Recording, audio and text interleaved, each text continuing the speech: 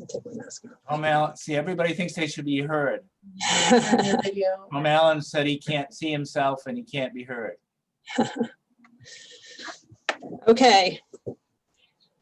Why don't we get started? We got you, we got Paul, we got our board members here.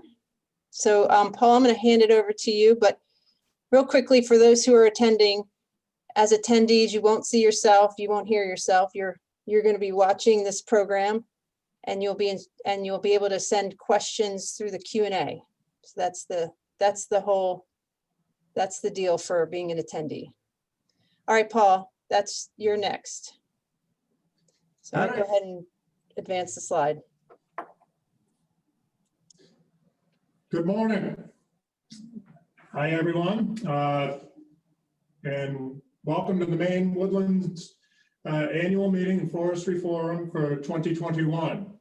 My name is Paul Sampson. I'm the current board president of the organization. We're so happy that everyone's given this a shot and trying to hold this meeting virtually. It's a little different than being across town over in the Augusta Civic Center. We're streaming live from our offices here in Augusta, but we've been practicing for the last few days. Things have been going pretty well. We're in hopes that the Zoom gods are going to work in our favor today. If they decide not to, then just please be patient. We'll get back up and running just as soon as we can. We have terrific presentations lined up for the day. And if you're not able to do the entire day, don't worry about it. This meeting is set up in a way that allows you to come and go as you need without disrupting any of the other presentations going on. A few housekeeping items that we'd like to go over, if you don't mind me reading this. If you leave the meeting and want to come back, you simply use the same link to return. Attendee video and audio functions are disabled, so we can only see your names, won't hear or see you. So have fun.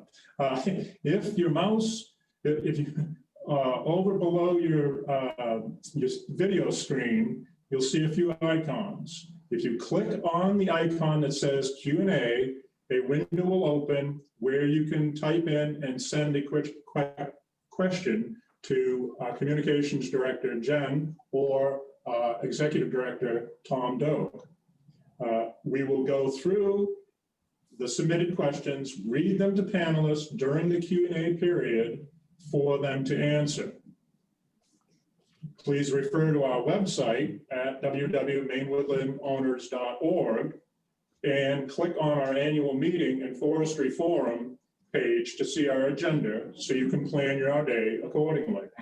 It's done.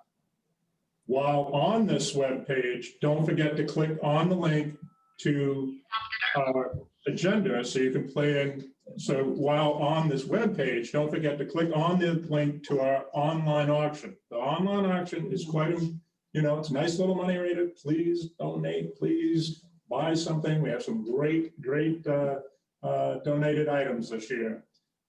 Bidding will close at 4 p.m. today. So that's it for the housekeeping. Hopefully you heard me mumble through all of that. What I would like to do now is call our business meeting to order.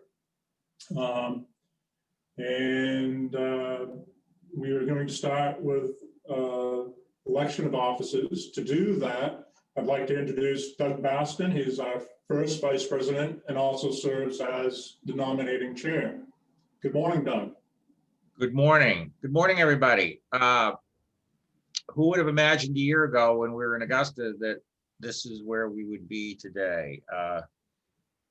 Zoom has gone from being something some of us had never heard of to as important to our life as a telephone is.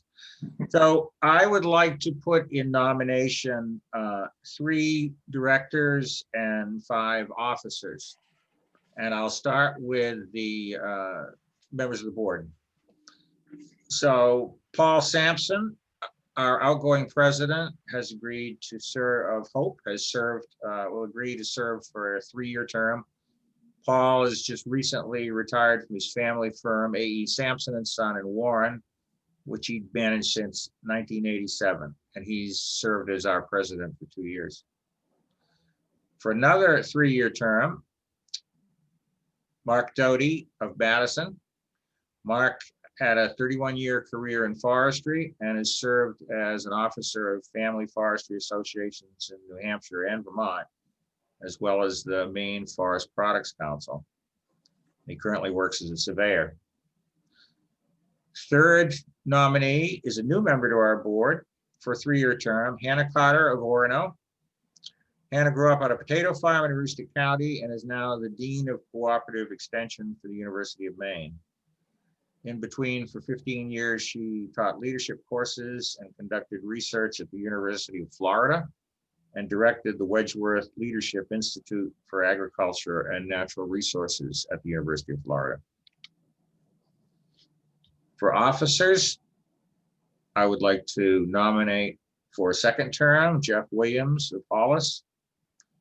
He will serve as our secretary. Jeff is the owner and head forester of Maine Forest Management and is also our regional chapter representative in York, Cumberland, and Oxford counties. Beginning his 1st term as treasurer, I'd like to nominate Seth Spray of Portland. Seth recently retired as the head of the Black Point Corporation, which is the Sprague family office. During his 22-year presidency, he worked to conserve and maintain over 2,000 acres of undeveloped property in Cape Elizabeth and Scarborough. Returning as our 2nd vice president, Tom Allen of Portland. Tom served as Maine's 1st district congressman for 6 terms. Before that, he served on the Portland City Council and was mayor of that city. For 1st vice president, Dan Crocker of Glenburn.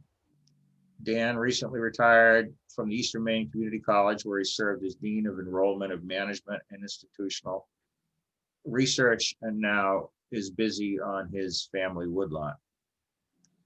And I've been nominated to serve as president. My name's Doug Baston. I live in Alna. I was for over 30 years a consultant in the energy business, and I am currently a selectman in my town. So that's the proposed slate of nominees for the coming year. Great, thank you, Doug. Do I hear a motion and a second to accept this nominations? Again, just click in your chat box.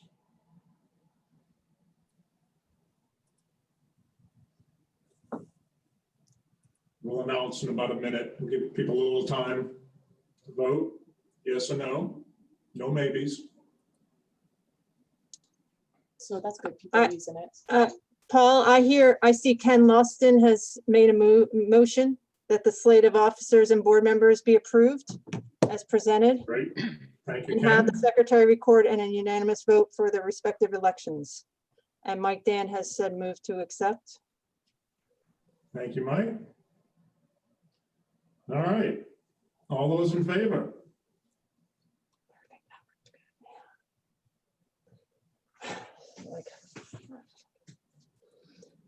Dan, oh wait. Yay.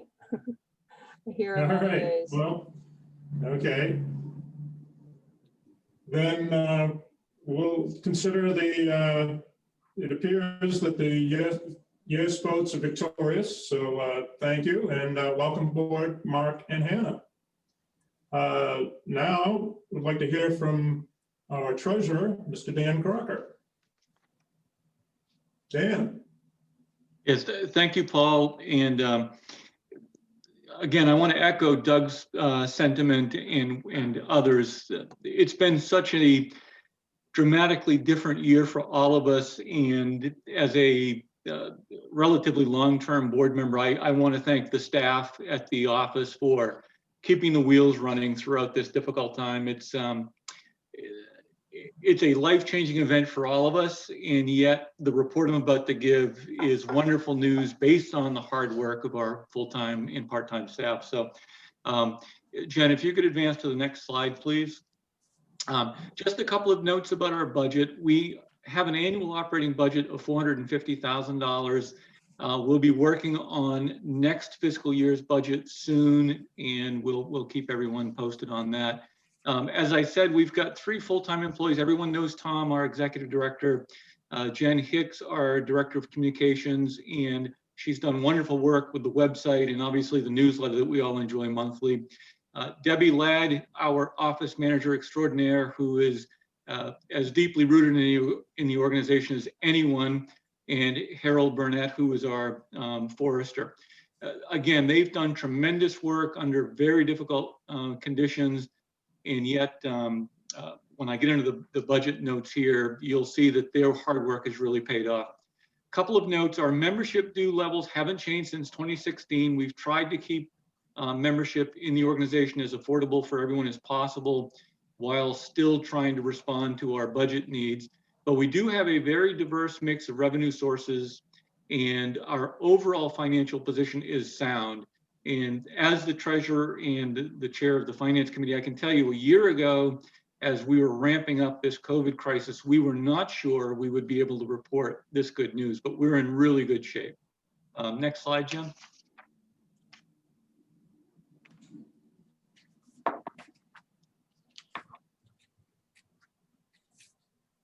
Here we go. So just a couple of notes. We mentioned a diverse mix of revenue. As you can see from this chart, the bulk of our funding comes from our membership dues, and we're very happy to report that our membership numbers are solid and growing a little bit. Donations, that's our annual appeal, special donations, requests for assistance. That's about a quarter of our revenue.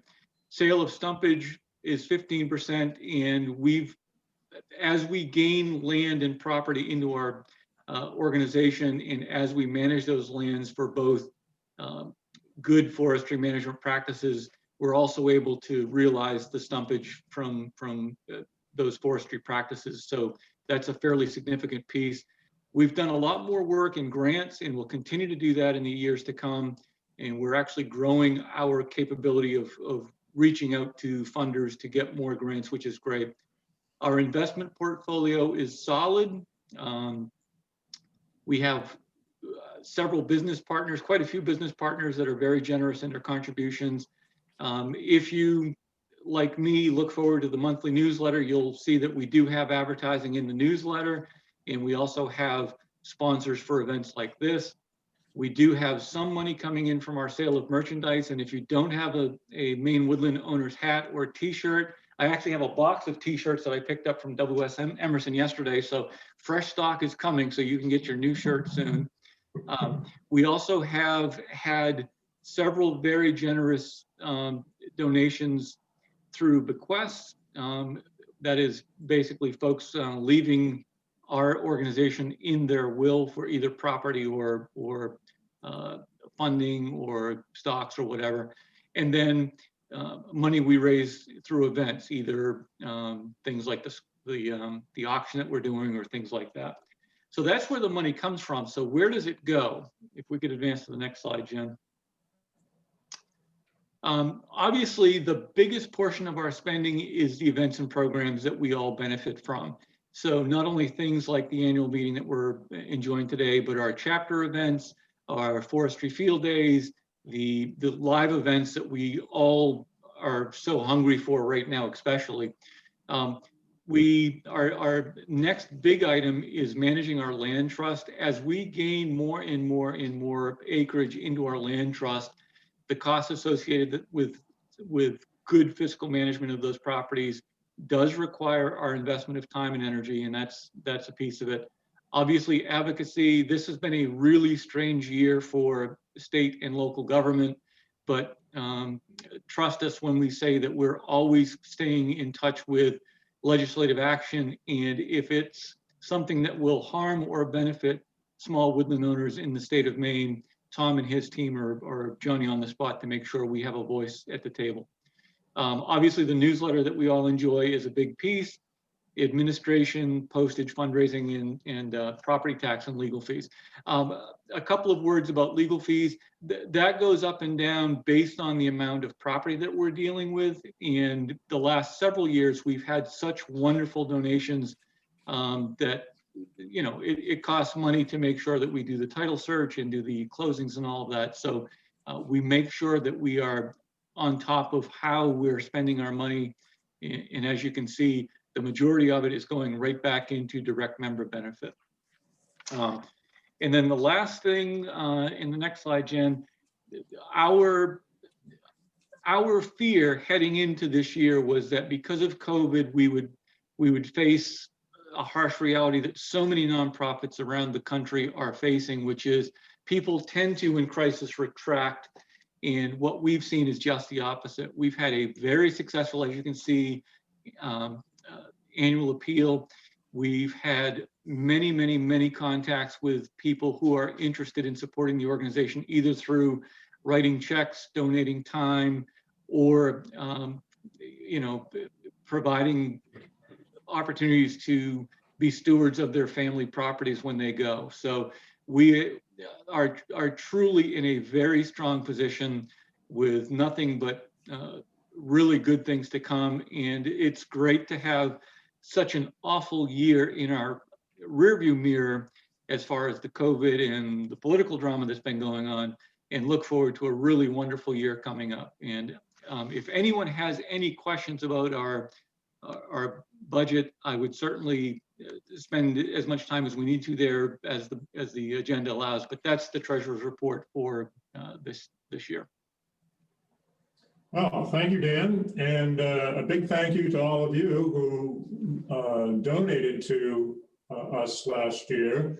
You certainly helped make Tom and Dan's job a little easier. Again, thank you all. Dan just hit on it, 2020, what a year, huh? But it's over, and now I'd like to hear from our executive director, Tom Doak. He'll recap it for us and discuss plans for what Maine Woodland Owners will be doing in 2021. Good morning, Tom. Morning, good morning. Thank you, Paul. That last slide you just saw talked about the Standish. Yeah, as you know, we one additional accomplishment this year, and part of the annual appeal, frankly, was to finish paying off that loan. We took a chance and purchased land next to a parcel we already owned, borrowed money. First time we'd ever done that. We weren't sure exactly what was going to happen, but it was a critical piece. And you can see that we, thanks to the generosity of many people, we have successfully paid off that loan. So another big accomplishment for us in this last year. So thank everybody who donated. Just thought we ought to have a picture of last year's meeting. It was our biggest meeting. If you were there, there's the picture in the room. We all hope that someday we'll be back in that kind of setting, but just to remind you what an annual meeting really looks like. That was our largest one we've ever had. I think we had it one, we had at some point during the day more than 300 people. So that was great. And I think we're all looking forward to kind of some return to something a little bit more normal, hopefully in the coming year. We did launch a whole bunch of virtual information sessions. In the upper right there's a picture of Bob Seymour, who did a number of different online programs for us, kind of because we couldn't get together. I'm pretty sure that's going to be a permanent part of our programming going forward. It's actually pretty well attended. I think we might all have Zoom overload now, but it's an opportunity, and we've had people participate in our meetings that couldn't otherwise. So I'm pretty sure we'll be doing both in-person and virtual ones going forward. We were able to do some in-person events through the summer and fall, and there's some images there showing some of those meetings.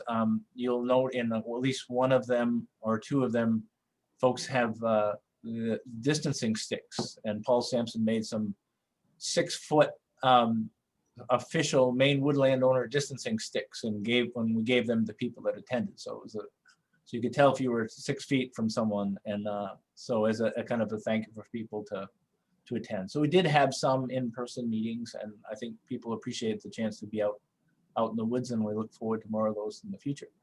The other thing is kind of a perennial issue about the tree growth tax law program. And I will, when I get to the upcoming legislative stuff, I'll be talking more about tree growth, but we did, there were a couple of pretty serious bills related to the tree growth tax law program last session of the legislature, and those went down in defeat. So next slide, please. We had a busy year actually on our land trust. We, in 2020, acquired 7 new parcels totaling just over 1,000 acres. Land in Lewiston, New Gloucester. Many of you are familiar with the incredibly generous gifts from the Chandlers in New Gloucester. We completed the last parcels with that gift. In New Gloucester, we are the largest landowner in New Gloucester now, and we actually added an additional piece in New Gloucester from a different owner. So we've been busy certainly in New Gloucester, and our second parcel in Ellsworth, and a new piece that was in our newsletter, I think this last newsletter, about a tremendous parcel along the Androscoggin River in Lisbon. So it's been a very active kind of year in 2020, and you can see our totals now. We have land in ownership in 39 towns, and hold easements in 11 different towns. So we're pretty active across the state, and you can see the dots of where we own, the red dots are where we own land, and the green are where we hold easements. So a pretty active year in the land trust. Next slide, please. One of the things that going to more virtual, we ended up with we spent more time on social media. That's just the reality of the world today, and we have certainly increased our presence there, and actually much more active there. And you can see we're at 1,700, almost 1,700 likes on Facebook, and we actually had a good year in gaining members this year. And we serve on a number of different groups, and there's a list there of some of the groups or committees that either I or other staff members have been serving on in this past year. So kind of a summary of some of the things that we've been up to. For 2021, as I say, we really want to get back to in-person field events. I think that's important. I think everybody likes to be outdoors and likes the interaction with other landowners, and you know, we will be. I think we're committed to doing that. At the same time, continuing to offering online programming. One of the nice things about online programming is that we're able to record them, just as we are recording this meeting. And so if you miss one of our programs, you can actually go on our website and actually view it. So there is an advantage to online programming, but it's not really a substitute to getting out and kicking the earth and looking at trees. And so I expect we'll be doing both. Maintaining a strong presence in the legislature. I'm going to not talk too much about details because there's a legislative part to coming up here that I want to talk more details, but it's going to be a very interesting legislative session for sure this year, different than anything we've ever seen. On the land trust side, we have a number of different parcels in the works, and we should be announcing some additional acquisitions here in the next month or so. We're working on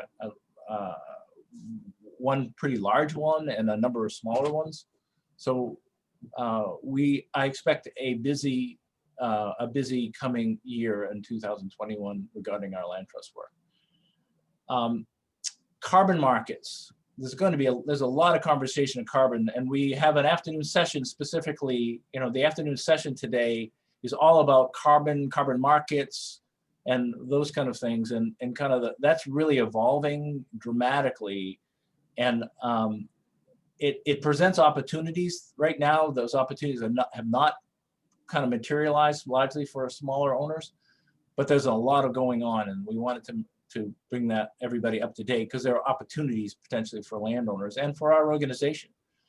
And one of the things we have done in this past year, and we will now be using that information going forward, is we have completed a comprehensive inventory of our lands, including in that inventory is a carbon inventory. So we now have an understanding of how much carbon is growing on the lands that we own.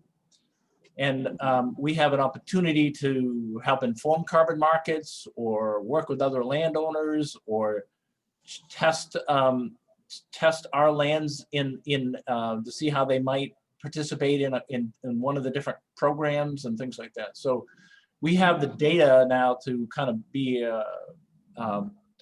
to experiment a little bit, or to be a workshop, or to run our numbers through the different ideas and see if it makes sense for us, but for other landowners. So that's, I'm sure, going to be a really interesting work for us in 2021. We do plan to hold our annual meeting, our annual field day in the fall of 2021. There was no field day last year.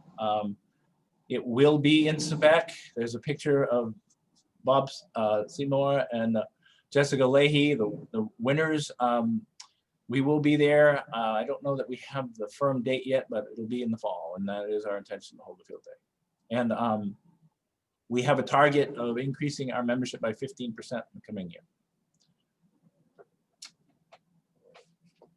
I want to thank everybody who, these are all people that contributed to our newsletter. It's an important document. Many of you, I know people really look forward to getting it every year, and every month, I mean, and I hear from people all the time how much they enjoy it and how useful it is to them. So here's a list of people that are contributors or had contributed in 2020 to our newsletter.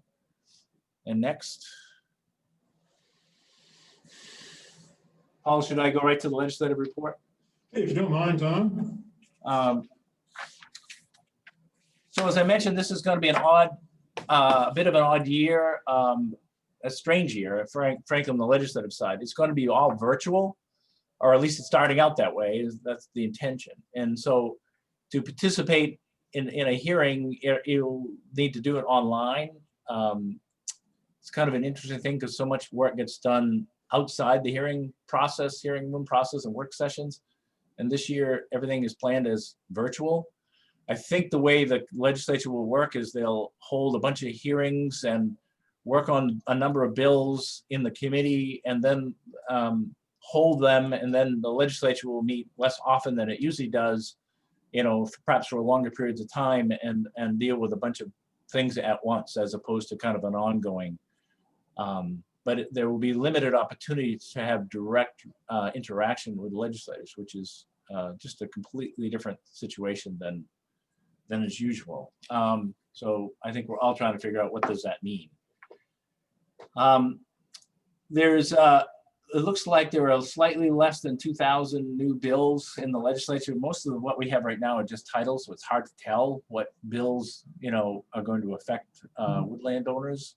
So there's a list of titles, and some of the bills have been printed, but most of them have not. So we're not really sure, because sometimes titles can be very misleading, or you have no idea what they mean.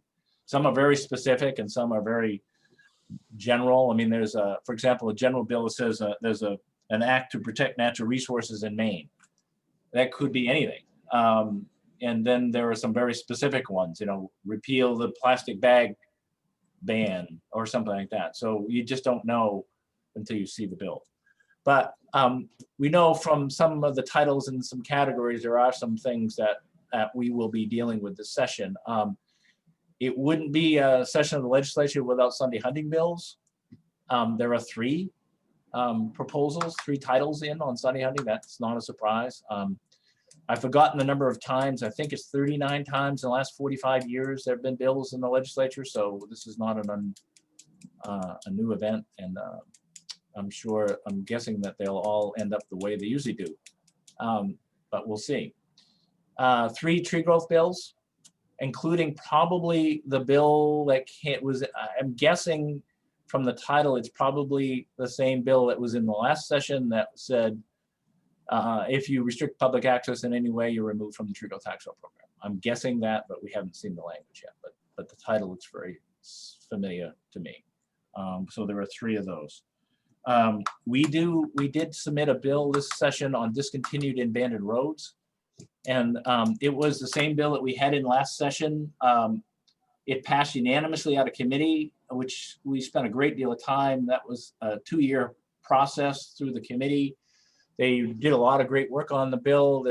They fixed a number of problems with discontinued abandoned roads. Got a unanimous vote out of the committee. It went to the legislature, and if you remember, because the legislature did not come back into session, any bill that was pending died. Well, that bill died because it didn't get voted on by the full legislature before they adjourned. But we resubmitted that bill, and the exact language that came out of that committee unanimously ought to pass. So we have some optimism that that bill will be enacted this session, and it would make some real good improvements to not fix all the problems, because some of them are not fixable, frankly, but it would be an improvement on some of the old roads. And then just a couple other things. There's a great deal of time is spent on ATV, limiting the size of ATVs, and setting standards for trails and closing of trails when they don't meet standards, and a variety of kind of positive things for changing to the ATV rules and standards. That same thing happened. That ATV bill was the same thing happened. It was passed, but then it didn't get it through the committee's process, but didn't get the vote on the legislature before they adjourned. That bill's back, and I'm pretty sure we'll have something there. And then finally, I would say the big topics in the session are going to be clearly budget related and COVID related. So those kind of go hand in hand. And then there are probably a couple of dozen bills relating to climate related bills in some fashion, that and some of those are going to impact landowners. So those are the kind of things that I expect we'll see in the upcoming session of the legislature, but they're just kind of getting organized and having committee meet and greets coming up in the next week or so. That's my legislative report, Paul. All right, thank you, Tom. We'll now open up the floor to any questions or comments. And I think we have to remind people that if you have a question, you need to type it in, right? I already have a question from Susan Adams, and she asked that we post the ID number for those bills. So we can do that on our website, if that makes sense, when we have them. Mm-hmm. Thank you, Susan. Any others? Any other questions? Again, click on the Q&A and then type in your question. We'll receive it on our end. While people are writing their questions in, let's also, I want to, can you put that slide up? I want to thank the people that have donated to our auction. Steel chainsaw, well, first of all, there's our online, we're running the online auction, and if you go to our website, we've got some outstanding items. In fact, we've got some incredible bids on some of these items. So there's this is a thank you to the people that have donated different items online for our auction. And Jen, the auction runs through today. Runs till 4 o'clock today. So 4 o'clock today. So don't leave. Everybody get their bids in before 4. Don't leave the meeting just to go make a bid, but you can do both at the same time, I think. And then you know, I think a special, and then the next slide. I think we always want to recognize steel. I want to stay out of the chainsaw wars, and everybody has their favorite chainsaw and dealer, and so we're not getting into that. But steel chainsaw is incredibly generous to us, both on the auction and also some of the items that we use on our own lands. Steel has provided us some tools to do some of the work on our own land trust properties. And so they've been a great partner, and I think it's important to acknowledge their contributions to this organization. Any other questions? No questions so far. Oh, okay, I've got one. What has become of the certified forests? They were concerned a decade ago. What has become of what? I'm sorry? The certified forests. Oh, certification? Mhm.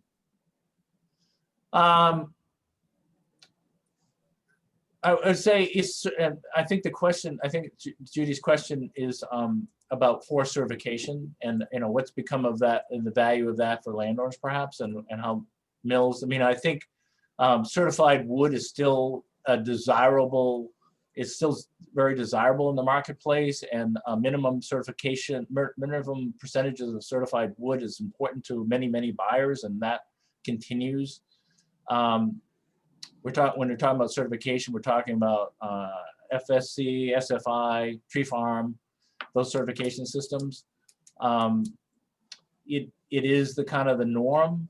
I would say landowners rarely get a premium for that. It has become kind of the standard and norm, but there's been less discussion of that, I think, in part because so much of the larger ownership is now certified, frankly. I think it will still play a role, but I would say most landowners are unlikely to receive a financial benefit. Although the carbon markets, I'm guessing there are likely to be some benefits to being certified in the carbon and participating in a carbon market. That seems to be how some of that will go, and we'll hear more about that this afternoon. But I would say certification is going to play a role in the carbon markets. Tom, I'd just like to add, as someone that was certified under chain of custody at one point, a lot of that is a market-driven thing. I don't think that you can equate it to what a landowner's opinion or desire is, what a mill or any producer's goals might be. I think that we've seen it decrease a little bit in exposure just because it didn't do as well on the market as people had hoped. And to some degree in smaller markets, the other advertising tools and such as farm to table and buy local has replaced some of that drive to the market that wasn't there before. So at any rate, like anything else, a landowner can do the best job possible they can to put out certified product, but you have to have the advertising and the will of the general public to accept it. And that's been diminishing just enough to not make the economics of it the best for landowners and mills. So it has to start from the bottom up, shall we say. That's my 2 cents. Paul and Tom, there's a couple more questions, and then I think we've got to wrap up because we got to move into our next session. But we have a question. What is the wood market going to look like this year? How has imported wood changed? Good question. I'm gonna say that's a great segue into our 9 o'clock session. But yeah, if we don't mind, if we could defer that question until Ethan gives his talk, I think that would be nice. We have a I see a question from Jimmy Robbins. Yep, go ahead. And the concern is he's concerned that a lot of woodlands will get tied up in carbon markets and affect wood supply to mills. And how do carbon credits and still forest management levels, you know, how does that work, and the concerns there? I mean, the way we are looking at least from our own lands, and I think every landowner has to make this choice, but I mean, from the discussions we've had in our organization is that we believe they're compatible, that you can do both. You potentially could be in a carbon credit market and also manage land. And I think that's, that if we explore ideas there, from discussions with the board and others, that we would be exploring those ideas about how our management can work consistently in a carbon market. And I think a lot of landowners will see that same kind of thing. But that would be a good question for the afternoon discussion. And then I see about invasive, question about how we're doing with invasives. And I would defer that one to also to this morning's program, when we have both the entomologists and the pathologists on, and I think they can do a really good job of kind of updating, some where we are on at least the insect disease part. On the invasive plants, we have a fantastic guide. I guess I should put a pitch in for that invasive plant guide. We have a fantastic invasive plant guide that we helped produce and fund to be produced, that we sell. And there is a new listing of what is considered an invasive plant, at least, and restrictions on what can be sold in the state of Maine to kind of avoid introduction of invasive plants. But if it's an insect and disease issue, it would be great. We can hold that one till the morning, till later in the morning here, when we have a session with the entomologist and pathologist. So. There's one more question. Sure. Are there any plans, and this will be the last question before we finish this meeting. Are there any plans to make hiking trails, parking areas, et cetera, on the land trust properties to improve accessibility? I can answer that a little bit. We, we've kind of done, our philosophy has been we want to conserve working forest land, keep it open to the public, and all our lands are open to the public. And we do have a few a few parking areas that we have built for people on the higher use type properties, or we have a wood yard that, that gets redesigned so that it serves for parking. One of our big expenses, frankly, on the land trust, unlike a lot of other land trusts, is we pay property taxes on all our lands, and our property tax bill is pretty substantial, but we believe we should support the local economy. When you start building hiking trails, you start adding a lot of cost of owning land and maintaining it, and then you raise an expectation, frankly, among people to maintain trails. So we do have a few that we have some trails on. We have some volunteers that do some of it, and we'll probably have some more on some select properties. But at this point, I don't think we'll be into developing, a major hiking trail network on our lands, which is a little different than most land trusts. All right, well, some great questions, and hopefully you are able to get the answers to some of those in the upcoming presentations. I thank you for the input.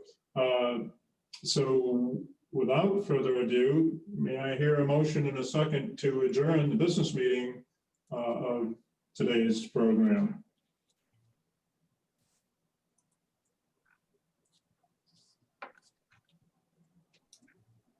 Everybody's getting a cup of coffee, I guess. I'm looking for, so if anybody wants to just say motion to adjourn in the Q&A. Mike, Yeah, Thank Mike. you.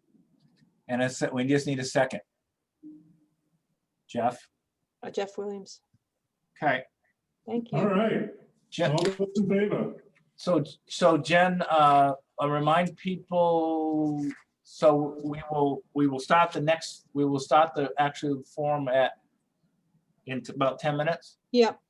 So First just to just quickly go through the agenda. So we have a packed day, morning, and then we will have a little bit of a break after the forest pests and disease update. We will focus completely in the afternoon on the carbon markets discussion. We will, so this is a great time for people to take a break, check our auction site, make a couple bids, and then circle back with us here at, and you can stay on as well. We will start sharp at 9. So I will see everybody there.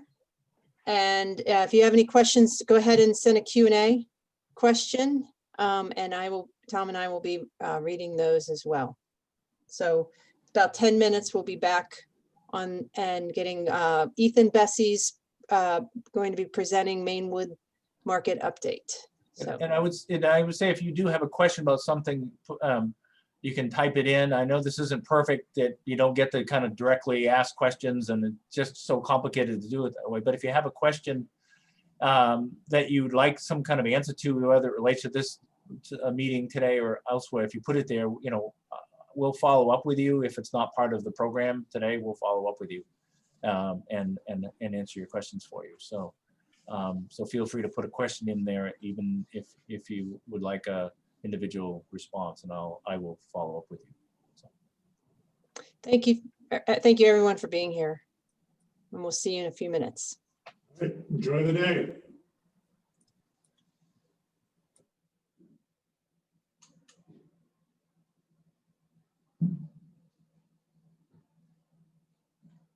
Is it going okay?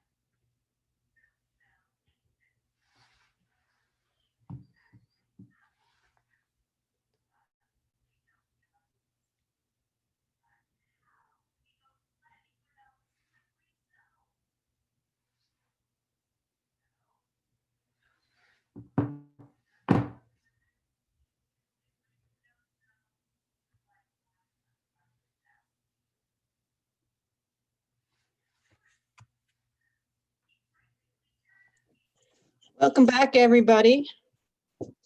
If you've just joined us, you're at the right place if you're looking for the Forestry Forum event today with Maine Woodland Owners. We're very glad to have you here today. And my name's Jen Hicks. I guess I'll turn my video on so you can start. I don't know if you'll be able to see me. Probably not. We are doing this remotely. This is a very new approach for Maine Woodland Owners to have our annual meeting in Forestry Forum online, but we're very, very happy to have you here. We have a full day of programs with terrific presenters, and we will be starting in a few minutes. We have our first presenter of the day here with Ethan Bessie. I just wanted to give people a few tips on how this online program works.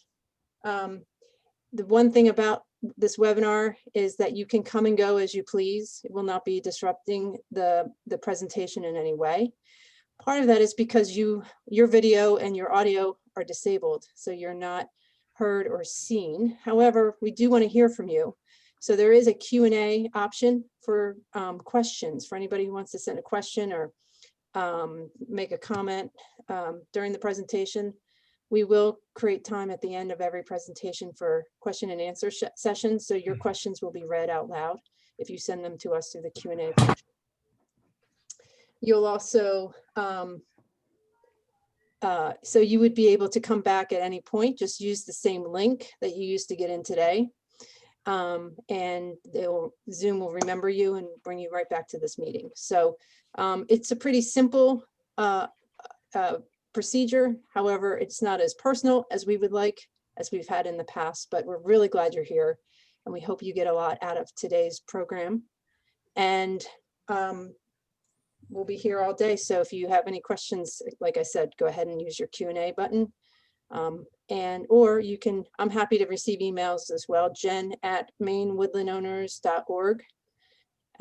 We are keeping our emails open and making sure everything's going to work out okay. So thank you for your patience and your, again, being here. And without any further ado, I'm going to hand over the mic to Tom Doak, our Executive Director.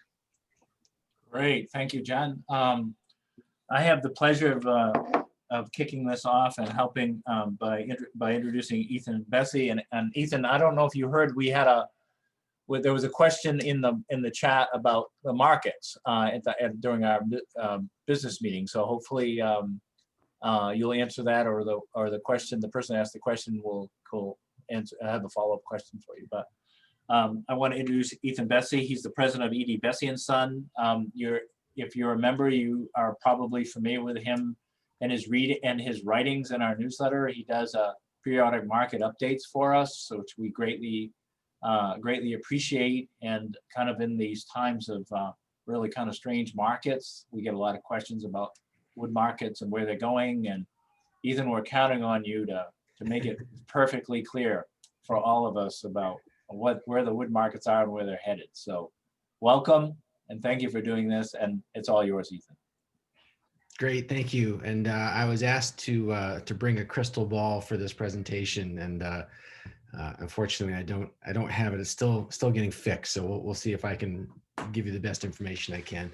But thank you for the opportunity, and we'll jump right in. I think anybody that has woodland in the state of Maine, at some point, if you're planning a harvest, you need to look at the economics of it, and obviously try to maximize the return that you can.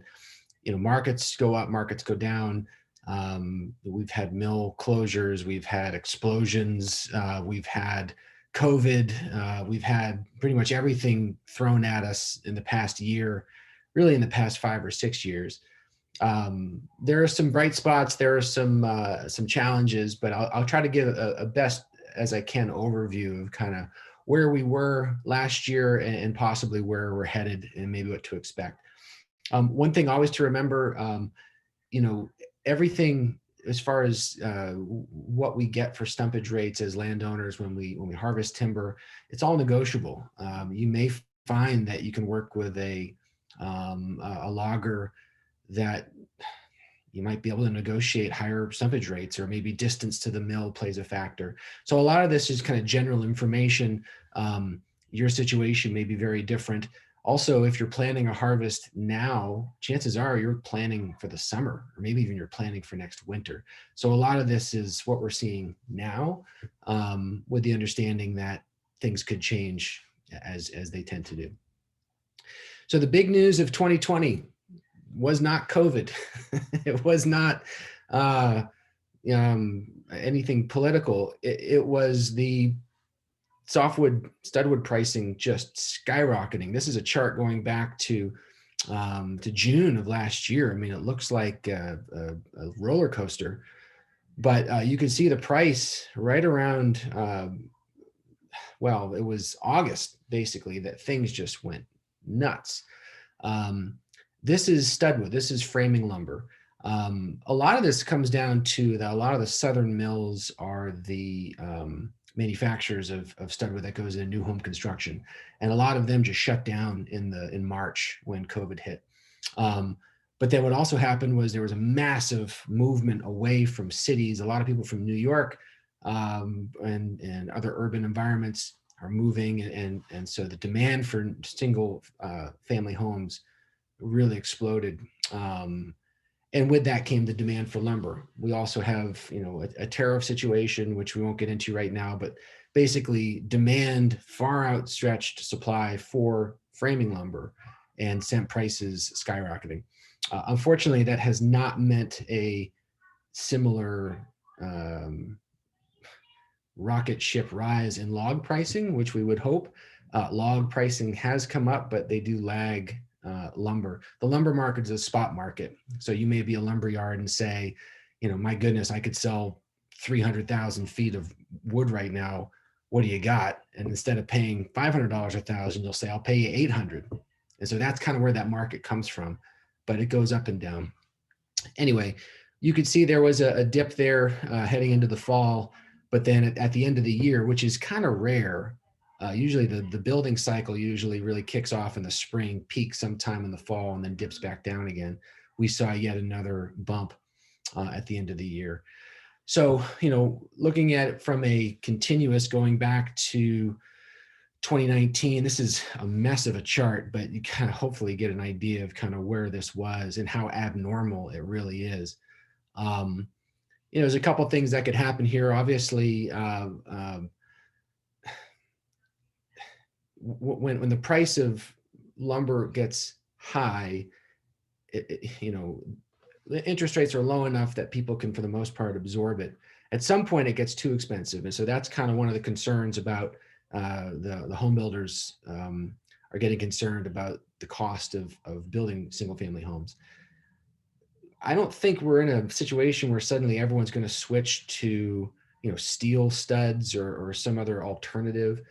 But we have to be somewhat, aware of that. That is a possibility. As the price gets too high, there are alternatives that can be introduced. But again, have log prices gone the same trajectory? No, they are, coming up. And I think there will be a decent demand for spruce fir logs, pine logs, hemlock logs, even cedar logs heading into this year. Again, as long as there's no surprises or anything else catastrophic. So this is the chart of new one-family houses sold. So this isn't building starts, this is actually sales numbers. And you can see there's a pretty big demand for single-family homes. This drives everything. I read somewhere that a 2,000 square foot home on average will use about 12,000 board feet of lumber. So that's, basically a tractor trailer load, maybe a little less than a tractor trailer load of lumber. And again, everything is, just kind of in general, that's maybe something to think about. But as as the trend continues to move away from urban environments to Maine, to rural New Hampshire, Vermont, I know like Chicago, for example, saw a mass exodus to Montana and Wyoming, and there's a real movement away from urban environments to more bucolic country settings like Maine, as long as we have decent cell coverage and internet service, a lot of people are moving here and paying really good prices, high prices, probably too high prices for land and homes, but that is spurring a lot of the demand for wood products. So I think it's good to look at good news and also come back to earth with not so good news. So the good news is that wood supply for home builders will be in short supply. Not good if you're building a house, but as far as landowners, we should see, decent demand for logs. Mills don't want to have to pay any more than they have to, but I think there will be at least a steady market. Also, demand for species like hemlock and pine and cedar will increase. Now, this is logs I'm talking about. And hardwood logs, which really have been relatively flat. I know heading into the fall, a lot of hardwood mills had very little inventory. And they just weren't.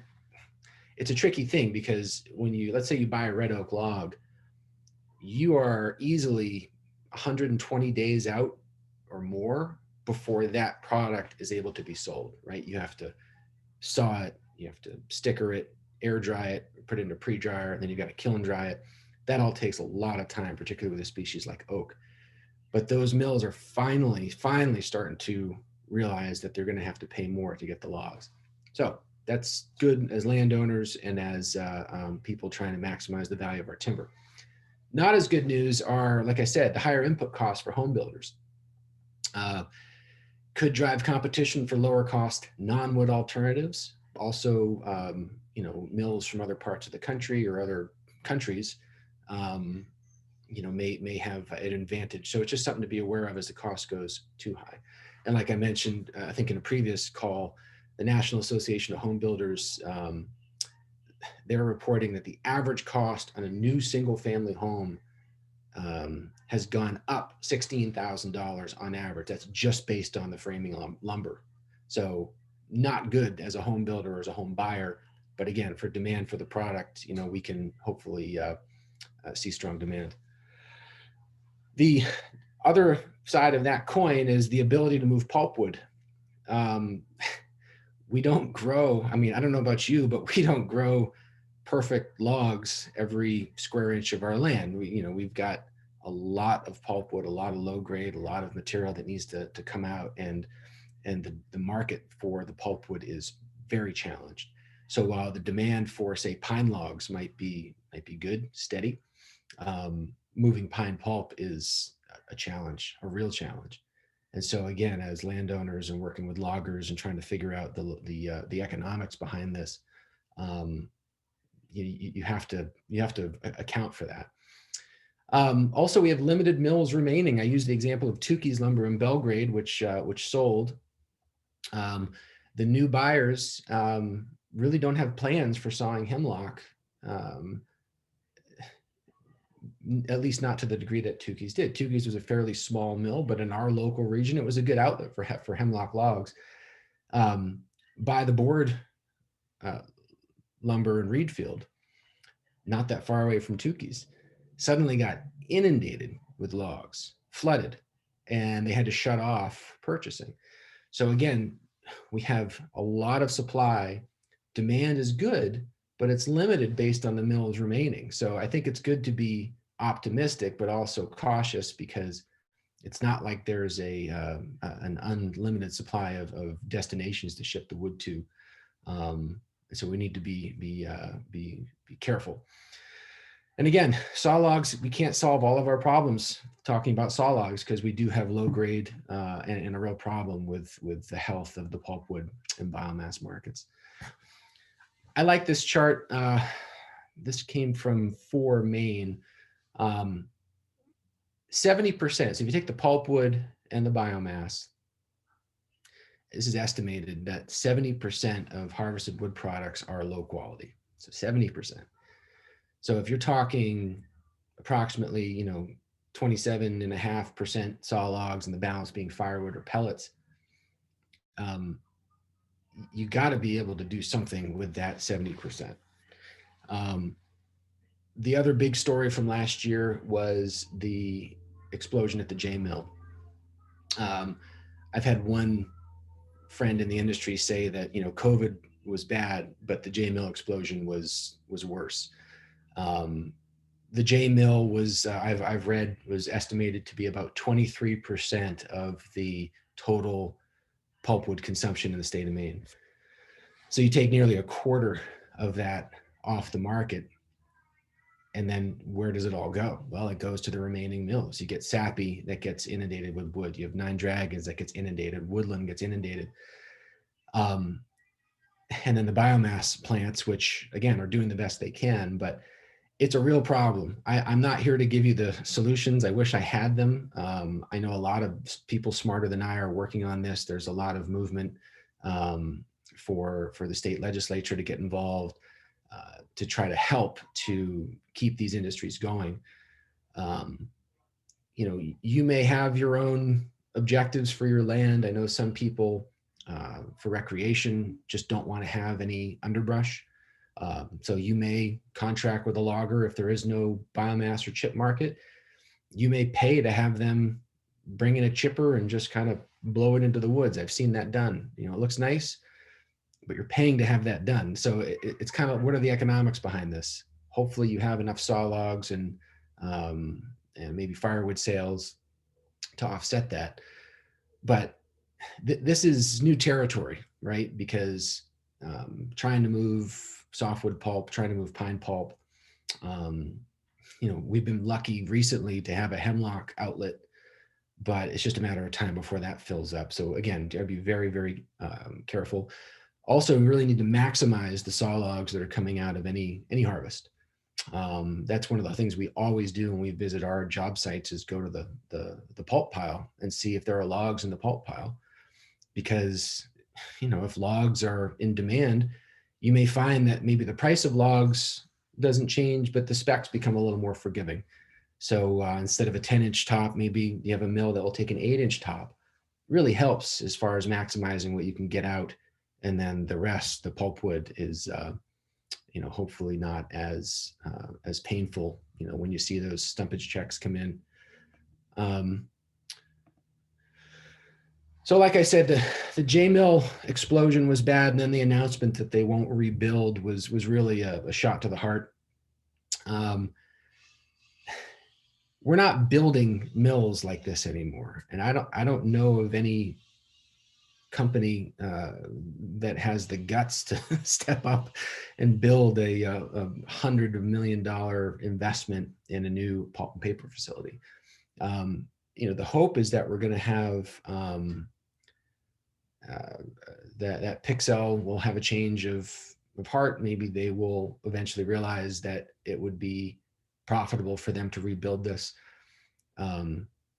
Again, I don't begin to understand the economics of running a paper mill. I can only imagine what it must be like. But this was a big deal. It is a big deal, and it continues to have ripple effects. When supply outpaces demand, in other words, there are more people able to produce what any mill is buying than there are mills buying it, you would think that the price of these things would drop.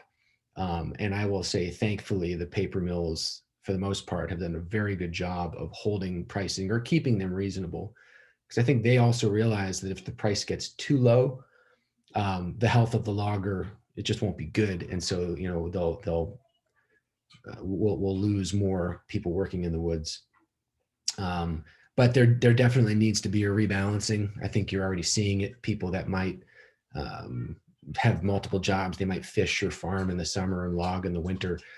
Or if they have big machines and big crews, they've scaled back to smaller operations that are not as expensive to run.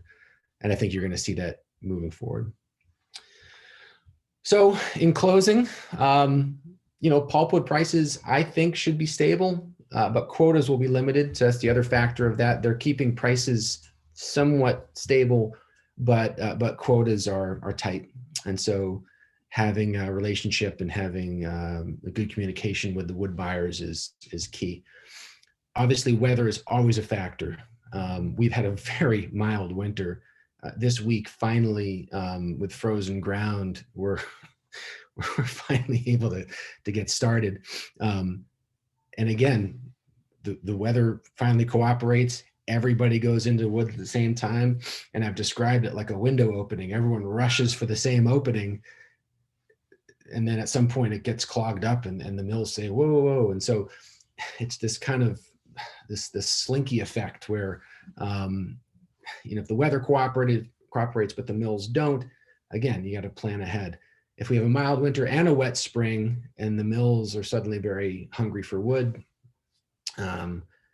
it could cause headaches for them, but again, opportunities for landowners that can get to the wood that they need. I would encourage everyone to negotiate for higher stumpage rates and to monitor the pulp log piles, like I said. Everything's negotiable. A logger doesn't have to do the work. I would also be very careful if you do negotiate a lower stumpage price for pulp and a higher stumpage price for logs, that again, somebody's paying attention to that pulp pile. Because if you're working with a good logger who is an honest person, they'll take the wood for what it is. But if you're not, or if somebody is being lazy or greedy or whatever, otherwise, if you have logs going out in the pulp pile, again, doesn't make sense given the current pulp conditions, but just good practice to watch the logs in the pulp pile. And then finally, plan long-term, but be willing to adjust.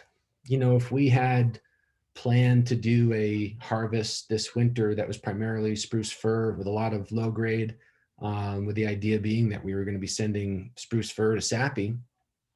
Well, here we are. It's mid to late January. Can we still move that?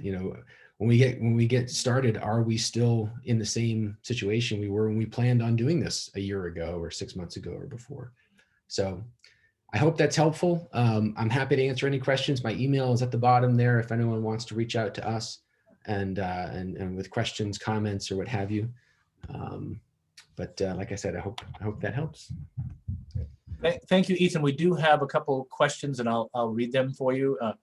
Just so people know, there are now 100 people listening. So it's a very good turnout. So the first question, Ethan, is there a way to ship softwood pulp long distance via rail to improve the markets? And what work is being done to improve the softwood markets in the state? And is there anything that landowners can do to lobby legislators to help the J mill recover?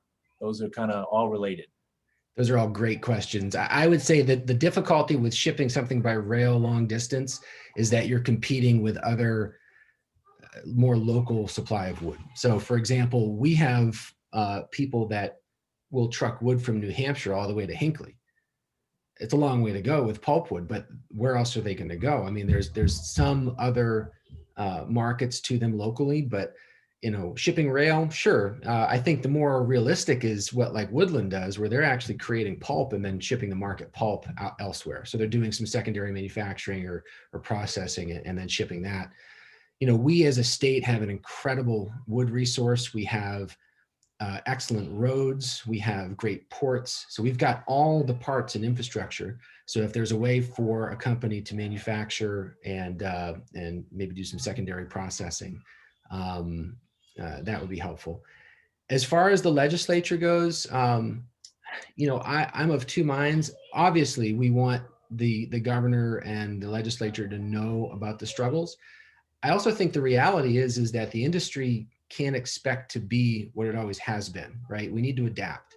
And so it may be that in the future we have a smaller industry. It may be that we have a more specialized industry.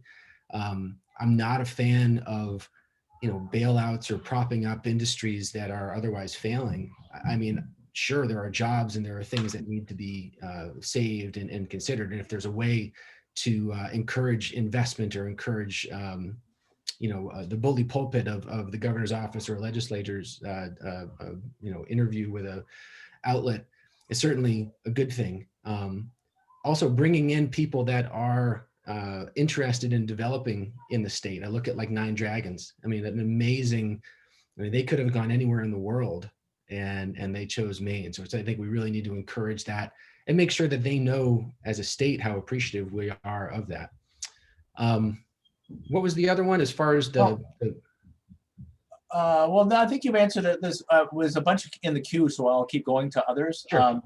And reminding people, if you have a question, the only way that we can make this work without overloading the system is for you to type a question in, and then I will read the question. So we don't have voice, otherwise we overload the system here. So so please type your questions in, but there are at least 3 more, and we have some time for questions here. What are the veneer markets like at this time, Ethan? Well, I think veneer is always, it's always there. I think there is a good veneer market. I think, pricing, the thing about veneer is that you can look at a price list and you see the very top line item and you're like, wow, veneer markets are good. Good luck getting that log. If you actually get that log, fantastic. For the most part, the veneer that we see in a state is usually, a prime log that is just a little bit nicer, and then that's what they'll buy. But I mean, the veneer markets, as far as I'm aware, are fine. I think there's been some opening of shipping to the Far East again, which again, not to get into politics and tariffs and all of that, but the more of a global market we have and the more demand for our products, I think that will help, and it will help the veneer market even more. So there's a question about finding hardwood chips for mulching around trees and things. You got any suggestions on that? I know that's really kind of not necessarily in your. Yeah, I mean, so I would suggest contacting a tree service. Yeah. Sometimes you'll have, depending on where in the state you are, I know there are tree services that will do mulching and chipping, or a landscape company. I know I'm in the greater Augusta area, and there's a couple landscape companies that have decent chip mulch. We used to go to Tukey's again for our camp. We go and get some hemlock chips and spread them out. So again, I think finding a local sawmill or a potential tree company might help. Some more questions here. Have other pulp markets increased their output to help to deal with the issue at J? So my understanding is that, like for instance, Sappi, I don't think Sappi can increase their output. I think they're operating pretty much at full capacity. And so the pulp that they're providing to J is basically pulp that would have gone to another customer.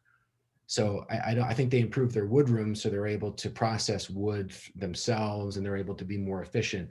But my understanding is that their output, I don't think they can operate at a higher output, or if they can, it wouldn't be enough to just bring on a new customer. So that's what I was told. Do you see a market for what do you see the market for CLT lumber? What do you see the CLT market likely to be? Yeah, the cross-laminated timber. I think it's exciting. I went to the National Building Museum in Washington, D.C. a few years ago, and there was a whole display on it. We were up at the University of Maine a couple of years ago for a presentation. I think it's exciting. I think, like all things, it takes a while to take root. I don't see it taking over, regular stick construction anytime soon. But it's exciting. Again, I don't think we're going to see any one mill or one idea or one product that solves all of our problems, but having that as part of many, I think is exciting, and we should encourage it. It's interesting. We had a couple of companies announce that they were going to build the CLT facilities, and those have yet to, for a variety of reasons, have yet to materialize. They may at some point, but they That's right. Be on hold at this point. Yep. Do you have any update on what's going on at the old Madison paper site, and that's the manufacturer of the insulation? Do you have any insight on what's going on there and what the status of that is?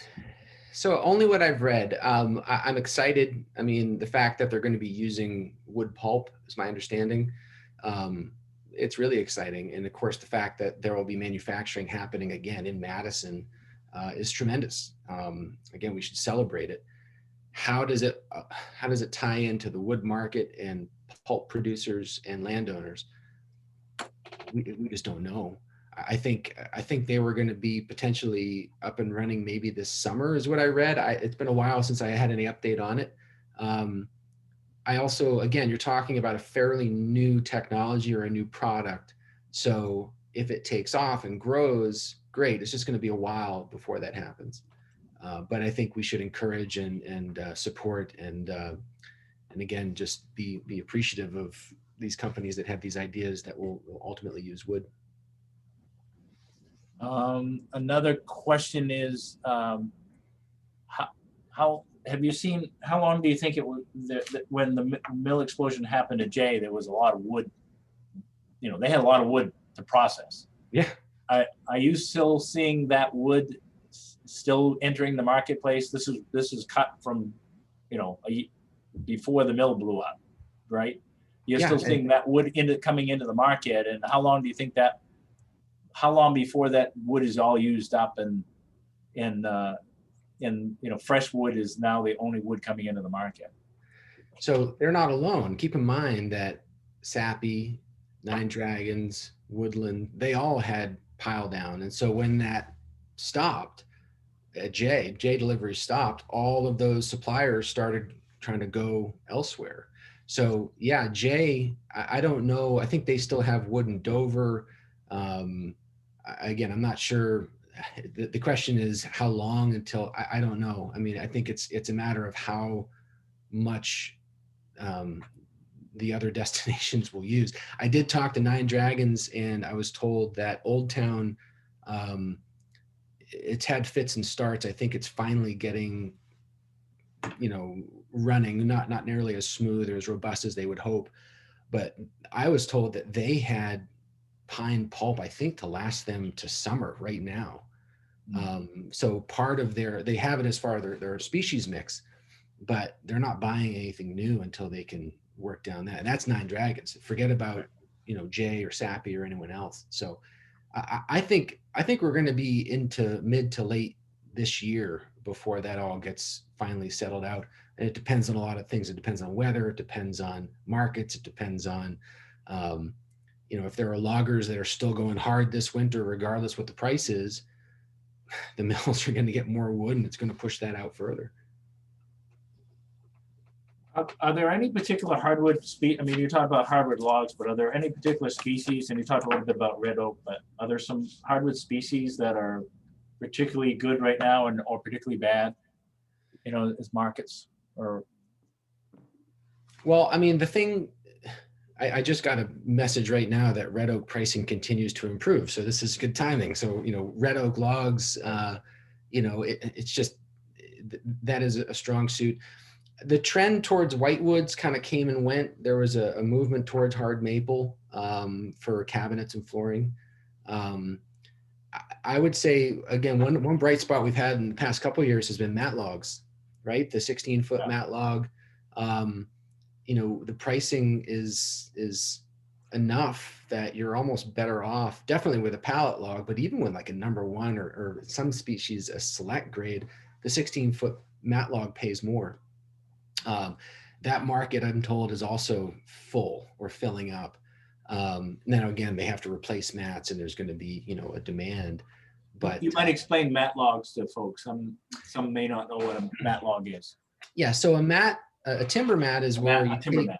Yeah, a timber mat's where you take a square, right? So you take a log and you're going to saw off to make it a square cant, and then you put bolts through them, and you probably have 5 or 6 wide, and you can lift these up and place them down to make a road. And so you have a 16-foot long mat, and then you lay them down. They use this for power line construction or for places where when you're done, you can pick up the mats, and the disturbance to the ground underneath is very minimal. Anytime that there's a massive project like the CMP corridor, for example, is going to use a tremendous amount of mats. There's also a lot of mills that have come online, even in the past 2 years, that didn't exist before. They're all competing. But to answer your question about other hardwood species, from my flooring business, I can tell you that ash is of interest to people. The emerald ash borer has really decimated ash in other parts of the country. We still have good ash, and there is a demand for it. I think as red oak gets higher and higher, the interest in ash also kind of follows. As far as soft maple goes, red maple, I mean, there's demand for it, but it's again, I think the mat log business really gobbles up a lot of that, and pulpwood. The other kind of secondary or tertiary species that we have, like cherry, we don't really see a lot of cherry in Maine. We don't really see a lot of white oak in Maine, or butternut or walnut. They're all kind of like specialized products, species. But if you have them, certainly contact a log buyer, contact somebody, even if it's a tree, if it's going to be taken down, because there may be a real economic benefit to the landowner to have a log, even if it is one or two on a mixed load going out. The other species that you hear a lot about are white birch, and the concern about trying to market white birch. You know, the traditional markets of the milling of white birch in Maine, is largely gone. A lot of that market, has changed. And so what's the outlook for white birch? The boltwood market for like Pride manufacturing, for example, I know Pride seemingly last fall, they didn't seem to have much wood. I don't know firsthand, but just from, anecdotally or driving by or whatever. But we have so much white birch. And again, there's so many people producing wood that I'm sure if they made a couple of phone calls, they could get more. The traditional kind of boltwood market, or like what Pride does, where they make golf tees or toothpicks or, small pieces. I'm amazed that companies like that still exist in Maine. I mean, it's phenomenal. If you think about that, that has all been outsourced to overseas companies that can produce these. So the fact that they're still doing that, again, I think should be celebrated. I would expect that market would stay the same or maybe decrease a little bit. But again, I'm talking out of school here a little bit. I know, for example, that interest in outdoor activities like golf, for example, exploded this spring. Everyone wanted to get out of their house. So maybe demand for golf tees is substantial, but it's hard to believe that golf tees alone are going to save the white birch market in Maine. You have to use a lot of golf tees. So. Well, the way I golf, I go through quite a few, so I might keep them in business. A lot of people. So. Yep. A lot of people taking up golf are using up a lot of golf tees. Yep. I think we've reached the end of the kind of questions that we have. We have a couple more minutes, I think, if anybody had a burning question, but I'm going to give it another moment here. There's a question here, as commented, hardwood products in Guilford is a major success this year, and all based on white birch. Yep. And of course, they were in the news with last fall, and yeah, for sure, with their products. Good point. Oh, there's one last question about yellow birch markets. Anything you can add about yellow birch? Again, saw logs, yellow birch demand is fairly strong. Red birch, which is the heartwood of the yellow birch tree, kind of comes and goes, but in the Northeast, red birch is a beautiful species for flooring and cabinets. We get a lot of interest in yellow birch flooring. A lot of people that are either looking to add on to a home built 150 years ago. It could be maple, it could be birch, kind of hard to know once it oxidizes and ambers and ages. But I think, it's always going to be, in my opinion, it's going to be a secondary species to the oaks as far as volume. But good yellow birch saw log is going to be in demand. Will prices go up? I think they'll be stable. But it is a species that people are aware of. And like I said, the more sophisticated manufacturers that can also produce red birch, it makes a beautiful floor, a beautiful cabinet, and it's something that should be advertised. Well, Ethan, I want to thank you for doing this, and also for your articles in our newsletter. I know people very much appreciate, a market update, and your writing in that column, and you're following in your famous father's footsteps here in writing the columns, and we'll expect some poems from you too, because he was always good at providing us a good timely poem. So, but I want to thank you for this, and also for your columns. So thank you very much. Yeah, thank you. And like I said, if anyone has other questions or comments or anything, feel free to reach out either to Jen or Tom or to me. Thank you. Okay, good. So we are going to move, we're now going to go and set up the next. Jen, I'm going to turn it quickly to you. You can set up the next one and then I'll do the intros. Yes. So I'll go ahead and remind everybody that we have a full morning, and our next presentation is Jeff Tarling and his overview of Portland, the city of Portland's forest management approach. And so we're going to need a few minutes to set up, and then we will be ready to go around 9:45.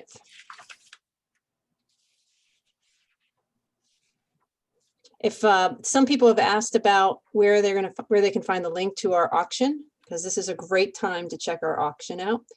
You go to our website at www.mainewoodlandowners.org.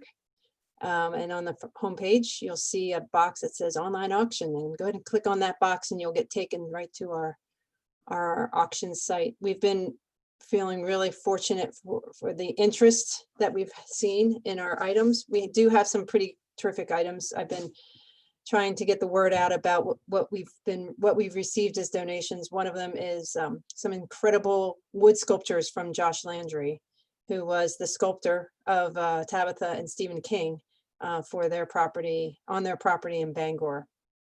They had a dead ash that they needed to do something with, and they decided they wanted it to become a carving. So he came and did that, and it's beautiful. I actually went to see it in person. So he has created two smaller sculptures, and they're here in our office, and whoever wins those, I think will be very happy. They're beautiful. And there are plenty of other items as well. We're very lucky to get some very generous gift certificates. And we have cutting board, and it's been a wonderful process to get so many nice donations from all of the supporters that we have. So I'm going to go ahead and get Jeff ready, and we'll be back in a few minutes.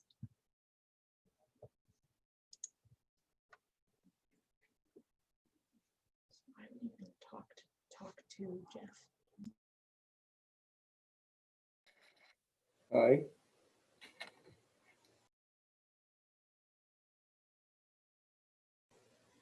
Hello. Hey, Jeff. Hi.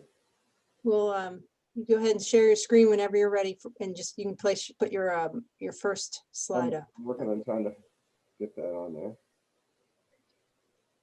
Plus, I'm not very good at seeing things. View. View.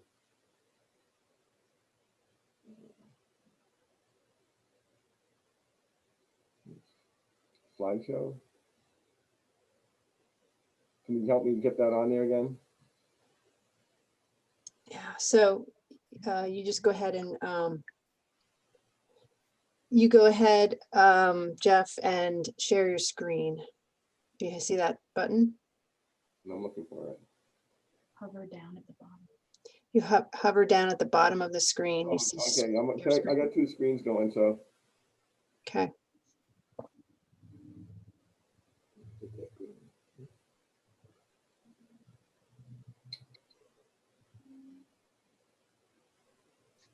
I don't see anything now. No, it turned it off.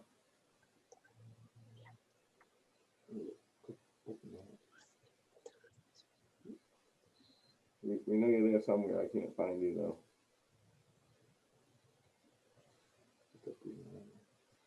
There you go. Share screen.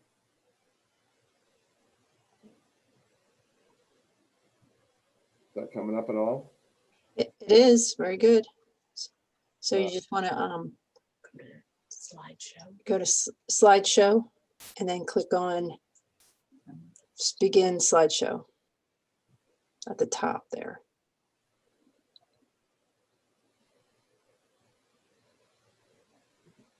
I don't see it. Yeah, get rid of that. One of the words at the top of the What screen. happened is every time I went up there, another box came down. Yeah. And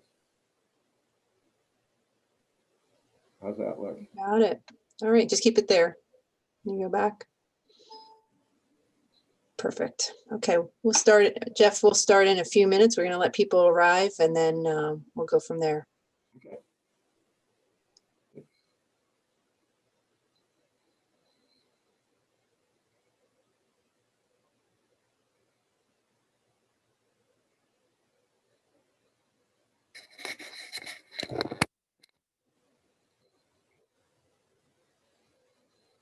Oh, no.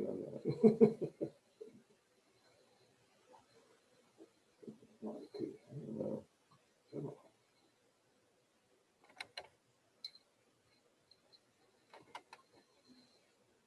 When I get this bigger, somehow it was bigger earlier. Oh, us? No, if I can see, well, maybe we don't care about seeing it. Kind of so I don't think I'm getting it good. I'll just leave it the way it is. Because the thing, where's our mute button? That's what I want to know.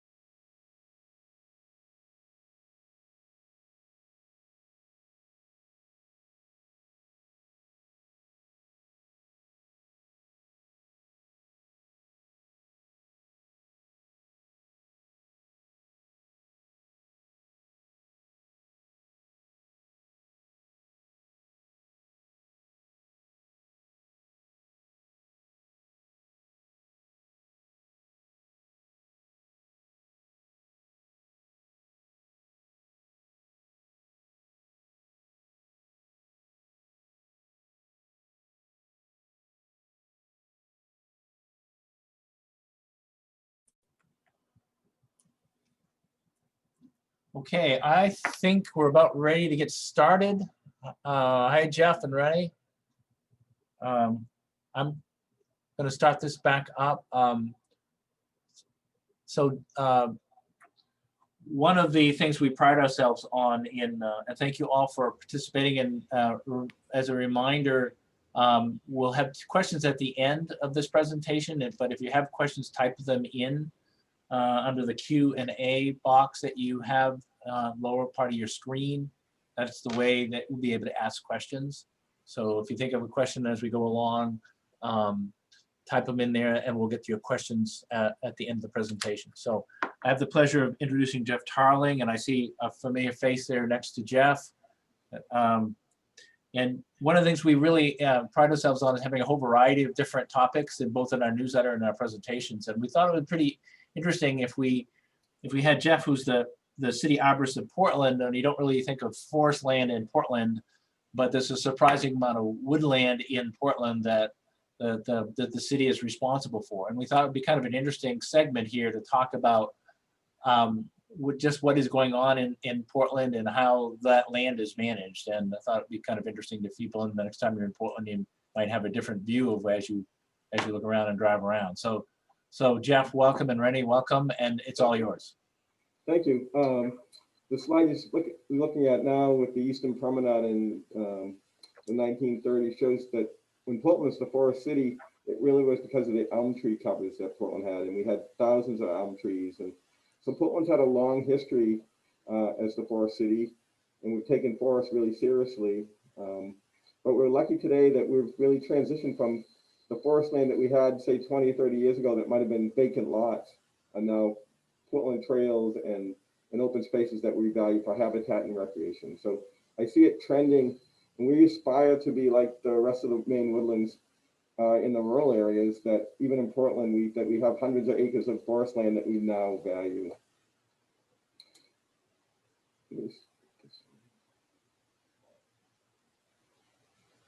So it really starts with a plan. We were really fortunate to go to Project Canopy in 2007 with the Maine Forest Service and start a management plan to figure out what lands we had in the city, where are these spaces, and how do we take care of them. And you know, we wouldn't have done any work at all in Portland without a plan. And that's where Rennie comes into play. Through the grant process, we end up hiring a forester. We started looking at our open spaces, and it's funny as it might seem, with hundreds of acres of land scattered throughout the city, we really didn't know much about them other than the location. So it really had a lot of investigation work to take place to see what we had. This is a view of what we were looking at 2007. And those different colors just show some different land in Portland. And you can see how it's scattered from the Falmouth border, westward border at the top, all the way down to Peaks Island and the islands in Casco Bay, where we actually have land as well.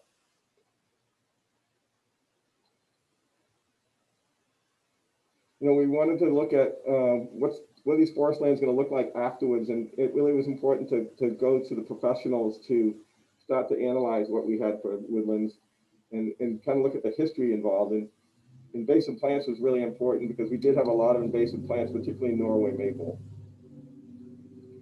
And we always looked up, you know, the natural landscapes of Maine. These are great textbooks, the forest trees of Maine and the natural landscapes of Maine, to kind of see what components of our forest were still intact. And we were surprised that even though some of this land had been set aside for hundreds of years, it still was in pretty good shape. And it's just a list of some of the open spaces in Portland. The ones with asterisks are lands that we actually have a forest plan for. And then the other lands that highlighted in gold are ones we've actually done forest management work on. So you can see we've done an extensive amount of work since 2007. We're really fortunate that we started with one and it was successful, and we kept that trend going. You know, in Portland, like the rest of Maine and the rest of New England, the colonial period really set the tone for how Portland did with trees, and it was a mass landing site. This is the Tate House in Portland in Stroudwater, and you know, we exported a lot of pine. We ship pine all over the world, from Portland to England. It resulted in Portland getting burned by the British in 1775. So what trees we had, we lost in the fire here. And in Portland, you can see had resurgence to come back to life. But this is kind of what Munjoy Hill looked like. This is up on the Eastern Promenade, looking at the Portland Observatory. And it's not a lighthouse. It's really a signal tower that would signal the stevedores down on the waterfront which ship was coming in, and we'd start that process. But you can really see the colonial period that there wasn't a lot of trees even here in Portland. This is a view of the Eastern Promenade, and that's Mackworth Island in Casco Bay that we're looking at. And pasture land and open space was valued back then in the 1820s, and the Eastern Prom and the Western Prom in Portland was set aside as parkland. And that's kind of what it looks like today, aerial view of the same space. So I think thinking ahead is important, having a plan that what land you want to save in the community. Portland obviously is a large urban city, but we're able to carve out some open space. And we saved a lot of woodlands. A lot of woodlands was saved at the time by private landowners. This is the Davis Farm out on the Falmouth line, and what it looks like today. we have a lot of residents who call about their forest in their backyard, and to them it's wilderness. We try to give them an explanation when we go to the land bank and to other groups how your forest evolved. And so using the Harvard dioramas, which I think is a great resource for us, we kind of show that the pre-settlement forest looked like it was dense like people think. And then there went through a colonial period where land was cleared for development, just like in those pictures in Portland we showed a second ago. And you can see here in Portland in the 1820s, the observatory again, but you can see that on the shoreline here, they started to plant shade trees and put trees back. They realized that they cut a lot of trees, and park trees and landscape trees started to come back. This is similar to the farm abandonment in the 1880s, the 1800s. And this slide here of the old field pine, or pine grove establishment, is probably our most important slide for us, because we have a lot of parklands with old groves of pine that are now falling apart. And people wonder how that pine evolved and how that stand developed. And this slide really shows it well, that as farm fields and pasture got abandoned, white pine invaded pretty quickly. And so this is what we have a lot of today. We have a lot of even age stands of trees. It's got to a point where some of the land we bought in the 1880s or 1850s, even at Evergreen Cemetery, without management for 100 and something years, it starts to decline. And the forest management work that we're trying to aspire to looks something like this. And we try to show that evolution from the colonial period where trees were cleared. It's okay that we're going to grow trees well here in Portland or in Maine, and that it's going to come back. And then, so when we started with our forest plan in 2007, we worked closely with the Maine Forest Service. You can see Rennie there in the picture giving an explanation of what the forest is going to look like. We also met with Maine Audubon. We had other groups, and we have friends groups in most of our parks, so they were really concerned about forest management to them at clear cutting. So we wanted to take away from that we were clearing this for development, the stuff they might see, but we're actually going in and managing the forest. And we got ahead of the curve by, before we did any work, we talked to people about what was going on. This is a slide. The first big project we did for the city was at Evergreen Cemetery. And Evergreen Cemetery is a world famous warbler bird watching site. And this was the combined Maine Audubon Friends of Evergreen Cemetery meeting to explain to them what we were going to be doing. And the picture on the right is me on a colder day selecting trees that are going to be harvested. This is all part of the plan that we developed in 2007. As Jeff said, we had to locate the properties. We had to do an assessment of what they had for forest land. We did a timber inventory and somewhat more than a timber inventory, plant and site inventory on the property, and developed a fairly complete management plan for those properties. And over the last 13 years, we've been implementing that plan. So as I mentioned, we got ahead of the curve and we put out a press release, media release about the forest management work. And then the next day, Channel 13 News calls and said, geez, we'd like to talk to you and meet with you to see what's going on so we can let the public know. So, we're close because we got a lot of media outlets in Portland. They're looking for news. They'll call us up and say, we'd love to get out and talk to us. And it was Dennis Brennan, who was our forester at the time from the Maine Forest Service, and Rennie and I and Channel 13. We walked through it and they did like a 10-minute clip of what we're going to do for forest management. And we kind of grimaced that was going to be out in the press and people might not like it, but it turned out to be very positive that we were doing good things for the forest.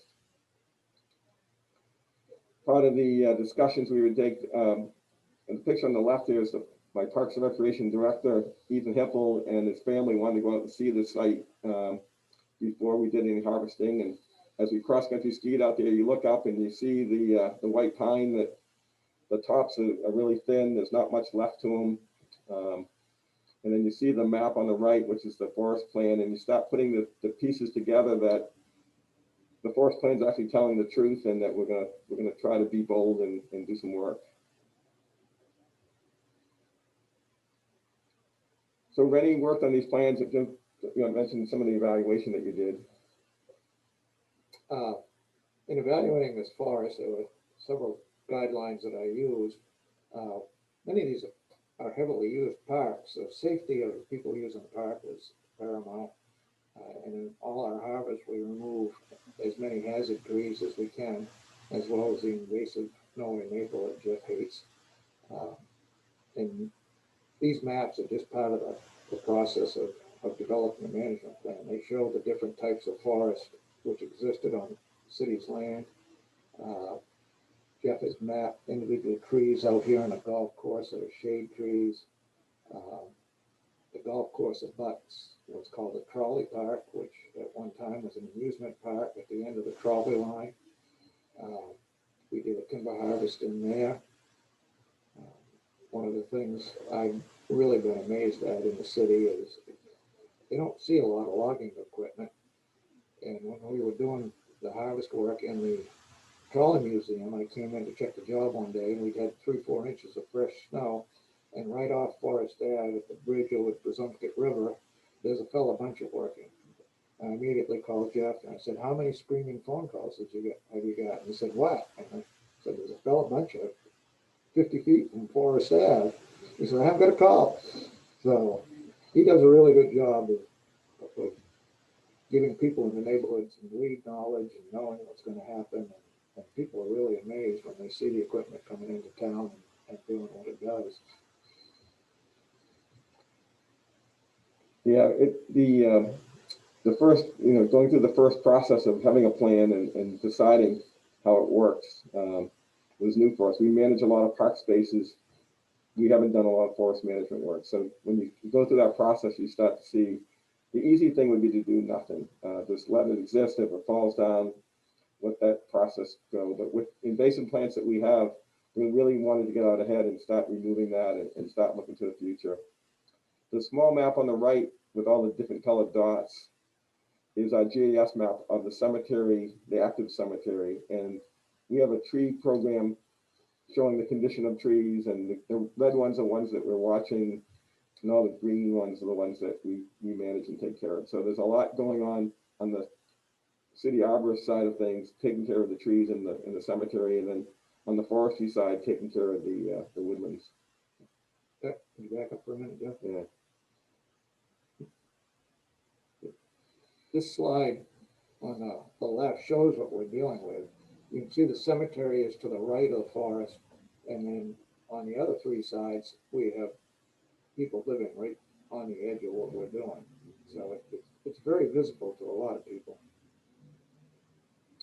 In addition to what you normally think is Portland, we also have 6 offshore islands. We have, Peaks Island, Cushing, Little Diamond, Great Diamond, and Cliff Island. The pictures here. So when you think of Portland driving by, you might not realize that we also have a lot of rural parkland or rural open space, dirt roads, and challenges of getting services out there and taking care of the people that live there. It's actually a beautiful space.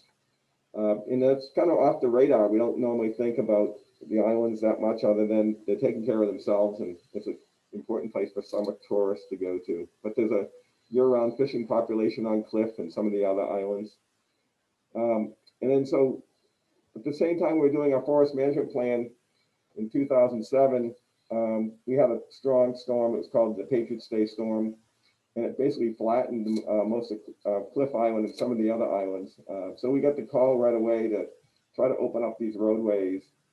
And we thought there might be a few trees down. And then when you see 20 or 30 acres of trees, red spruce laying on the ground, it's a real challenge of how are you going to take care of that? I think Jeff wanted to test us to see what our ability was. So we ordered this storm. We were just getting involved with the city. And the city applied for some FEMA grants, fire control and urban improvement grants, and asked me to take over the project. And the Patriots Day storm, I remember it was a $6 million budget of cleaning up. And we ended up taking around 800 loads of wood off the islands. Island logging is kind of unique. There's a lot of water between the island and the mainland, and barging logging trucks and getting equipment onto the island is just very expensive. And the top left photo is an after shot of the bottom right photo. And from a different perspective, you can see the road out in the corner there. And it was a mess. I mean, trees were on houses. I had arborists out there taking trees off of houses. Loggers out there for most of one winter. And we did Peaks, Cliff, Long Island, which is a separate town, and Cushing Island. And it took a long time, and the crews did a really excellent job. That's very dangerous work for a logger out there to try to get those spruce trees. The spruce was old, it was 125 years old, and it was ready to fall down, and the wind on the Patriots Day storm came from a different direction than it normally does, and the trees went over the dominoes. And then once this had happened and we cleaned it all up, in 2010, we got hit again with another blowdown. So it was a smaller project, but again, brought a fair amount of cleanup and loggers out on the island. You can see from the photo on the top right, we had a lot of people involved. Maine Forest Service, Fire Control, District Forestry, Community Forestry. That's Doug Denalco, who was the state forester at the time. Because it was kind of unique, and then we had a lot of people out there that wanted to know what their landscape was going to look like. And going back to the dioramas that we looked at earlier, this was all pasture land 100 years ago. It grew up to red spruce, and the red spruce came to maturity. And like most islands in Casco Bay, a lot of ledge and rock outcrops. So when we had that heavy wind, once it started to unravel, it's something we didn't think about, but when it happened pretty quickly. So I'll get back to the regular work. This was the work we started at Pine Grove, which is our first management space. And you can see with all the blue dots on the top right, when I went after Rennie painted it, I was kind of shocked at how many dots there were on trees. And I was like, thought there were too many. And it kind of calmed me to say, don't worry about it. It's going to look all right. You can see from the skidder in the bottom right side picture, it was just tough for them even to work in Pine Grove. It had grown up so much. And but we were really surprised, and the outcome was really positive. We got the woodlands are now starting to regenerate with a mixture of trees, not just white pine. And we always try to involve students. I think one of the things is our public relations aspect of it. We really try to talk to the neighbors and students nearby, and the kids had a great time from Lysa School. They came over to watch one of the operation one day, and we actually talked about trees, and they were pretty excited. They don't get a chance to see this equipment like you might in some of the rural neighborhoods of Maine. So we had a lot of fun doing it, and it kind of broke the ice of we're going in there with mechanized equipment, changing the forest that people love, and not thinking about the future. So they got to see why we're doing it. The bottom right picture, the kids are pretty excited because we asked them who wanted to run the fella bunch, and they all thought that was a great thing to do. So they hadn't quite graduated from the 3rd grade, so they weren't quite ready, but it was a good thing to do, and it really made a good difference to the people in the neighborhood.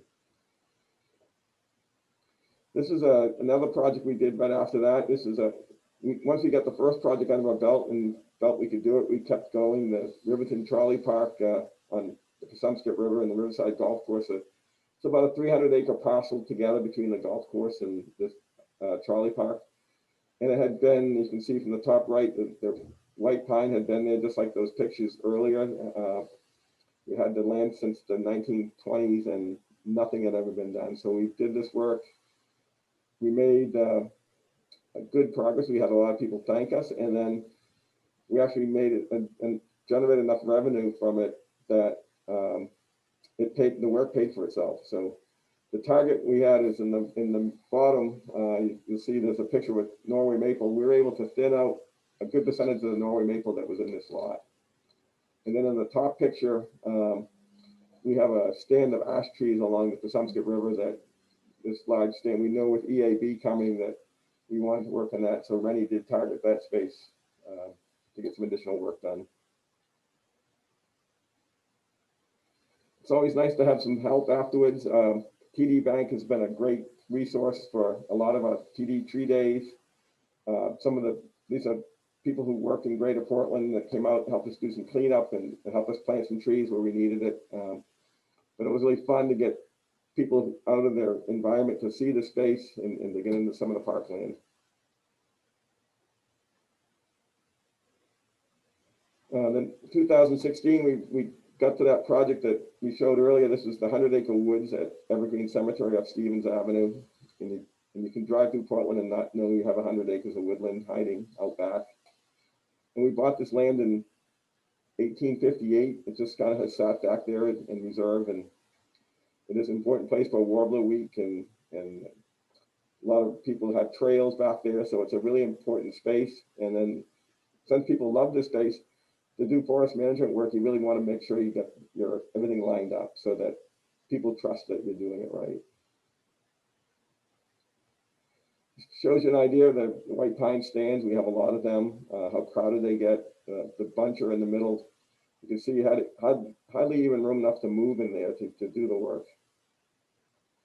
We consulted with the Maine Forest Service. That's Oliver from Maine Forest Service, who came over and talked to us a few times. It was great for the public to see that the Maine Forest Service is involved, that we weren't just out there trying to cut a lot of trees to make money, but they were actually doing this work to have a better forest. And this going back to that slide, that slide helped us a lot of times. We would show that how these pine evolved, and once people got that, it made it a lot easier.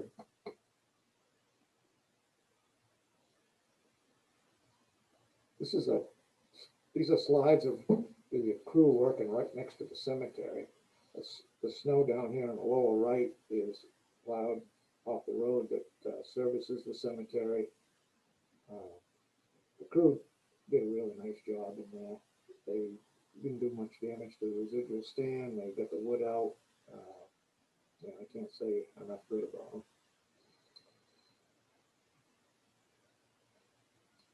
So again, people started to get used to seeing forest management work. Seeing a logging truck going through the Stevens Avenue in Portland was commonplace. People came down, families came down and kind of watched the work from a distance. Picture on the right is a lot more Norway maple logs being sent to the mill. And a kind of a before and after picture, you can see how tight it was. And then on the right is what it looked like afterwards.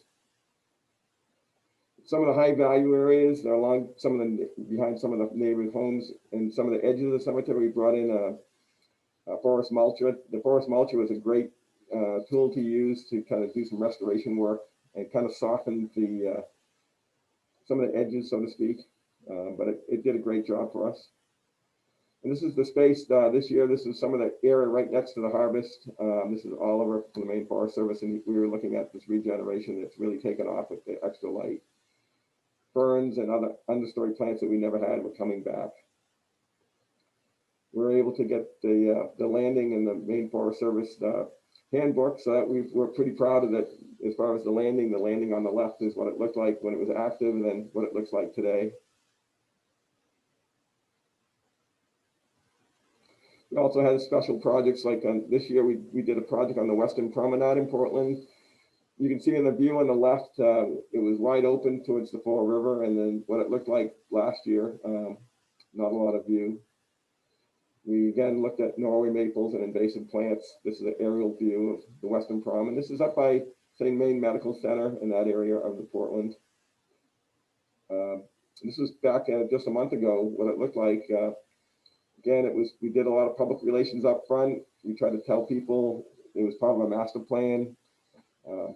It was important to get a forester in here with equipment to do the work.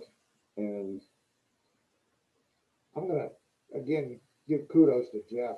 I figured for sure if we were gonna get hung, this was gonna be the place to do it. I mean, you look at this site coming across the Route 1 295 bridge into Portland, and we clear cut about 3 acres of Norway maple land. And it really was amazing how little bad publicity we got from that. Kind of before and after pictures. We also did a small piece in Baxter Pines. That's, if Jeff Williams is watching, Jeff worked with us for a while as an intern. He was at University of Maine, Orono. And we aspired to kind of hopefully do this about 10 years ago, and we finally got to it. See the results. Again, most of the time now we're doing these things and we're having positive results. We try to get students involved when we can. We work with Maine Audubon on some of the open space values. You know, we have a theme of bringing nature home. That's something that's really important for us. We have outdoor woodlands like Baxter Pines and Baxter Woods where students come. We have an outdoor preschool, and hopefully those students aspire to be people like my crew on the right here. That's Luke, Eric, and Ruby on the crew, and you know, everybody that likes forest. And then we're really looking at the community forestry values of having trees in the urban area and how trees and forest, if they go to help human health. We're lucky to live in New England and Maine. When you look at the forest cover for the country, you know, Maine has we kind of take it for granted how much forest land we have.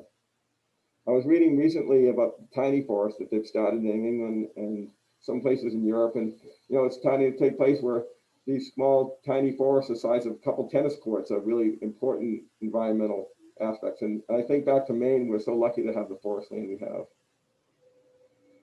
As we all know, that forest is changing, the development's taking place in southern Maine, and you know, obviously here in Portland, as the things trend, we want to know more about what forests we have. And a few years ago, we got involved with the U.S. Forest Service and the Urban Forest Inventory Analysis Program. And so it's a 5-year program. We'll be evaluating Portland's, all the woodlands and backyards in Portland, to come up with a plan of what Portland actually has for resources. The survey crew comes every summer. We spend time with them surveying, and we go out and kind of figure out who owns what lot. This is a random test in the city. It goes out to, it could be in someone's backyard, or it could be next to a railroad track or behind a shopping mall. This happens to be a wooded parcel that we had. So we're lucky to have the open space that we have, and we really think that preserving this open space, this is the Passumpsic River, the land bank and the Lands for Maine's Future helped us buy this land. The top right picture is the Olmsted plan that Baxter developed in 1911 to kind of bring parks to the city. And the picture on the left is the Portland Trails map from last year, showing how much open space we have and really how it helps the livability of these urban areas to have trails. And we work closely with Portland Trails and other groups to kind of keep these lands managed. So you can sort of see that, you know, these are great pictures of people skiing, getting out for walks and seeing these trees. And we're really just great that we have a plan to go with and that we're looking at the future. I'll go back one more here. So, you know, a takeaway for us was really to develop a plan. We wouldn't have done any work without a plan. We had to set the goals of, you know, sustainable forests, recreation habitat, some diversity. Rennie and I go back and forth. He doesn't, we like to say beach trees in Portland. We don't have a lot of beach, and actually looks pretty good, doesn't it? Jeff likes his beech trees. And we've gotten rid of a lot of Norway. But we really had to get out ahead. And if you're doing public land management, getting ahead of it, talking to the public, you know, letting them know why we're doing it was just a really important step. I don't think we would have gotten very far without it. So this is kind of a heads up. This is, you know, Portland's changed like most communities in Maine. You know, it went from clear-cut spaces to forest land protection.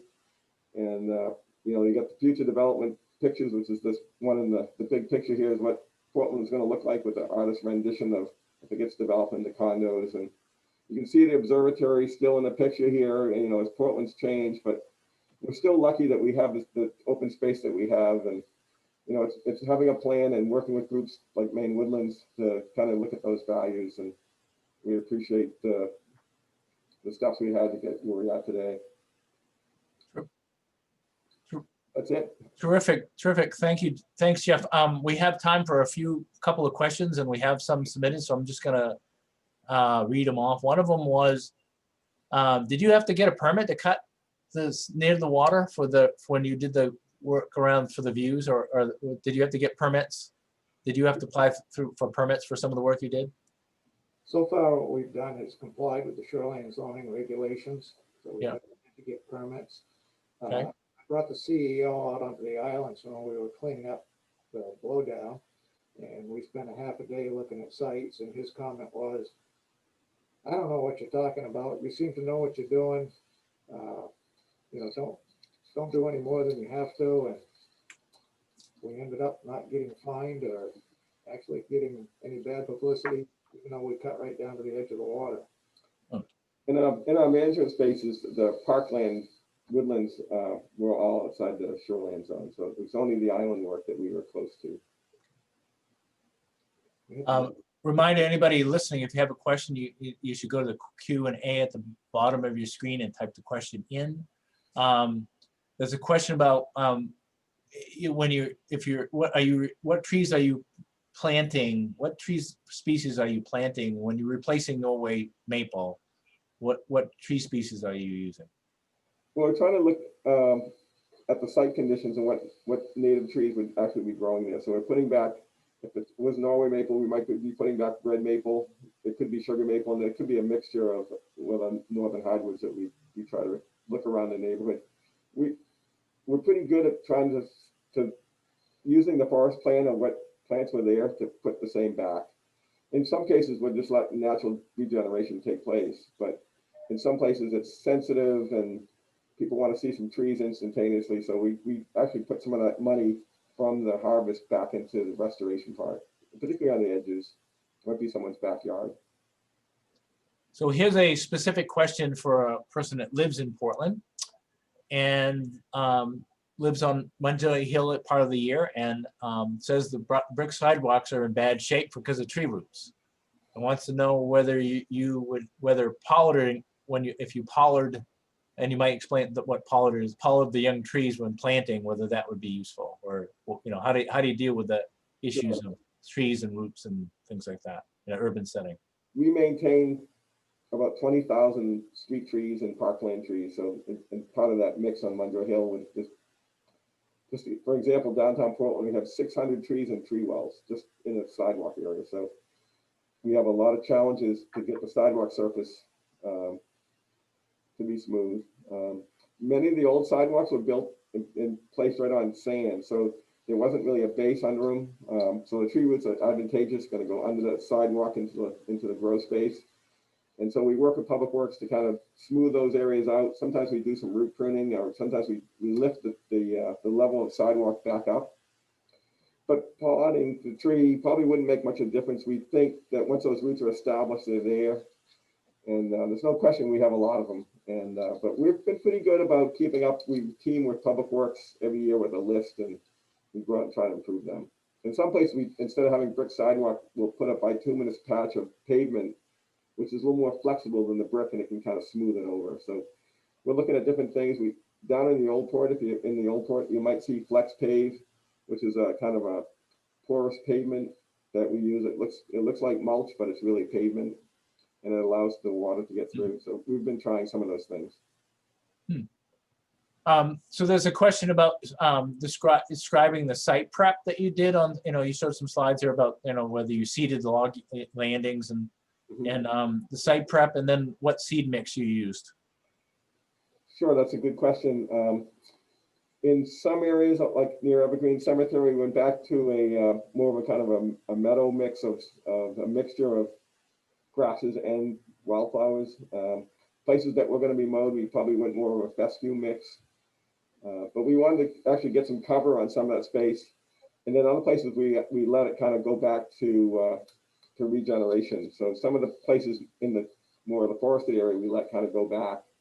In places that we might mow or have a meadow, we've used some wildflower mixes that using native wildflower mixes, not the stuff from the Midwest. But so we went to, I think it was New England Wetlands was one of the seed sources we used, and we used also Allen Sterling and Lothrop here in Falmouth. I think we've got time for at least one more. There's a question about, does Portland use herbicides in control invasive plants and or hybrid sprouting? No, you know, there's a couple times on the Western Prom, we had some sprouts that we couldn't get to places, and we used a basal treatment on them. Portland has a new pesticide ordinance a couple of years ago that allows us to control invasives. Yeah. So we've been relying mostly on mechanical, going back and doing that. And we got crews that maybe in the off season are going back and kind of thinning some of this stuff out versus chemicals. But chemical can be used in the right time, in the right place, but we're really cautious about really think, you know, that might be the last alternative. We're getting a lot of sprouts back. Okay. And then again, the forest mulcher was really good because we went through some of those areas and the roots were all removed, and so it really reduced the resprouting with the forest mulcher. Okay, I think that's that's all the time we have for questions. Thank you both for this, and this I think people will have a different understanding of what goes on in Portland now. When you know, I think a lot of this is probably surprising to folks about what's happening. So thanks so much, and thank you guys for participating in this. So Jen, I'm gonna ship it right back to you for a Okay. second. Sounds great. Thank you, Thanks, thank you. Renee and Jeff. That was wonderful. And again, welcome to all. Thanks for all those who were here for that presentation. If you're just joining us to attend the next presentation, it will be starting in a few minutes.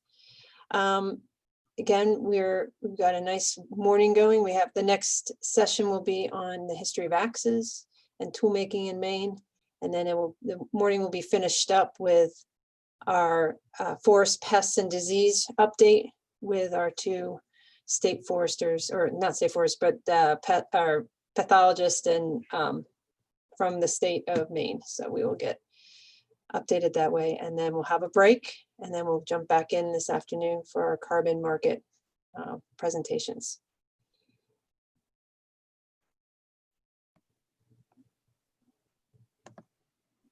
Okay.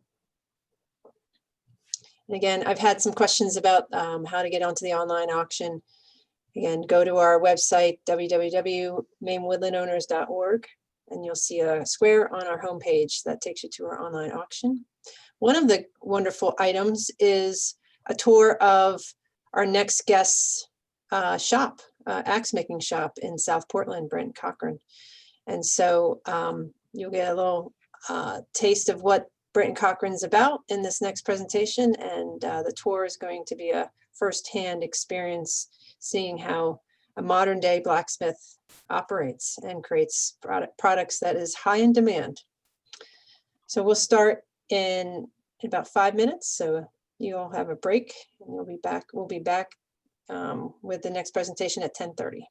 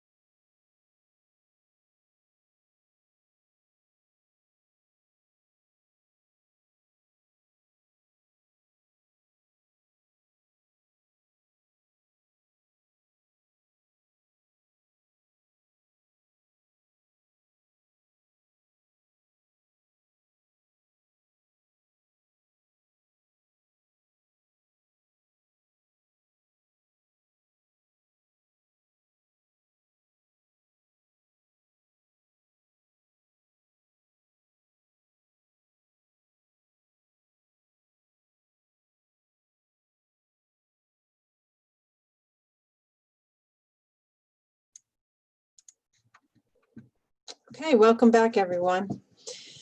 We are ready to start our next presentation. We're calling it The History of Axes and Toolmaking in Maine. We're very lucky to have two wonderful presenters, very knowledgeable in this topic. First, we have Brett McLeod.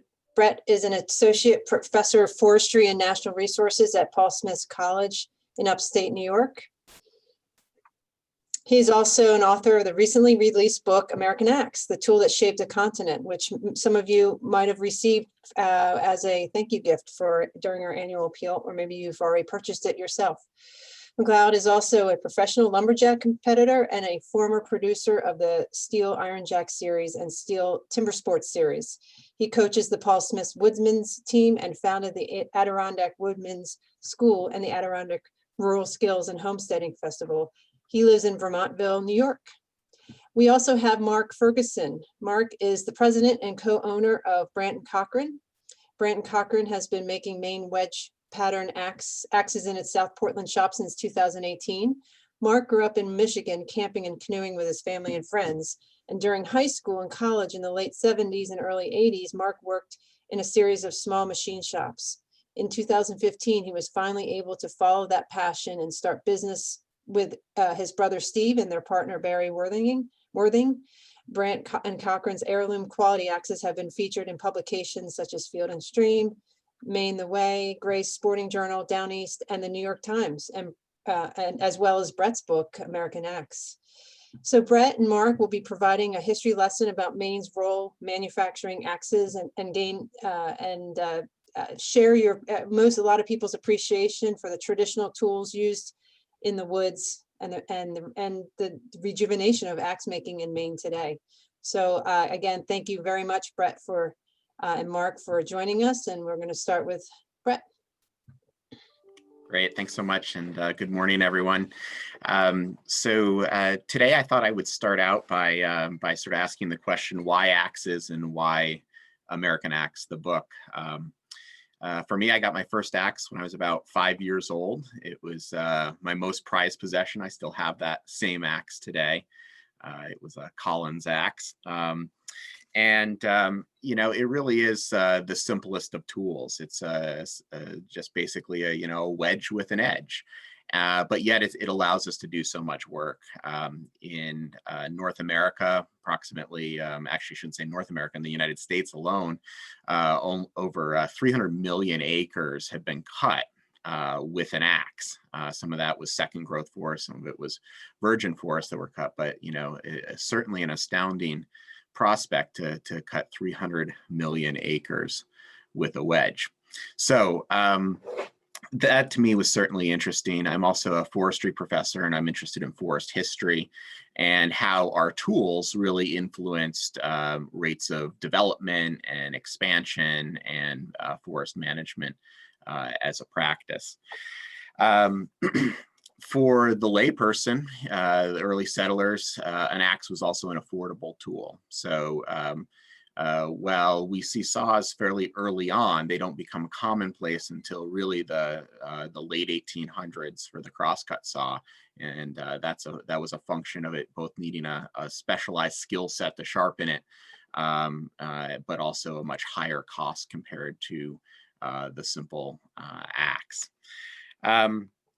There's another thing I wanted to talk to you about today that's maybe a little thornier subject, and that might be a disease that some of you have. You might have a few, I've been warned, a few axeaholics in the crowd. Those of you who maybe started with an axe for a pretty utilitarian purpose. If you're a forester or a surveyor, we often use small cruising axes to mark boundaries and do that sort of work. But before long, you start collecting, another axe here or there. Maybe you decide to go on a camping trip and you clean up that old axe that's sitting in the corner of the garage. And before you know it, you start accumulating more axes for specific purposes. And that's what happened to me. So I have an axe collection that's somewhere around 200 axes, and that doesn't count the buckets that of unhung axe heads that are waiting for a little love, but about 200 restored axes. And so this book gave me the opportunity to justify to my wife expanding the collection and cleaning some of these things up and really sharing the story of these with other people. I'm often asked who collects axes, and really it's a pretty amazing cross section of society, and I think a lot of that is probably owed to the internet. There's axe groups on Facebook that number in the tens of thousands of members. eBay has also changed axe collecting for better or worse. It's given folks access to axes. I spent quite a long time looking for several of these axes pre-internet, and today, you know, if you have a thick enough wallet, you can go on eBay and snatch one of these things up in a hurry. So that's one of the interesting things about axe collecting, is that it's really changed quite a bit in recent years, and that of course has driven up prices as well. I thought I knew who all the axe collectors were out there and had sort of painted them into certain stereotypes, and then yesterday when we were rehearsing for this, I had something come through on my on a Instagram text message, and I'll see if I can show it here. This is I don't know if it'll show up or not, but Tommy Thayer there of Kiss, the band. So apparently he's an axe collector too. So apparently everyone is now an axe collector, but I think it just sort of shows how broad the interest is in axes. So when I was working on the book, I discovered that there were even more axe collectors, and so we have a photographer show up and the photographer's assistants, and lo and behold, what's the tattoo on his arm but an axe? And so these are really sort of universal symbols, and they appear lots of places in popular culture, and certainly have also an identity that is clearly tied to that of the lumberjack. Axes as tools really exist within a family. So what I'm doing today is I'm taking you through the book and just highlighting you some of the pages from the book so that you can see. So we talk about axes in the family. So hatchets, boys' axes, felling axes, essentially three sizes of the same tool. One of the common questions I get is, what's the difference between a hatchet and an axe, or a hatchet and a boy's axe? And the short answer is that a hatchet is a one-handed tool, whereas an axe is a two-handed tool. The innovation in axes from North America was purely utilitarian. So the first axes were trade axes used with Native Americans. Then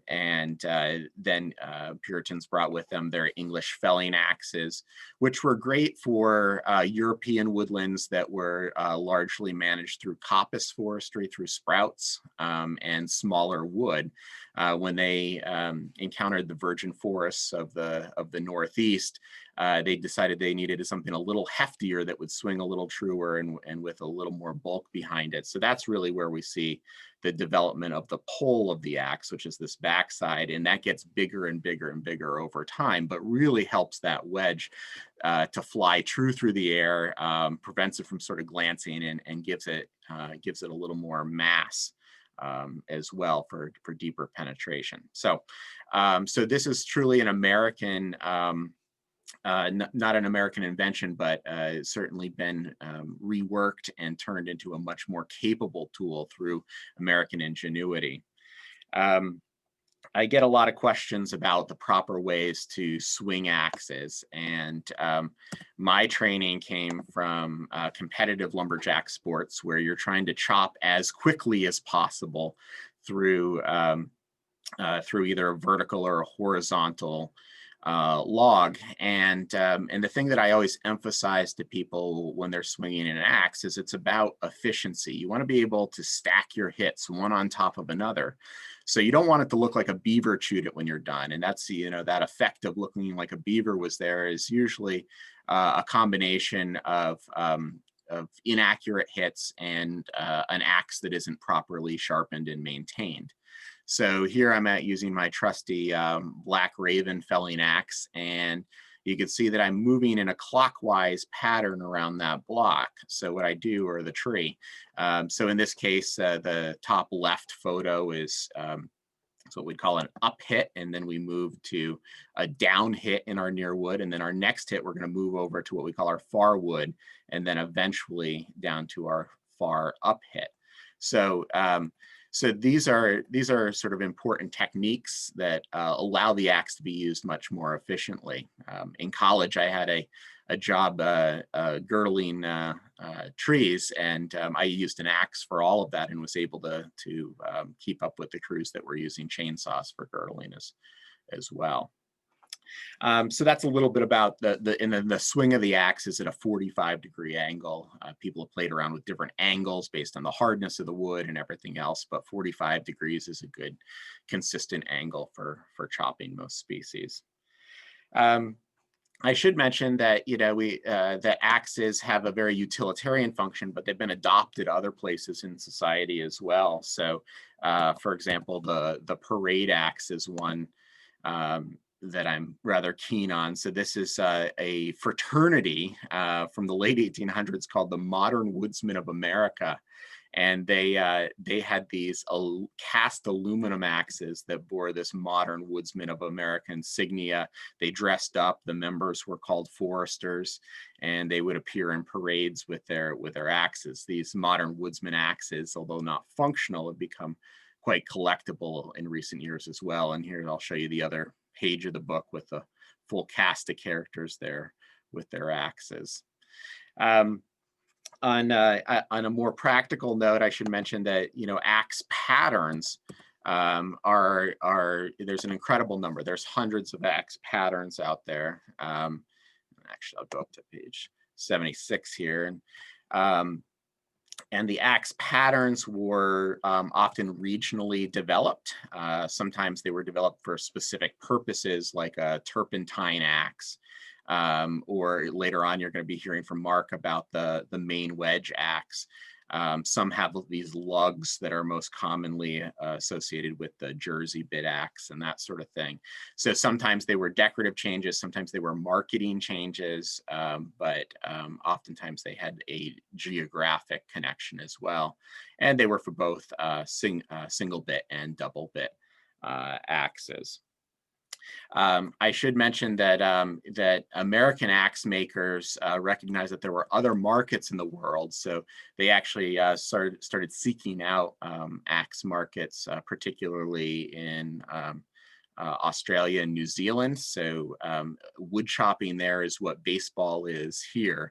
And so Kelly, for example, the Kelly Tool Works started developing a Tasmanian racing axe. So this is an example of that axe, and you'll see it's very different from many of our hardware store axes today. Are a Michigan pattern, a bit that's maybe 3.5 inches wide. This bit here is about 6 inches wide. It weighs 2 kilograms, so about 4.5 pounds.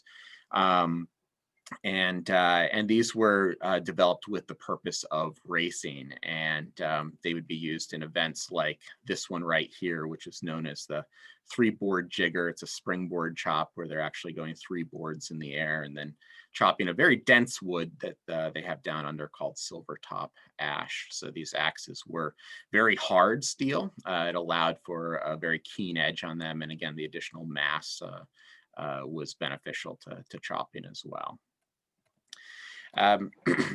There's some more shots there from the Sydney World Championships in Sydney, Australia. And the Australian choppers all wear white pants for the competitions. As we move along here, there's a number of axes that had very short time spans that represent sort of a snapshot in history. One of them was this chainsaw axe that looks a bit like a fireman's axe or a Pulaski or something like that. But its purpose was quite a bit different. The idea was that the chainsaw axe or the undercutter axe was used with early chainsaws that didn't have a chain that could cut at an angle. You could only cut perpendicular to the wood. So the undercutter's axe or the chainsaw axe was then used as a pry bar to pry out a wedge-shaped piece of wood on the front of the tree to create a notch, so that then the tree would have a space to fall into when you did the back cut. Only used for a few years. Andreas Steele invented the chainsaw in 1923. By the mid 40s, these things were pretty well phased out. There's There's a better look at it. And again, you can see it's sort of a stout, almost like a railroad spike, flattened on the back of these axes, and not nearly as wide as a Pulaski, and longer than a fireman's axe. I also want to share with you, we'll get to the spiller in a minute here, but certain axes have become iconic. You probably noticed the cover of the book had a black raven axe on it. This is by the Kelly Axe Manufacturing Company, which was part of the American Fork and Hoe Company.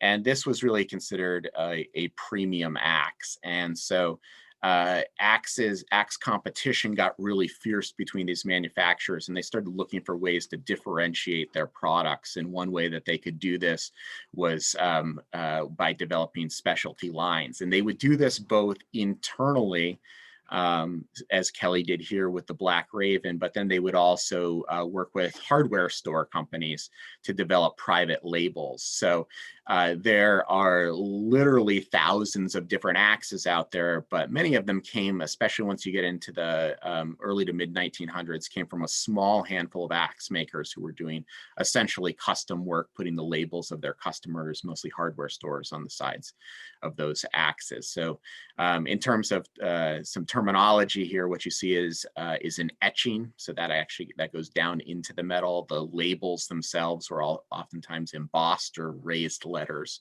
that were affixed to the outside, but the labels would oftentimes wear off. And so unless they had an etching underneath, it can be sometimes difficult to identify some of the axes. There was also a pretty good marketing effort put in by the Plum Axe Company, Fayette Plum Axe Company of Philadelphia, and they recognized the popularity of wood chopping down under and said, well, it's more American than people give it credit for. We need to popularize it as a competition here. So they found this fella, Peter McLaren, and he had been working in the circus and vaudeville, giving these speed chopping competitions all over the place. They brought him to America and sent him out on the road.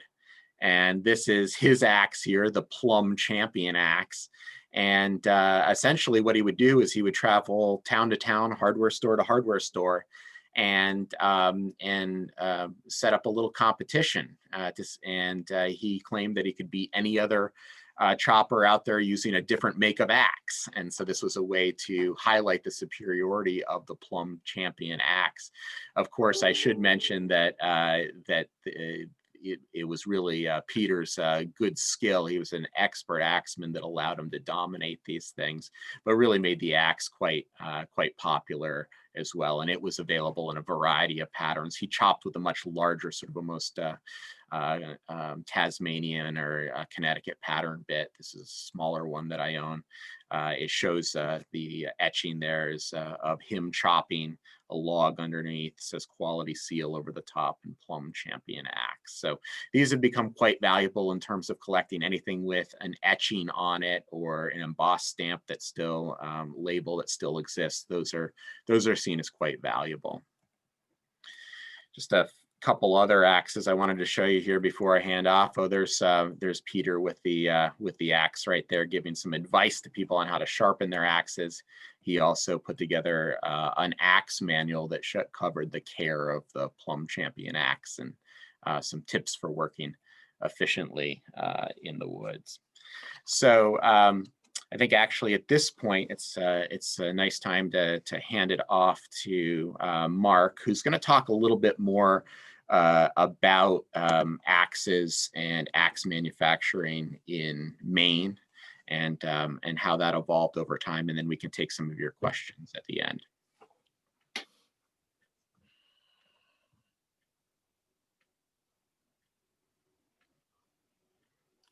Good morning. Can everyone hear me? I guess I'm not going to hear back from you, but my name is Mark Ferguson. I'm the president of Brant Cochran. And what I plan to do in the next, I guess, 20 minutes or so is take you through a short history of axe making in Maine and show you how we're doing that in our small shop in South Portland. So Jen, you can go to the next one. So who we are is we're a small business. We started about 5 years ago with the goal of bringing axe making back to the state of Maine. Our mission, we say, is to make, educate, and curate, is to make heirloom quality axes, to educate people on their use and care, and then curate the rich history of axe making in Maine. But at this point, we're just one, and really the last one in a long line of Maine axe makers. Go ahead, Jen. And it shouldn't come to surprise to anyone here that given Maine's timber industry, that it would also be a center for axe making. One of our friends in South Portland, Art Gaffer, is a vintage tool collector.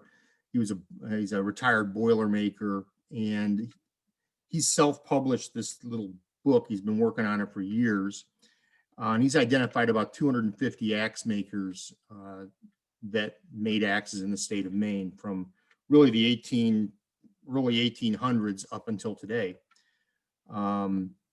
Now, most of these axe makers you'll find in his directory are small blacksmiths, small shops, and so forth. But around the Civil War, you start getting integrated edge tool companies, and a lot of them end up congregating in Oakland, up by Waterville. Okay, next, Jen. One of the questions is, why Oakland? It's this little teeny town up on the Messalonskee stream up there. Why was that a center of axe making in Maine, and really one of the big centers of axe making in the United States? Really 3 reasons. There was water, there was railroad access, and there was a critical mass of edge tool makers that ended up settling there. For anyone that's been to Oakland or is familiar with that area, there's between the Messalonskee Lake and the falls or the Cascades down, which are downtown, you got about a mile of stream there, a little less than a mile. But the water drops about 110 feet in that mile, which makes it an excellent place to set up water power to run mills and machines. The railroad arrives in Oakland around 1849. And that connects Oakland with, which was at that point West Waterville, connects Oakland with the rest of the world, with Portland and then on to Boston and so forth. And then finally, there's this concentration of these edge tool makers all kind of converge on Oakland, which starts again, right around and after the Civil War, up into the 1960s. And so companies like Hubbard and Blake, Dunn Edge Tool, and Emerson Stevens are all setting up kind of right after, in Oakland, right after the Civil War. Go ahead. Okay. And what they're making is, as Brett alluded to, is they're making Maine wedge pattern axes. And if you go into flea markets or swap meets or garage sales all throughout Maine, most likely what you're seeing, if they're old vintage axes, are these Maine wedges. And it's a very simple pattern. It has a big, thick, heavy pole, so the end of the axe, and then it tapers down in a V to the bit. So it's a very simple pattern, which worked out great because that's what we wanted to make. So it was a little easier for us to start that. So, okay, go on. So of all these different companies that are in Oakland, I just want to focus on one because their stories and their history and ultimate trajectory are pretty much all the same. So we're going to focus on Emerson and Stevens Company. Go next there. So Emerson and Stevens operates in Oakland from about 1870 to 1964. It's located on the Messalonskee Stream, like the rest of these little factories, and it's near School Street. It's near the School Street Bridge, actually just south of it. And if you stop your car there, you can walk around in the foundation. The foundation of the shop's still there. One of the crazy things, if you stand on the stream right next to the old shop and look down in the stream, you're going to see lots of old stone grinding wheels that when they were done using them, they just pitched them in the stream. We actually jumped in the stream about 3 years ago and fished one of them out, and one of them's in our shop. But it's kind of funny. All of these people in Oakland, they're making tons and tons of axes. So I've got an inventory sheet from Emerson and Stevens from July 1, 1932. And that inventory showed they had more than 37,000 axes on hand when they did this inventory. Now, most of those are unhandled. So unlike today, when you go into a hardware store, look for an axe and they all have handles on them. Axes were sold by the dozen, and they were sold to hardware stores in boxes. So you'd have a box of a dozen axe heads lined up, and actually the boxes themselves are very, very collectible. We have an Emerson and Stevens axe box in our shop, but they sold the axes with no handles on them because at that point, that was a skill everyone knew how to do. Everyone knew how to handle an axe if you bought an axe. And you'd also be able to pick your own handle size and weight and shape from a handle maker, or you'd make your own handle. So interesting that all the axes were at that point pretty much all sold without handles on them. Brett mentioned with the branding and the axe labels is, branding was as important then as it is now. And these are some examples of some of the Emerson and Stevens house labels that they use and the names of their axes. If we looked at some of the other Oakland makers, Spiller or King Axe, what have you, they'd have these nice labels like this as well. They're really akin to the old labels you would find on vegetable crates. So they're beautiful. Actually, the Cock of the Woods and Lumberman's Pride, we make T-shirts out of those and sell them, and people love them. They're great. Okay, go ahead, Jen.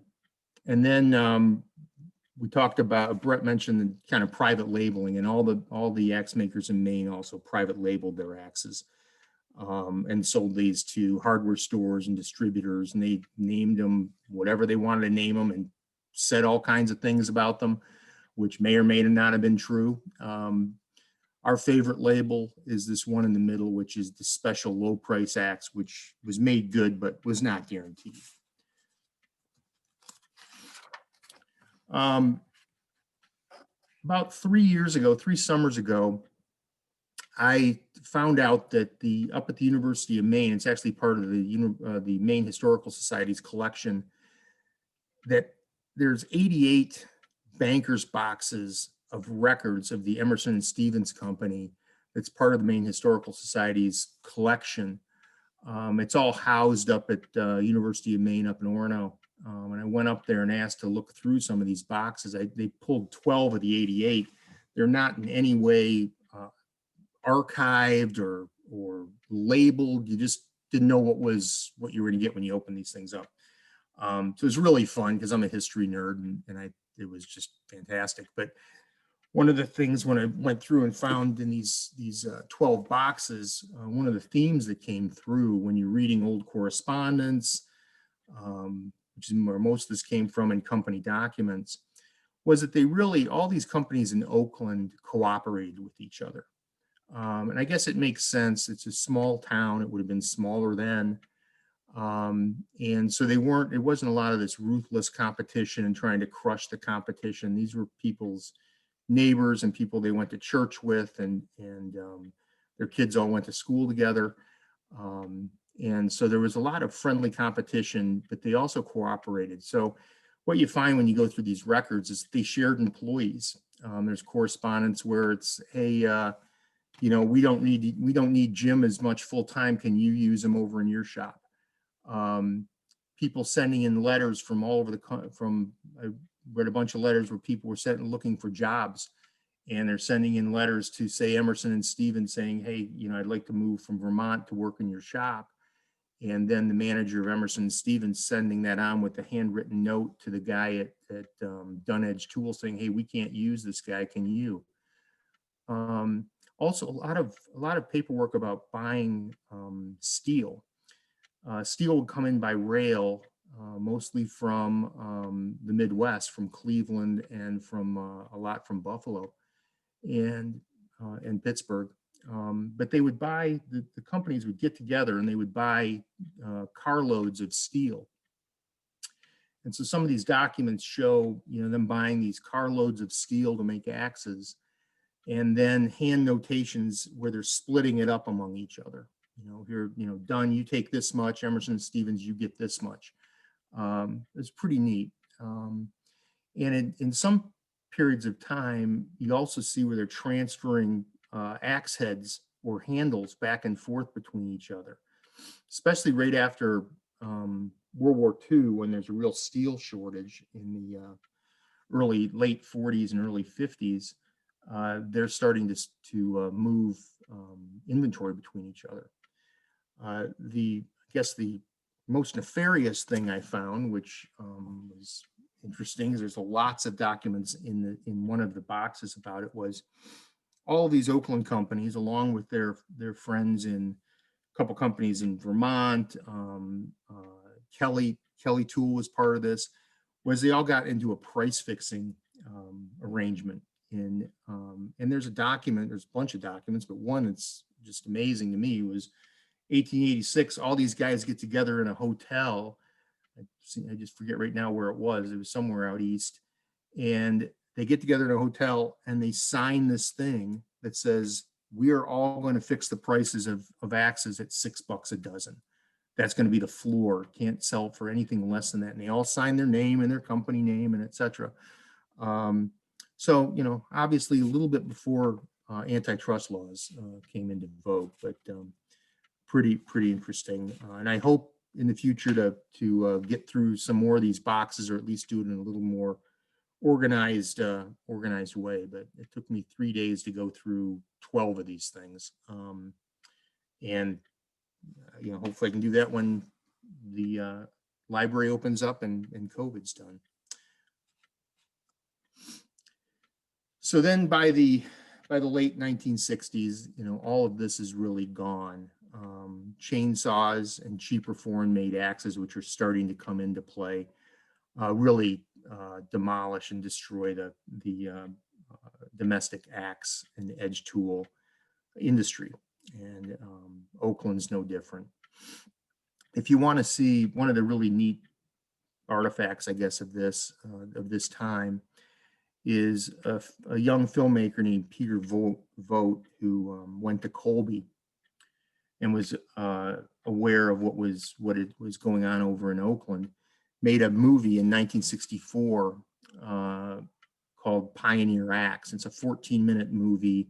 It really takes you inside the old Emerson and Stevens shop where the last 2 or 3 employees are working. And it's just fascinating. You can find the Pioneer Axe film on our website. You can also find it on YouTube. It's really worth watching. It's really well done. Okay, next. So that's kind of the history of a real short history of axe making in Maine. What I want to do with the rest of my time is kind of tell and show all of you what we're doing down at Brandt and Cochran in South Portland, making axes and bringing axe making back. So hopefully, Jen, you can cue up our little couple-minute video. It'll take you inside our shop.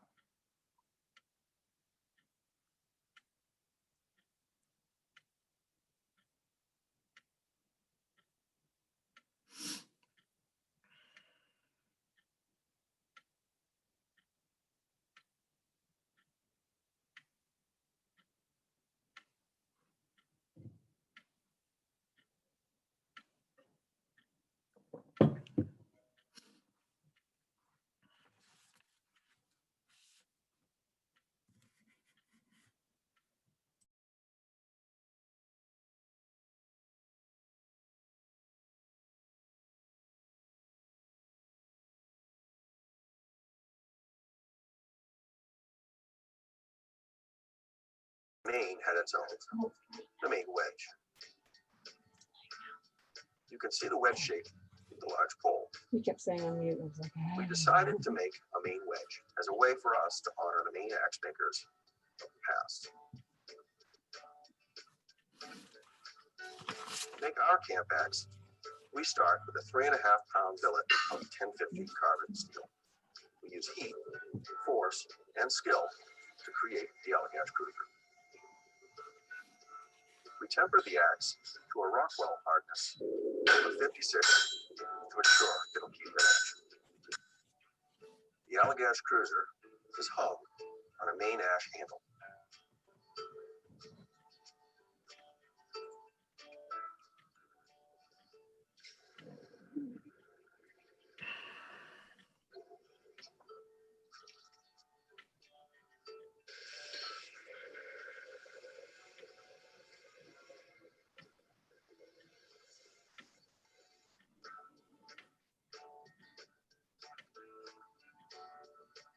Put on a Maine-made custom leather sheath because the Allagash Cruiser is wicked sharp. As another nod to the Maine axe makers of the past, we embossed the year of the manufacturer and the initial of the craftsman who tempered the axe, just like Oakland's, Emerson, and Stevens did. Now complete, you have a versatile 2.25-pound Maine wedge camp axe that is great for use around the camp, in a canoe or kayak, or around the yard.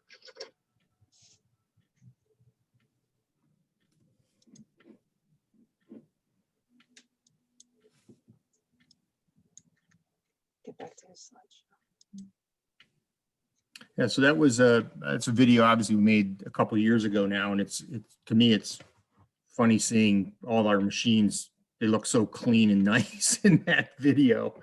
But I'll take you a little deeper. Well, I'll take you a little deeper through how we make axes and how we came about this. So when we started, we know we wanted to make a Maine wedge pattern axe, and so we wanted to grab a historic model for one, and we do a lot of things with the Patent Lumberman's Museum, which is up down near Mount Katahdin.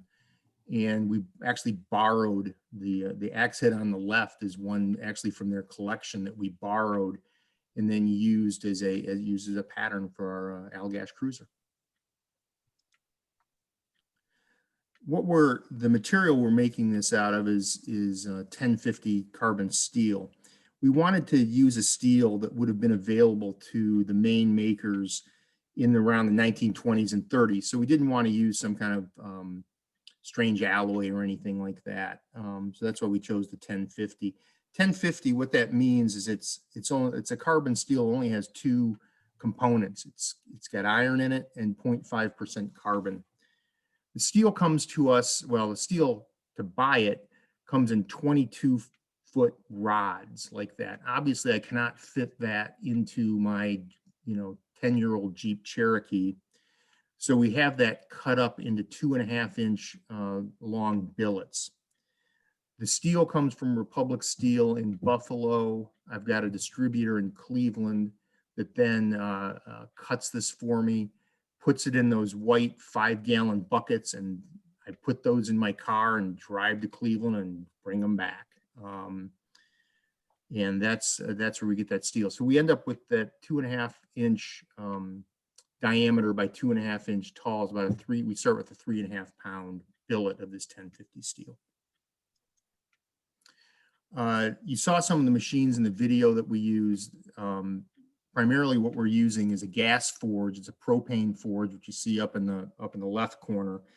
And when we got started, I kept thinking a forge was, you think of a big steel making plant or something, but the forges, we've got 3 of those. They're about the size of a big toaster oven, really, to put the axes in to heat them up. We use down to the bottom left, that's a 50-ton hydraulic press.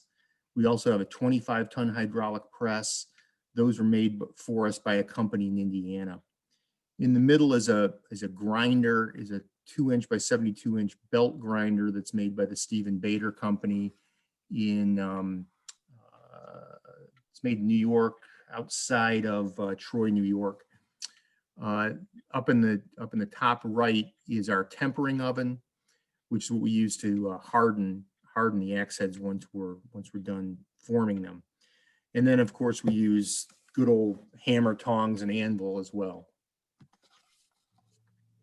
Now materials, obviously materials, just have the materials, machines don't make axes people do. So we've got 8 employees. It's a mixture of part-time and full-time folks. And it's also a mixture of machinists, people that are blacksmiths, and art school, Mecca art school graduates, and some current students. And most of this team has been together with us since the beginning, and we've been blessed having them. So, okay, I'll take you through the process a little bit more. Wish I had a video of this, but I'll just kind of walk you through it since you've seen it. So, the first thing we do, and you can kind of see the process in the picture in the upper left, is we square and punch. We take that billet, we put it in the gas forge. We heat that up to around 1600 degrees, and then we use a series of dies to turn it into a rectangle. Once we've got it into a rectangle shape, we need to punch the eye. We change out the die set, and we have a thing that looks like a big knife going down into this hot metal, and it just creates that eye hole. Once we've done that, the next thing we need to do is turn that rectangle with a hole in it into something a little more axy. So we use a set of fullering dies which help move the metal, the hot metal, down to make the bit and kind of form the pole. And we call that rough forging. The dirtiest part of the job is really next. And what that is sitting at the grinder and grinding away at that rough forged axe head. And that's really where you get you get blacksmiths, because these guys are covered in black steel dust at the end of the time they're working on the grinder. Once they're done with that rough grind, we have something that looks pretty much like an axe. Then, like you saw in the video, we do stamp the year of manufacture, the initial of the guy that made the guy or woman. We have 2 women that work for us. Put their initial on it. Then we also stamp our logo on, which we stamped the state of Maine logo on the head. Last year we stamped the Dirigo logo on it for the bicentennial. Once we're done with all that stamping, then we're going to work on the normalizing and hardening and really doing the heat treating. So what that means is normalizing is after we've been heating up the axe head and cooling it down, beating it up, the axe head's really, the steel in the axe head's really stressed. And so we want to take that stress out of it and get the crystalline structure of the iron to be uniform throughout that axe head. So what we do is we put the axe head in that tempering oven. We heat it up to 1650 degrees, and then we pull it out once it reaches temperature and let it cool down to room temperature, which takes a long time because it's so darn hot. Once we've normalized the axe head, then what we're going to do is harden it, and that's the whole thing where you see people put the axe head in the bucket and quench it. So we heat the axe head back up to about 1525 degrees in the tempering oven, and then we quench it in brine. And actually, where we get the brine is we get the water out of the Fore River. So it's actually salt water to some extent. That's what we're using to quench. Now, after that quench, what you've got is a really hard, brittle axe head. And so you need to temper it. You need to temper the axe to remove that brittleness. So you take the axe heads, you put them back into the tempering oven. You put it on at about 450 degrees. Once it's up to 450 degrees, you just let it cool down in the oven, and that takes the stress out of the steel. And that's really what tempering is. And at the end of that process, you've got an axe head that's about Rockwell 56 in hardness. So it's really going to keep an edge for a long time. We also, now we've got we harden the entire axe head because we know people are going to use the pole of the axe to pound steaks or pound wedges or pound whatever. So we want to make sure we harden the pole as well. We do soften the eye. So we take an oxyacetylene torch and run that over the eye and get that hot to take some of the hardness out of the area around that eye, so it'll absorb some shock when you're using it. And that's really it's a spec you find in the U.S. Forest Service guide for when they buy axes to use. It's something that has to be done. The last step in the metal shop, then after we've done the heat treating, is really the final grinding, matching it up against our specifications in size and shape, weight, and sharpening it.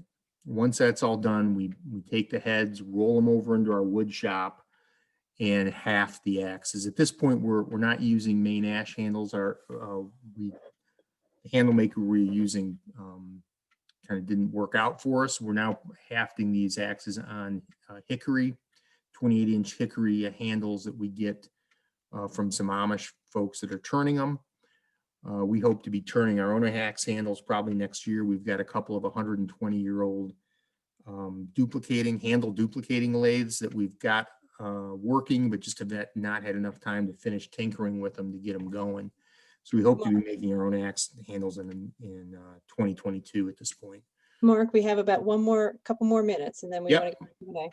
Yep, and that's it. After we're done handling it, we oil the things up, put on our leather sheets, and we're finished. Great. It's the finished product. And you keep going to the next one. And so you go to the next slide, Jen. So this is just contact information. If anyone's interested in this, you can get in contact with us at my email, through Facebook, Instagram. That Pioneer Axe movie you can watch on our website. And I'd urge you, if any of you haven't been there, to check out the logging and lumber museums throughout the state. They have great collections of old axes and lumbering tools and so forth. And then we run an axe and tool meet in the fall. We'll hopefully do one in 2021. And it's where a lot of these collectors come down and they show off their collections. We do demos in the shop and so forth. So it's a really fun time.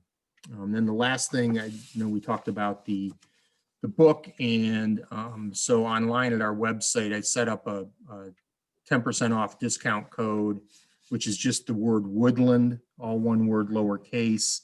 Or you can email Jen for the information if you wanted to buy Brett's book or one of our axes. But anyways, thanks for your time, and it's fun. It's always fun talking about axes. Jen, I think we have time for a couple of questions, Jen. Yeah, go for it. And I think that's great. We should make sure we put that link up for the discount. Yeah. Because I have the book and it's a fantastic book, and I'm always interested in axes. Can either of you talk about, I don't think you talked about double bit axes, and I think people are always confused about what in the world, those things look like you could, hurt yourself badly with a double bit axe or something. Can you talk about how they were used and how common a double bit axe was compared to a single bit axe? Sure. So the double bit axes, their primary use was to sort of divide up the woods work. So you would have one side of the axe that was done for more of the dirty work, removing the bark around the root flares as you try to fell the tree, and cutting heavy knots as well as you're limbing the tree up. So you would actually file the edge stouter so that it was more likely to hold an edge and less likely to chip. And then your other side would be for the clean work. And so that meant that you had to sharpen your axe less if you did the dirty work on the stouter edge and the cleaner work on the keen edge. So in a nutshell, that was the intention. Were they commonly used in the woods or Maine or elsewhere, or is that just kind of more a local, or how? Yeah, I would say that it had more of a Western presence. So you find a lot more out west, Northern California, Oregon, Washington. They were using them a lot in bigger wood as well. Yeah. Longer handles on them too. There's a question that says, what suggestions would you have for taking care of antique axes? the care of an old axe? Sure, sure. So I guess the first thing I'd say is, if you, depending on what you find, whether it's something that's been completely forgotten and abused, I've got one here that someone just gave to me. It's a great divider. It's a relic from actually the 70s. It was meant to split the wood, but it's in really rough shape. And so something like that, I'm going to start with probably a wire brush on that, and maybe even a wire wheel used judiciously. I am not going to use, a grinder with a grinding wheel or anything like that on it. I think that's probably the biggest mistake, is people will use angle grinders with a grinding wheel to try and clean up an axe. And once you take the steel off, you can never put it back. So of course, the pole of the axe was oftentimes abused as and mushroomed over, we call it, being used as a hammer or to pound wedges or whatever. And so I always encourage people to leave that the way it is. Don't take it off. You can't, and again, you can't put it back. But I also, once I get them cleaned up, I have the one time I do use an angle grinder is with a completely worn out sanding paddle wheel, where it's just the cloth remaining. It can be good for removing sort of that last layer of gunk on the axe. You can also do a vinegar bath as well to clean up the axe. But once you get your axe cleaned up, the one thing I'd say is you want to oil it. Okay, so lots of these are pretty high carbon. They rust quickly, and so keeping a nice coat of oil on it will help to preserve the finish. I think that's it for questions. I do want to remind everybody that we do have the auction item of the tour of Brant and Cochrane still on our auction item, right, Jen? Yep, we do, and still up for bid. There is a question for Mark. I did find, does Snow and Neely still produce Maine axes? Mark, Yeah, you so can yeah, Snow turn and on your Neely. video, Mark? Yeah, Snow and Yeah. I'm pressing on start video and it says I can't because the host has stopped it. Oh. Yeah, wait, look. There you There are. I am. Sorry All about right. that. All right. Yeah, Snow and Neely, a bunch of an Amish outfit up in Smyrna bought all of the trademarks and trade names of Snow and Neely probably about 7 to 10 years ago.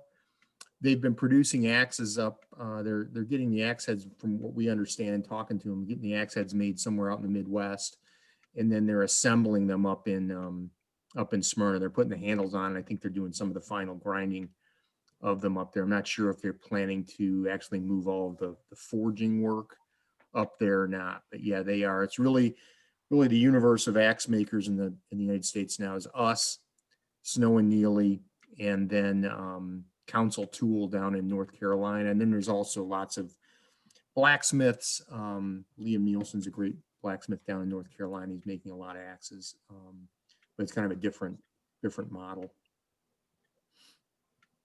I know it's going to make me look differently when I go to a yard sale or a flea market or something and see a bucket of, you see these buckets of old axes just kind of stuck in a barrel or something, and you're pulling them out and saying, oh, I wonder what this is or what this is. And now I'm going to look at them very differently. Start looking for names on them and things like that. So, yeah. Okay, Jen, back to you. You want to close it out and then Thank you very much, both of you. I really appreciate this, and I know we'll have this may be one of those programs where we have a lot of follow-up questions. So if anybody does have questions, you saw Mark's information. If there's something you want to direct to Brett, just send it to me, and I'll check in with him and see what he can offer with answers. He's a very popular person now that KISS has discovered him. So we may not have much of his time after this. So thank you both, and you're welcome to stay on. I'm going to turn you into attendees now. Okay. And Thank you. Thanks for having us. Yes, it was great to have you. And our next presentation is going to be on forests, pests, and disease. I have one of the presenters here now. I'm going to get him set up, Mike Paricio, and Aaron Bergdahl is going to be he's the pathologist who's going to be attending. So presenting. So we'll have them up in a few minutes.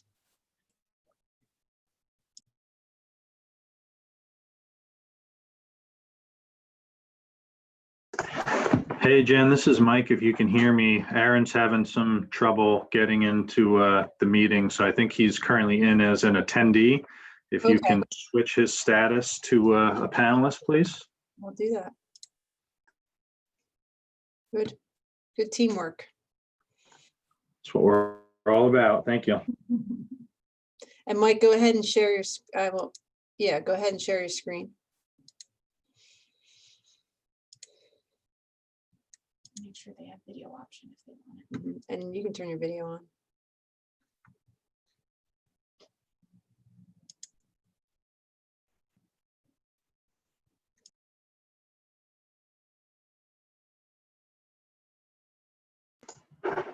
Okay, how's that?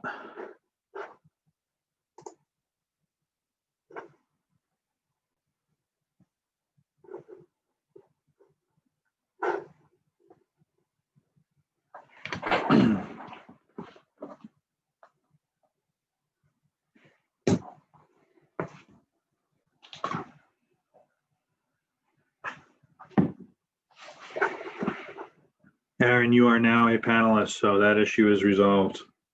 If you can hear me. Super. Yeah, I can hear you. Great. Should I try sharing my screen too, or are we just gonna? No, I think we'll start with Mike and then we'll have you share your screen after he's finished his presentation. Okay.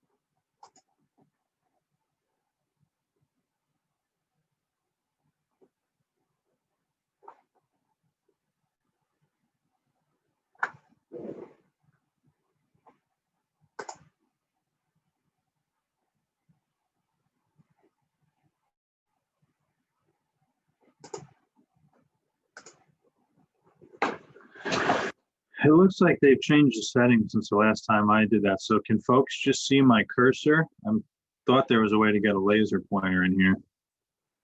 I can see your cursor. So that will have to be, I don't think you Okay. have that option, unfortunately. Yeah. So we're gonna start up in about 1 minute here.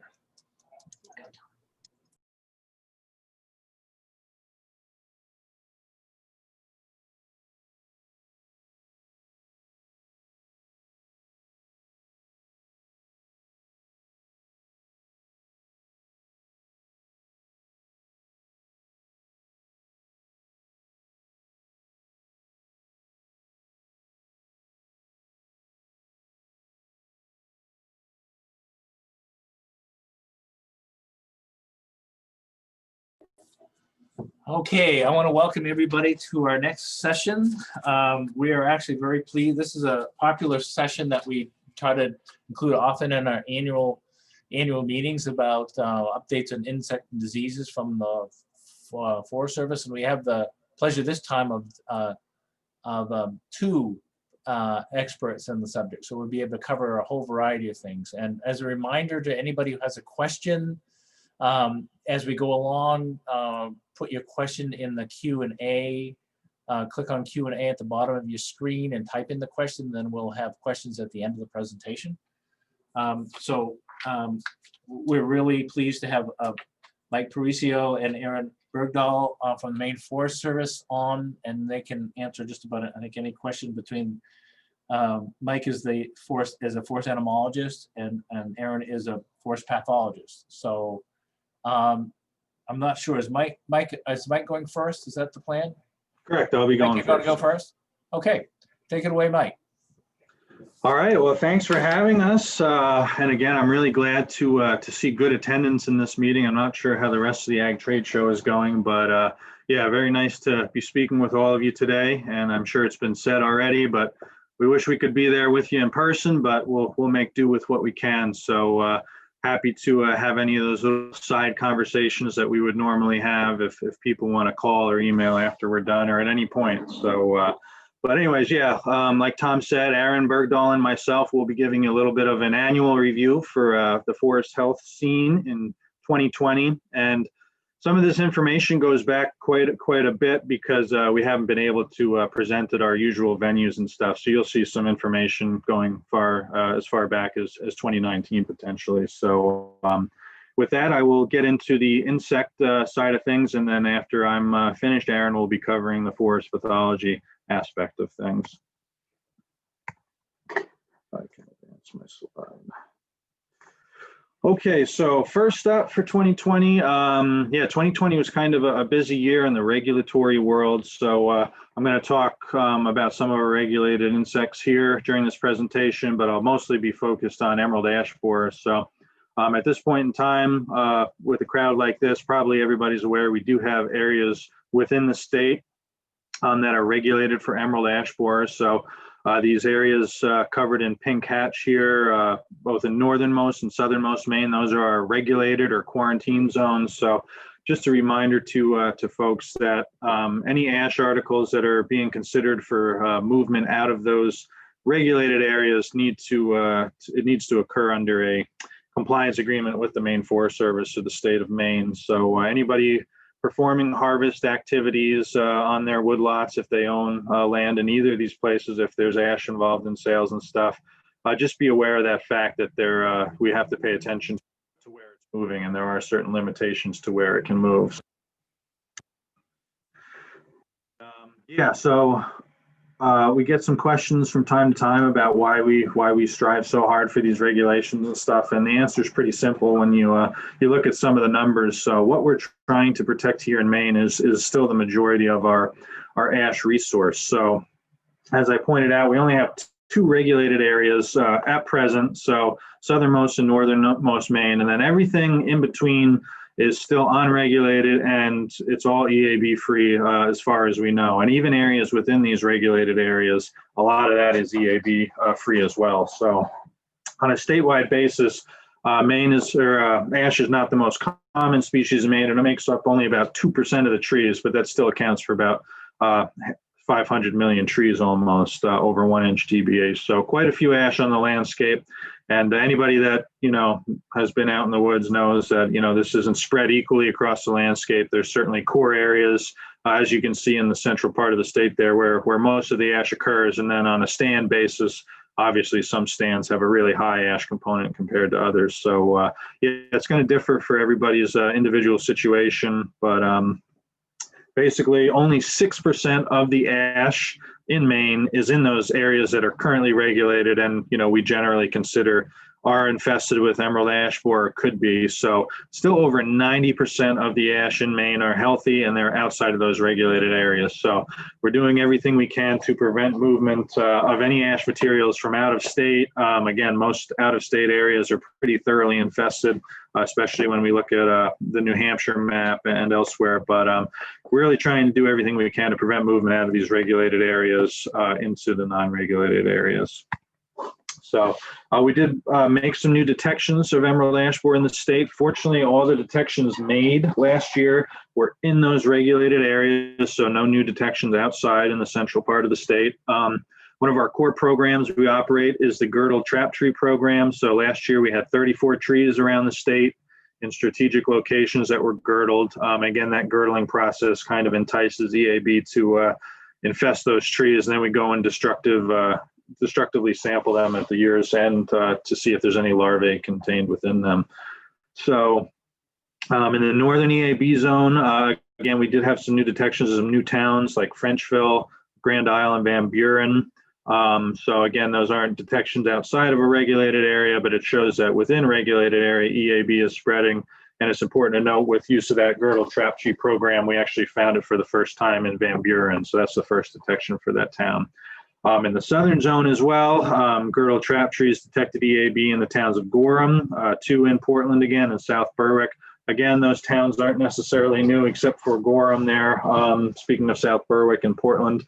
But again, Gorham was the first detection in that town. So this has become a pretty important tool for first detections in regulated areas in new towns. So we do look for volunteers for that program. So if you're interested in participating, you can apply to be part of that program online. We can't accommodate everybody that applies. You have to be in the right location and have the right situation on your property or whatever. But yeah, we welcome all applications to that, and then we'll pick a few select strategic locations to involve in that survey next year. Elsewhere, so we still operate the Purple Prism Trap program across the state. So we hang on average 200 traps every year. You can see on the left-hand side there, this is all the locations where those traps were hung. Fortunately, we did not pick up any new EAB detections using that method. So hopefully that is true, that there are no lurking infestations out there in that area.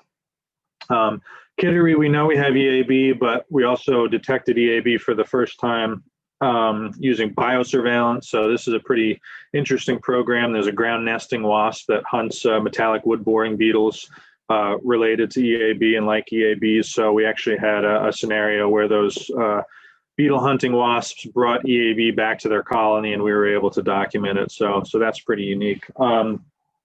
We really had great success with our outreach in the form of people reporting EAB to us. So we had landowners in Cape Nettic, Newfield, Agunquit, Parsonfield, and Shapley to report EAB. And we're very fortunate for all the reports we've gotten in the past that usually turn out to be negatives. But we would much rather have those be negative than not get reported at all. So really important to highlight that people know what they're looking for now, and people are starting to not only report this to us, but it's reported accurately now, and these are resulting in some first detections. And then on our own time, we do independent surveys. So that tree on the right there, that's the result of a new detection of EAB in Waterboro this year. So again, in the regulated areas, we do see EAB is spreading quite a bit, moving around.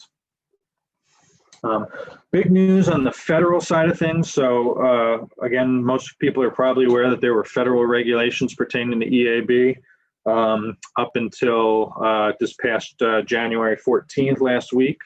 So since 2003, there have been federal regulations that apply to EAB. The blue boundary of the map there on the left is the former federal boundaries there.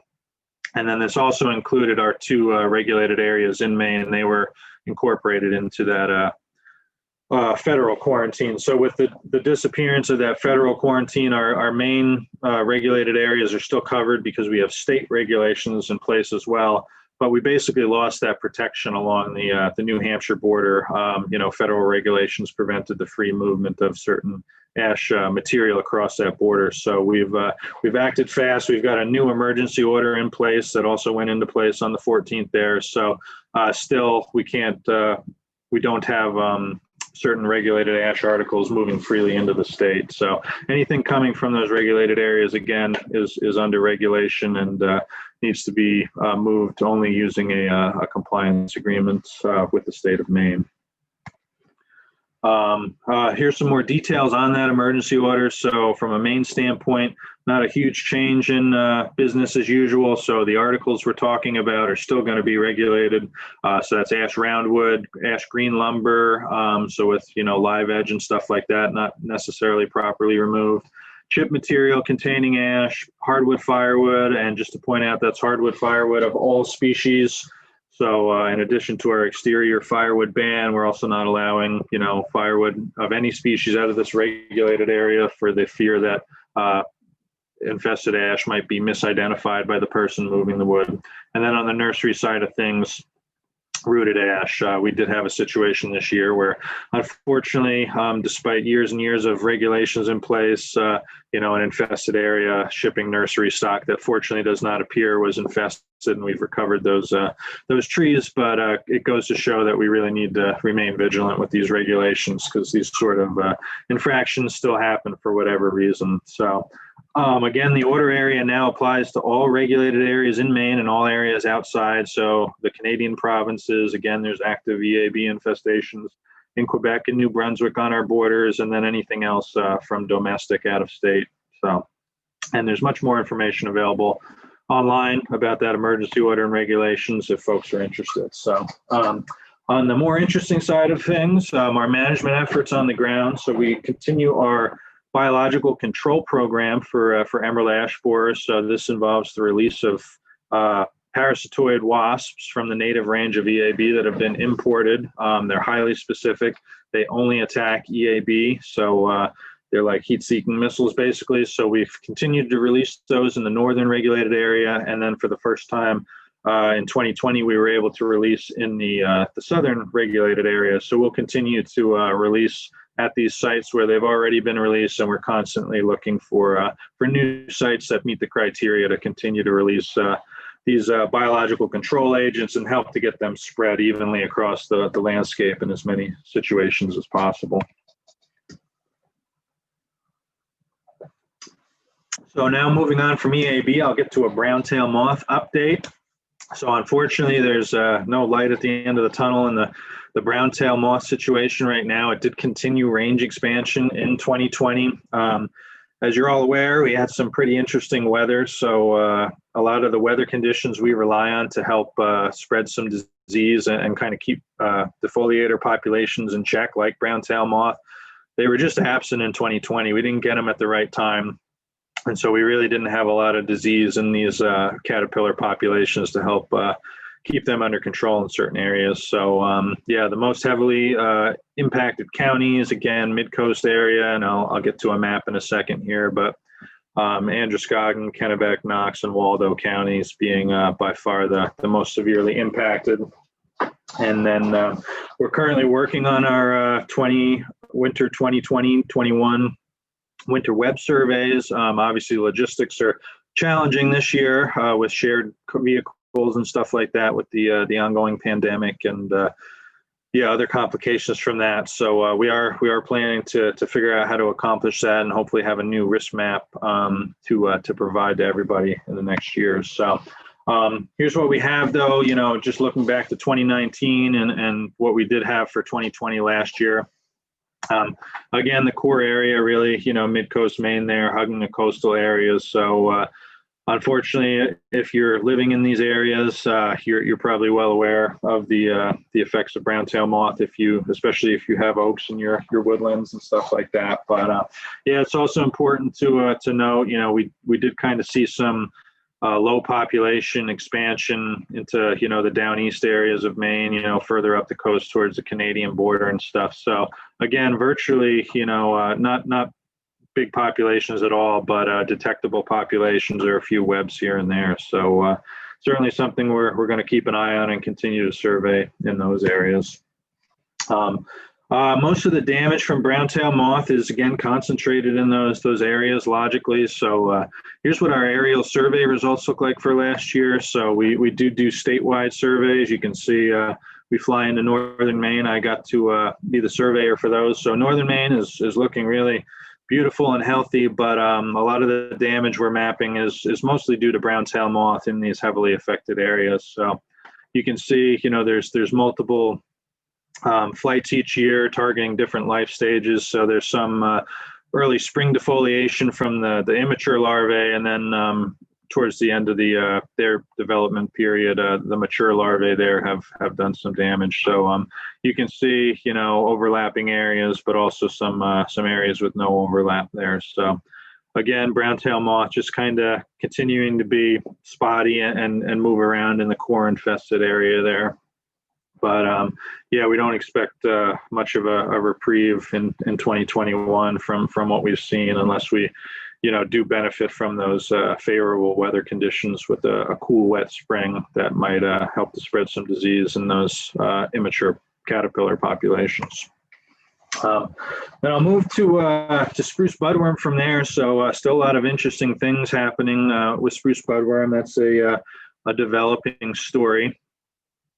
So yeah, and this is going to bring us back all the way to 2019. So and this mass migration event I'll probably be talking about for several years to come, because it really looks like it may have started some sort of activity or resident population more so than was there. So the Canadians monitor spruce budworm migration, using a variety of tools, including things like radar and other weather monitoring devices, but they can really model the flight patterns of the budworm based on atmospheric conditions and stuff like that. So they produce these beautiful models and they share them with us. And so we know in July of 2019 there, we had a couple huge migration events, with the really large one on the 20th there. And you can see all of these little symbols that look like little suns. That's where spruce budworm not only migrated to, but it made it there alive. So a lot of these adult moths die during these migration events. But yeah, a lot of them made them to northern Maine, into our spruce forests in good shape. And so we're seeing how that story plays out still at this point. So looking at the 2018 map compared to the 2019 pheromone trapping map, this is what we saw. We saw a pretty big increase. So again, there was already some activity there. We are expecting, we're building towards an outbreak, but things have kind of been back and forth for years now with no clear trend. 2019, we obviously saw a large increase in our pheromone trap captures. So again, we operate with our cooperators up to 400 pheromone trap sites across the really all parts of the state, but mostly concentrated in the northern parts of the state there. So again, those traps went up in response to those huge inflights of Canadian moths, so to speak. And then I've just finished kind of looking at some of those numbers for this past trapping season. I've finally counted some of the last samples to straggle in here. So here again is that 2019 map. We can see all of that, high level of interception in our pheromone traps and stuff. And you can see quite a notable decrease, especially in other parts of the state. But you do notice that we still do have quite a few moths existing in the northernmost parts of Aroostook County and pretty much throughout Aroostook County. But we know we didn't get these huge inflights in 2020 like we saw in 2019. So whatever we've captured here kind of speaks to the story that these are moths that actually emerged in Maine and remained in Maine. So this is what our endemic population might be looking like right now.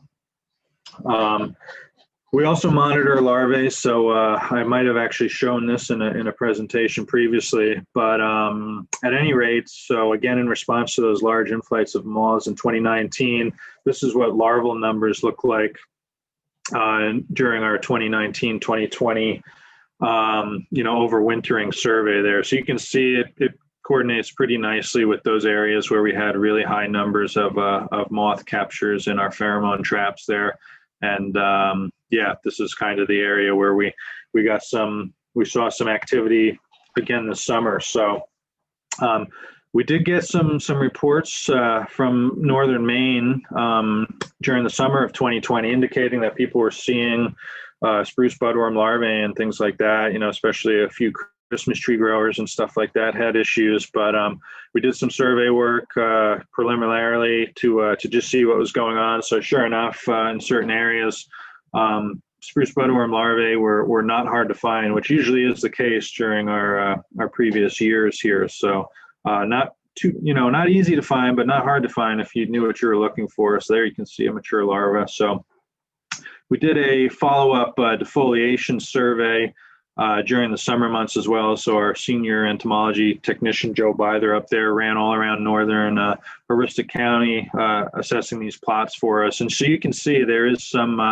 some level of defoliation at most of our monitoring plots or the sites that Joe selected to evaluate this year. So again, there is a current population of budworm up there, and so it really remains to be seen in the next couple of years what's going to happen. So yeah, and then basically, the branch processing for the larval sample for this winter is really slow going.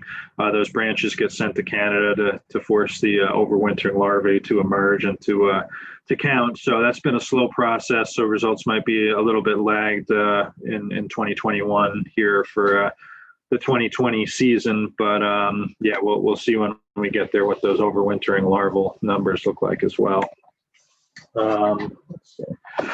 Another regulatory comment. So just to mention this to anybody that might own woodlands in this regulated area, 2020 did have a regulatory change for hemlock woolly adelgid. So this happened back in March, but again, haven't really had the opportunity to advertise this directly to crowds in a presentation or anything like that. It's just been through email and things like that. But anyways, yeah, that border's been extended up all the way through Hancock County to the Washington County border. So keep in mind, certain regulated articles, listed there below. So certainly always rooted seedlings, but branches and needles basically are chips containing those or any uncomposted bark that might contain those items. Again, that's where as you can see, that's where the insect life cycle really takes place on the fine twigs. So that's what we're really concerned about moving. So yeah, if anybody's having a harvest involving hemlock and depending on where you're moving it to, just be advised. And hopefully everybody's aware that there are certain stipulations involved with trying to move that to any areas outside of that regulated zone. Yeah, similar to hemlock woolly adelgid, this isn't necessarily news per se, but just to again advise folks that there was a change of the gypsy moth quarantine boundaries all the way back in 2019 now, but basically we're on a statewide quarantine for gypsy moth, so that actually enables things to be moved a little bit more freely. But just want to point out that we should never be openly moving any wood material that's visibly infested with gypsy moth, especially the egg masses there, like you can see on the right hand side. And yeah, so not surprising here, given the progression of gypsy moth regulations throughout the whole U.S. So yeah, certainly there's populations present throughout all of Maine, which we've documented through pheromone trapping that we used to do. We don't do this anymore with this change to regulations. So I will just note, anyone living in southern Oxford County got quite a few reports of a high number of egg masses in those towns. And then basically everywhere kind of in between the Highway 2 corridor there and the turnpike. So people in this part of the state, keep an eye out. Again, we've gotten plenty of reports, but we're always looking for more information. So if people are seeing huge numbers of egg masses, yeah, please have a better idea of where gypsy moth might be. Again, reports were statewide, but pretty sporadic, not in most of the usual places where we expect to observe it ourselves. We monitor these at certain historical sites and stuff, but not a lot going on at those sites, but it sounds like there might be some stuff going on elsewhere.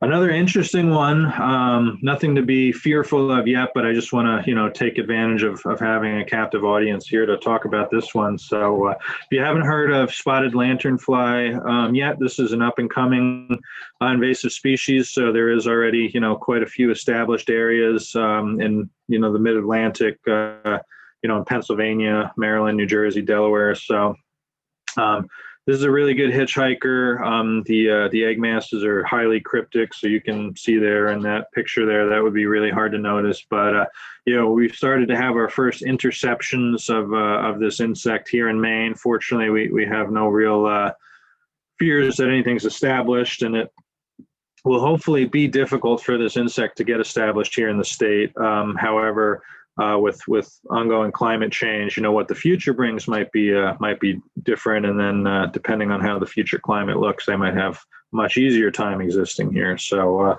but just to reiterate, no live insects have been found here, but this is the kind of thing you can pretty much show somebody once and they won't forget it. So take a good look at these 4 life stage photos here. So these are 2 versions of the nymphs there.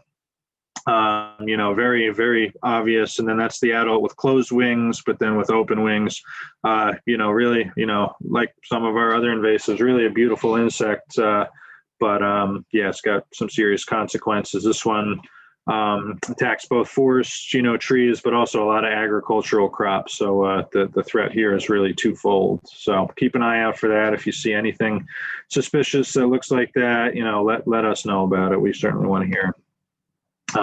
Then my final slide here, I think I still have time. So I'll just talk a little bit about our winter moth biological control program. So again, winter moth, something that was affecting oaks in southern Maine and mid-coast Maine along coastal areas. But we've been pretty fortunate in having a really successful biological control program here.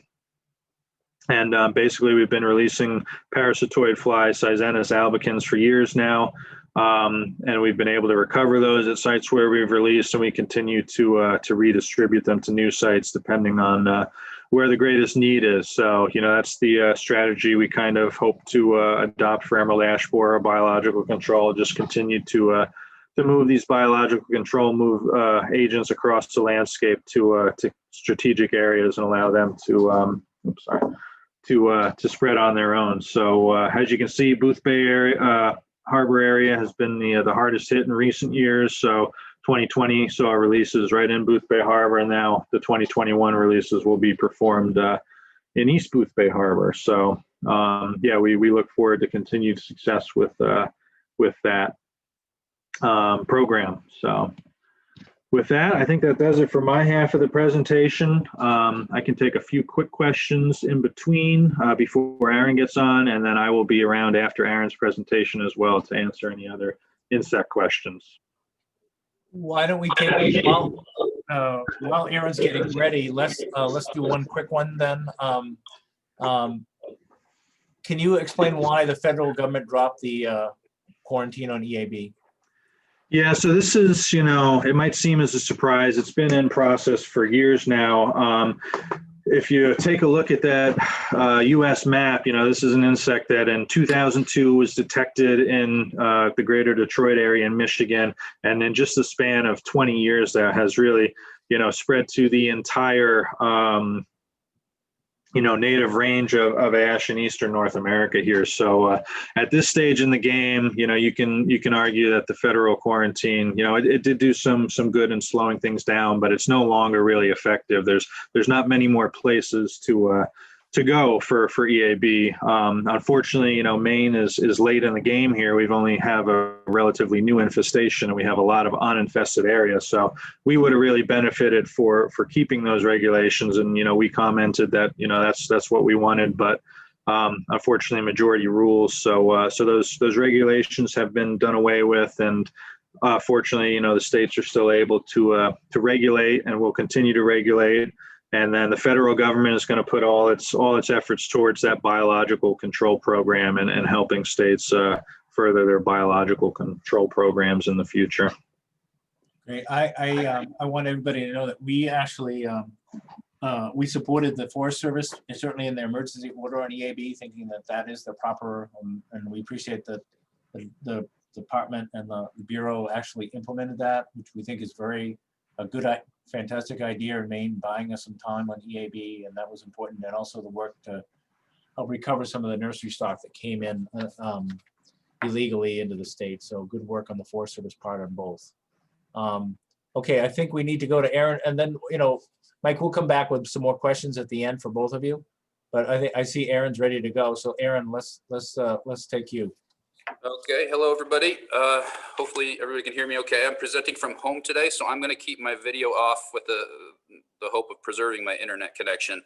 I'm on COVID-19 quarantine due to a primary contact, so wasn't able to go into the office where I have a more trusted connection. So I am going to be talking about some forest pathology current issues, Maine 2020, 2021. Again, Aaron Bergdahl, I'm the staff forest pathologist, Maine Forest Service.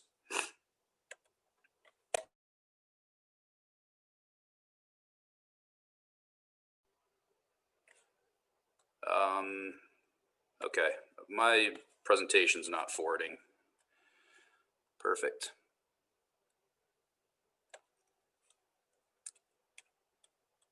Boy, I'm going to stop sharing and try to start again. Please bear with me. And Aaron, I'm ready to go if you want me to take over the slideshow.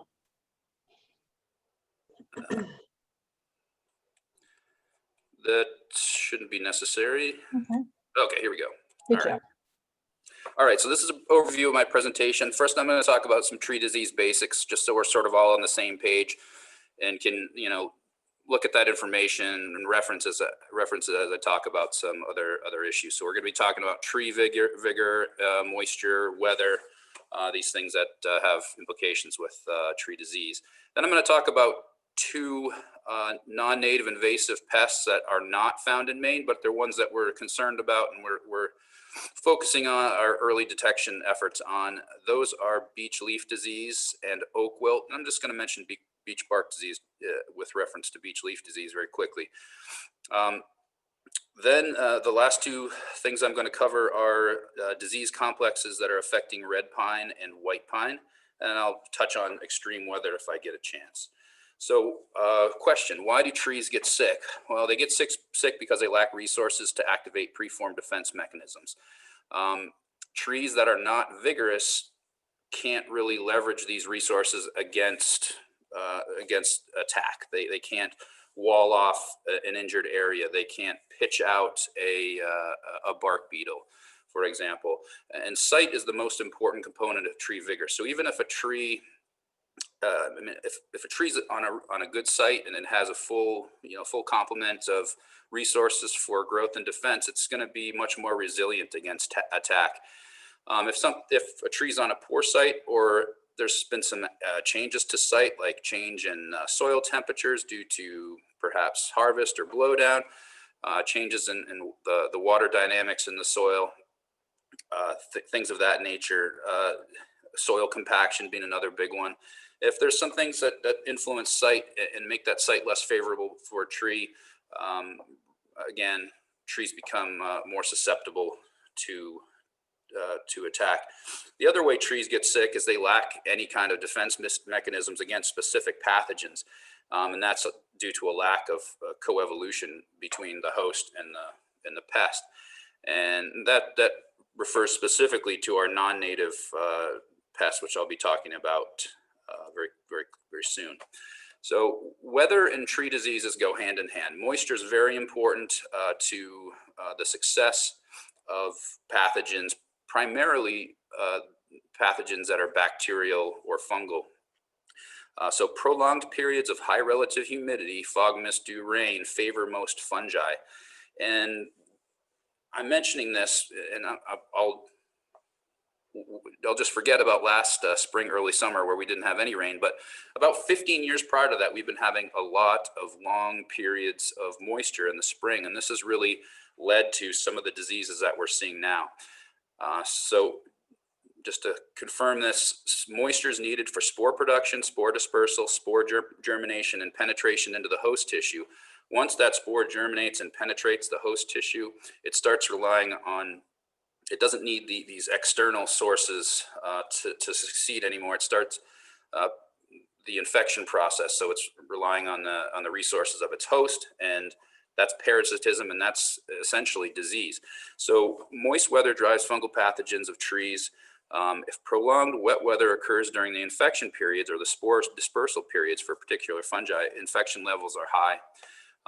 The more successful spores, the more stress, and the lower the tree's overall vigor, and that leads to decline. So weather also influences tree health through structural failures during wind, snow, ice storms, broken branches and injuries are points for decay, fungi to enter tree. And these are chronic stressors leading to decline. And a great example is something that we see even today is the 1998 ice storm. We're still seeing the results of a chronic decline because of those broken branches where infection courts or areas that decay organisms could enter the tree and slowly, slowly rot parts of the tree. And even today we're seeing structural failures and decline of trees that we think is directly related to the 1998 ice storm. So something that happens today can have impacts into the future, and that's important to remember always with tree health. So damage to tissues and fine roots due to drought or saturated soils. Drought and saturated soils sort of have the same impact on trees. They damage tissues, they cause fine root dieback. Fine root dieback leads to fewer resources for the tree, and these are acute stressors leading to faster decline. So often, some of the most critical things that happen to trees happen below ground. We can't see them. All we see are the effects above ground, and it's kind of misleading because a lot of times when there's no clear evidence of what's happening above ground, the answer is below ground, and that's sometimes a hard situation to decipher. The next thing I want to mention before we start talking about actual disease is that tree decline or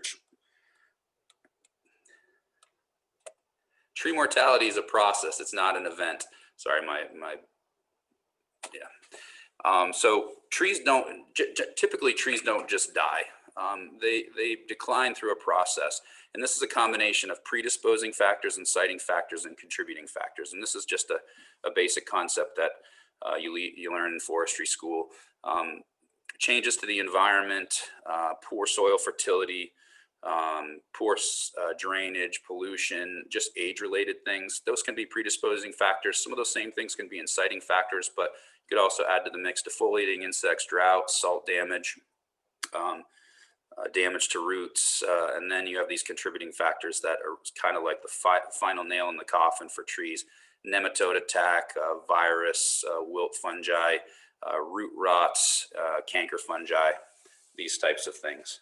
So usually it's a lot of times when I deal with people in the public, they say, well, the tree was fine until last Thursday and it died. And there's usually a lot of different things that led up to that situation that seemed very acute, but it was actually something that was more chronic.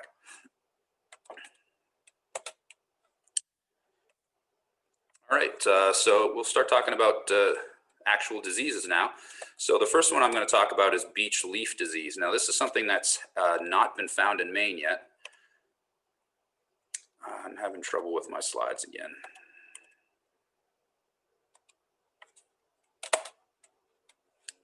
All right, just on a severe delay here. So beech leaf disease has not been detected in Maine. Its closest known location is in Massachusetts, first detected in Ohio in 2012. And since then it's spread pretty remarkably. Like I said, closest known location is Massachusetts, but in a pretty short time, it traveled quite a long way. Symptoms are as seen in the picture here. You've got banding of leaves, distorted leaf growth. These symptoms are most easily seen by standing on the forest floor and looking up through the canopy, and you see a silhouette of the leaves, and you can see this banding quite clearly. Leads to defoliation, and it kills regen, it kills seedlings in the understory. Mature trees are seldom killed, but that has been documented. So what causes beech leaf disease? That's a really good question because researchers really aren't 100% sure. There's a lot of focus on, trying to figure this out right now. But they have found a microscopic roundworm, which is called a nematode, that's associated with the disease. And it's likely not that simple. There are cases where nematodes cause disease, like dagger nematodes, feeding on roots.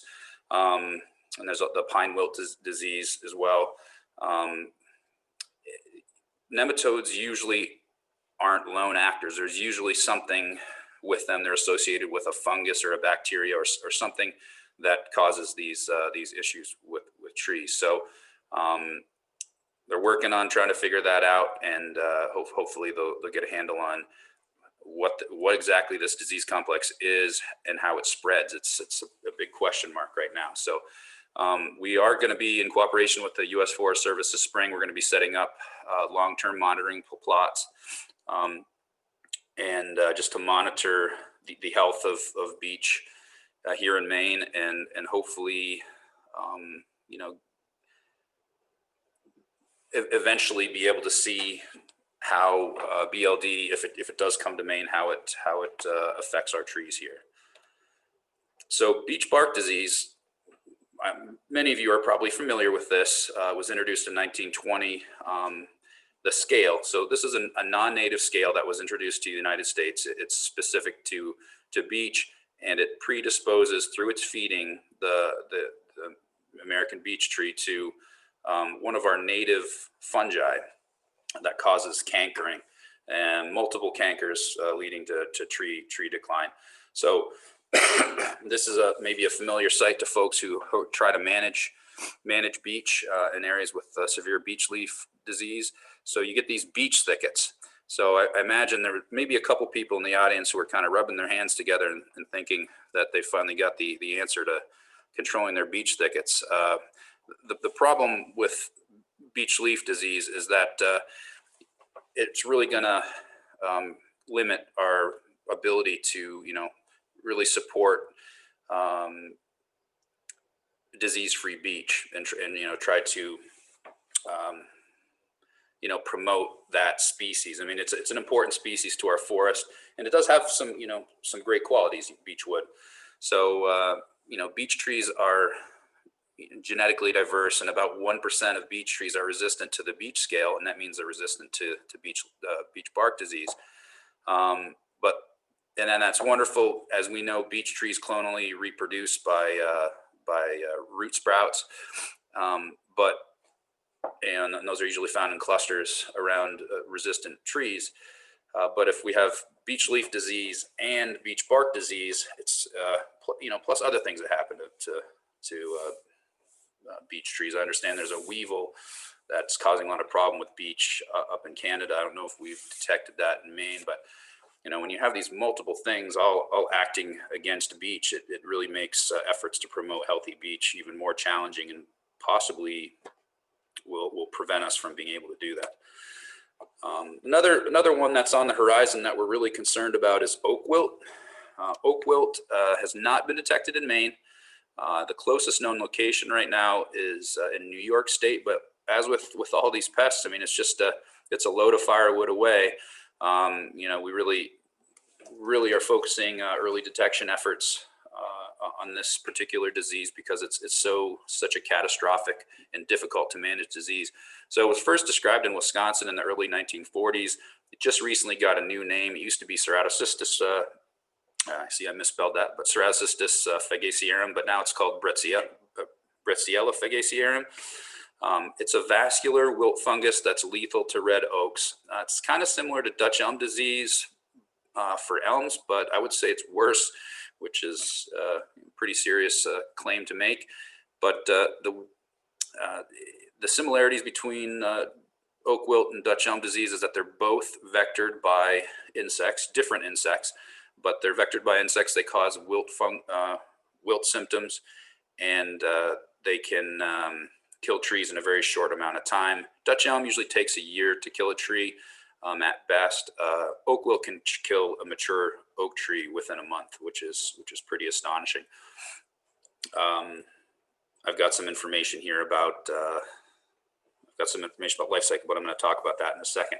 So the origin of oak wilt fungus is kind of in debate, but it looks like, just from looking at its similarity to other fungi in our region, it looks like it probably came in a more of a natural way from Central America, southern United States. Maybe perhaps some kind of a mutation occurred that created this pathogen, but it doesn't appear to be one of those that came from Asia, Africa, Europe. It's unfortunately appears to be a homegrown catastrophe. So this is a distribution of oak wilt, just to give you an idea. It's very well spread, especially in the lake states, right up into the plains. It's very severe in Texas, where it affects, different kinds of oaks, mostly in the red oak group. So here are the oak wilt life cycle basics. These are the beetles that spread the fungus. These are the beetles that when you're outside and on a summer evening and enjoying a glass of wine or a beer or something like that, these are the ones that fly into your beer. And that's because they're very attracted to sweet smelling, sugary substances. And so the fungus exploits that by producing these fungal pegs. These pegs form under the bark of diseased trees, and they create an enormous amount of pressure, can actually pop open the bark, and they produce this really sweet smelling, sticky, fruity smelling substance that's full of spores. These insects visit that, and then they go and they visit a tree that has an open wound. They're also very attracted to tree wounds because they're sap feeding beetles. They introduce the fungus, and the fungus starts to spread quite, and you start to see symptoms quite soon. And those symptoms are leaf discoloration, early defoliation, wilting of parts of the tree branches. That expands pretty rapidly. You might see, if you scratch back the bark, similar to Dutch elm disease, you might see some staining of the vascular tissues just under the bark, but that's not a great thing to depend on for diagnostics. The thing about oak wilt is very similar to Dutch elm disease. It can spread via root grafts underground. So roots, trees that are connected via their roots. One tree gets it, it spreads to the next one, and you get these pockets of oak mortality in areas where oak wilt has really taken hold and started to spread above and below ground. So there's several symptoms that we look at for oak wilt. But I think of all these, the bark cracks are really hard to see. The fungal pads underneath the bark, sometimes they're staining, sometimes they're not. The leaf symptoms are highly variable. Sometimes the leaves wilt on the tree, sometimes they fall off. I believe that's due to, I'm not sure about this, but with my experience with this disease, I think it's due to at what time of the year the fungus is introduced to the tree. But the main thing that I want everybody to remember about oak wilt is that if you see oaks dropping their leaves in summer, that's a very concerning a symptom, and it's something that we certainly want to know about at the Maine Forest Service. And I would encourage anybody who sees oaks that are wilting or are dropping their leaves in summer to please give me a call. And I'll have my email at the end of the presentation here, but we're a friendly bunch, and we're just a phone call away. So don't hesitate to share information with us.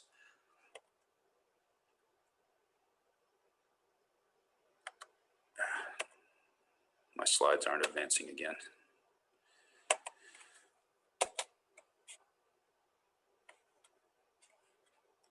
Okay, there we go. So these are the leaf symptoms. I just wanted to show you the variability of these leaf symptoms. There's really no pattern that you can really depend on. They say that, this pattern right here with the marginal dieback, that's more typical. But as you can see, this is an oak wilt infested tree at a site we visited during a workshop on oak wilt in Wisconsin last year. You can see that there's a lot of variability amongst the leaf conditions.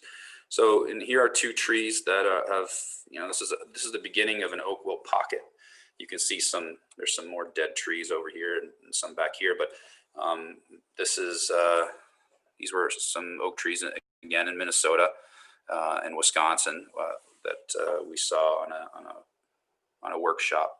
So another really important thing about oak wilt is that you should only prune your oaks in the dormant season. Avoid wounding oaks and seal wounds that occurred during the growing season.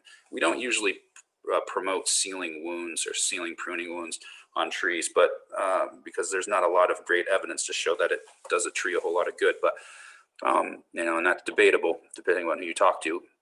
But to prevent oak wilt, we definitely promote sealing up those pruning wounds if you should have to, for some reason, prune an oak during the growing season. And again, that should really be avoided if at all possible. So, Aaron? yes. We have probably another 10 minutes or so. I just wanted to give you a time check. Yep, thanks. Yep. So oak wilt survey, we did 73 sites. We didn't find anything. We saw some concerning symptoms, but we just, those were due to Kermes scale, twig pruner, and a fungal canker called Botrytis. So red pine decline is the next thing I'm going to talk about. So you can see here, this is what a lot of the red pines look like. And actually, this is sort of a nicer stand of red pine, but you can see there's a lot of dieback in the lower crown.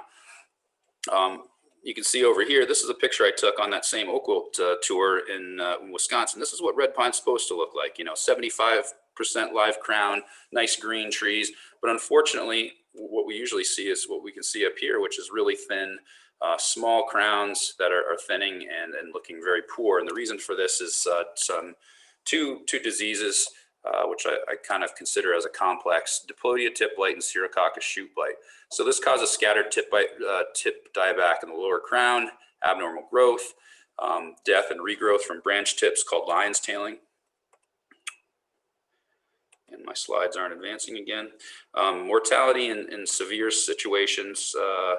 And when you have reduced growth and vigor from diseases like this, secondary pests often come and take advantage of trees.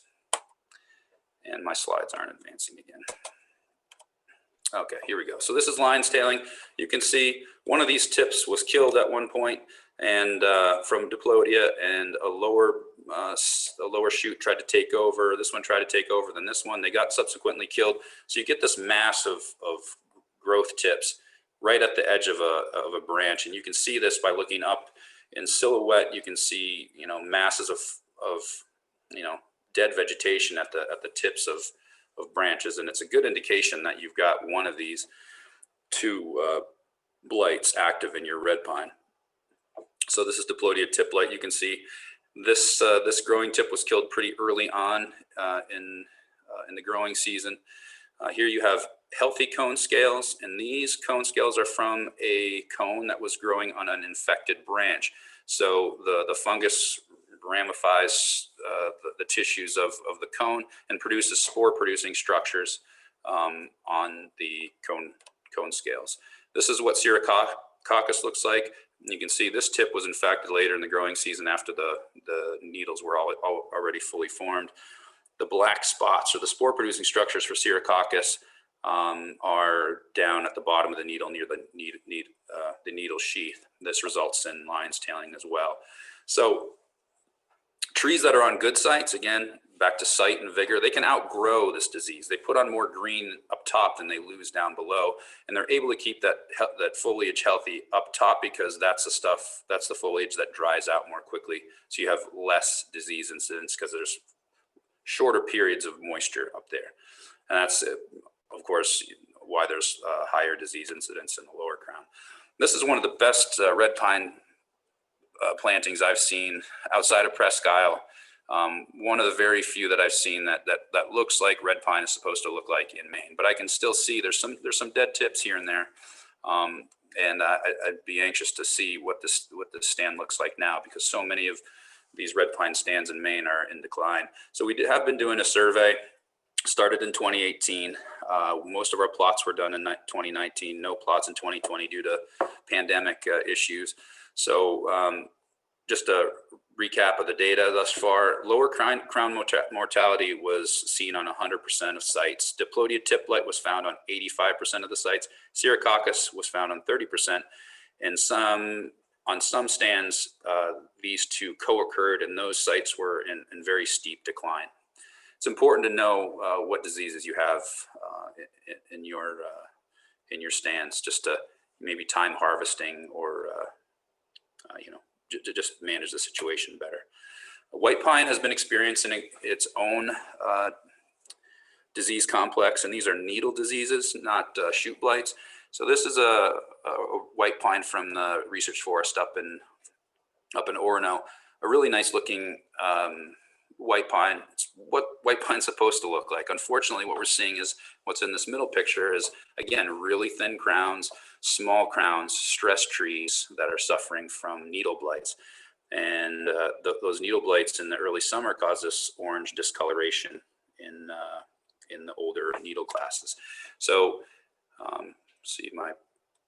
so the three diseases are Bifusella linearis, no good common name, brown spot needle blight, and Duke's needle cast. There's also another one called, now the name escapes me right now, but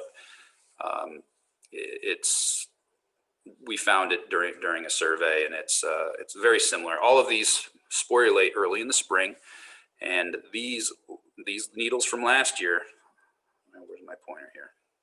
These needles from last year, you can see these black streaks. Those are these fungal spore-producing structures. These spores are going to infect this new growth. This new growth is going to be asymptomatic. That is no symptoms until the following year. It's going to look like this, and it's going to reinfect new growth. So essentially what you get is trees that have just 1 year's worth of needles for growth and defense. So otherwise said, the moisture conditions of the previous spring dictate the level of disease the following summer. So the drier conditions of spring 2020, that is last spring, should mean less disease and yellowing and needle loss in early summer of 2021. I hope that's true, but this I'm going to be anxiously anticipating what our pines are going to look like this early June. I think I already covered this, but this chronic infection that's been happening, this disease needle complex has been active for about 15 years in Maine. At least that's been documented for 15 years. So the chronic infection raises questions about the impact on tree health and whether or not, when and how these trees are going to actually start to decline and fall victim to some of those contributing factors in the spiral of decline. This is the needle disease, white pine needle disease survey that was funded by the U.S. Forest Service that we did in 2018. I think we did about 45 or so sites. The most common disease was brown spot, which is this one, Leucanosticta acicula. Weather events, how am I doing on time here? I've got a couple more minutes. So weather events are significant to tree health. Drought was the big one this last year, with most of our state by September being at best moderate and moderate drought, and at the worst extreme drought, with Aroostook County being classified as a drought disaster area. I gotta wait for my slide again. So another severe weather event that influences tree health, and I was going to say about the drought. I mentioned earlier that things that happen today have impacts tomorrow and in subsequent years. It's going to be interesting to see what the severe drought of last year is going to do to trees in the following years. If anybody read my bio, you see that I spent some time in the Midwest and North Dakota, where hail is pretty normal part of summer. It's strange to see here in Maine major hail events that cause significant damage to trees, and that damage is multiple wounds that are infection potential for pathogens. So it's going to be interesting to see what happens in that Sanford area, where there was about 1,500 acres of pretty severely damaged forest by hail. So closing thoughts here, introduced diseases are changing our forests, and it's really concerning when multiple invasive pests attack the same species. It really hampers our ability to promote those species and keep them as an important component of our forest. Wet weather drives many forest diseases. So when you've got wet weather during peak periods of spore dispersal, you're going to have a lot of disease, and that's been pretty much the norm for the last 15 years, with the exception of a couple years. Extreme weather patterns have been really hard on our forests for the past decade plus. All of these things represent stressors that reduce vigor and lead to decline in mortality in trees. And what we really need is whatever normal is these days, but we need some normal weather, normal seasons, and just a better growing environment for trees overall. So with that, I'll close and. Great. Thanks, Mike and Aaron. So we have a whole bunch of questions. I'm gonna try to. I think we have time for like maybe 3 or 4, and then if someone has asked a question that we don't get to, we'll try to connect the 2 of you together. So some of them are more specific, but I kind of got a short list here. So there were 2 or 3 questions around biological control of EAB, and what one do you have to keep releasing every year, and how effective are likely biological controls going to be, and how does that, and does pesticides work?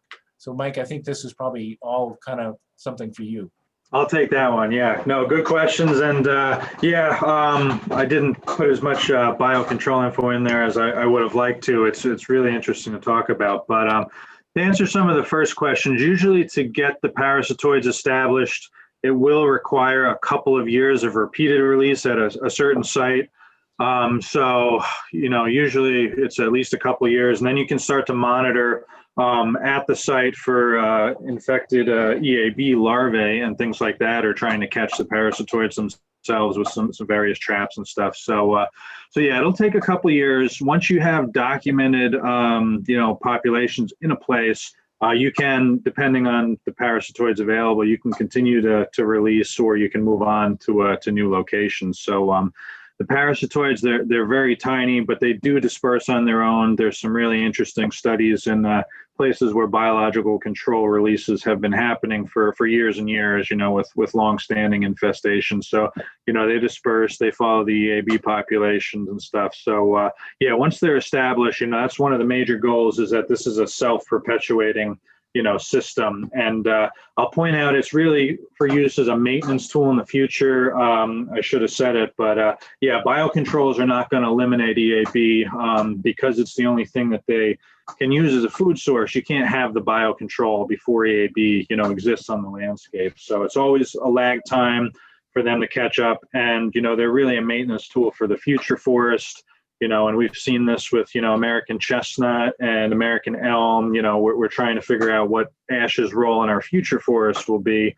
So, the goal is to try and protect some of these young trees and to kind of keep ash as a component of the forest, even if it's at a limited landscape. And then as far as insecticides, sure, there's lots of options available.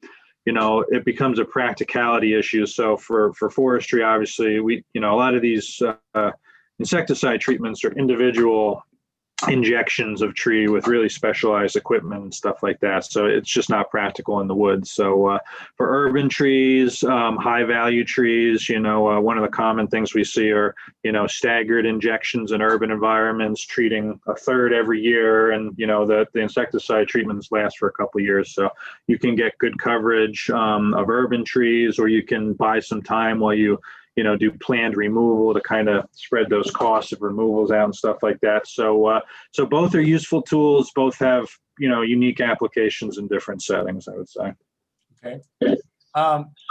Aaron, this one might be for you, but it relates to both topics. There are a couple questions about the risk of pruning trees and spreading insect and disease. And can you guys talk about that? And because a lot of members like to prune trees and, improve the quality, but what are the risks to spreading an insect or disease issue with ground pruning?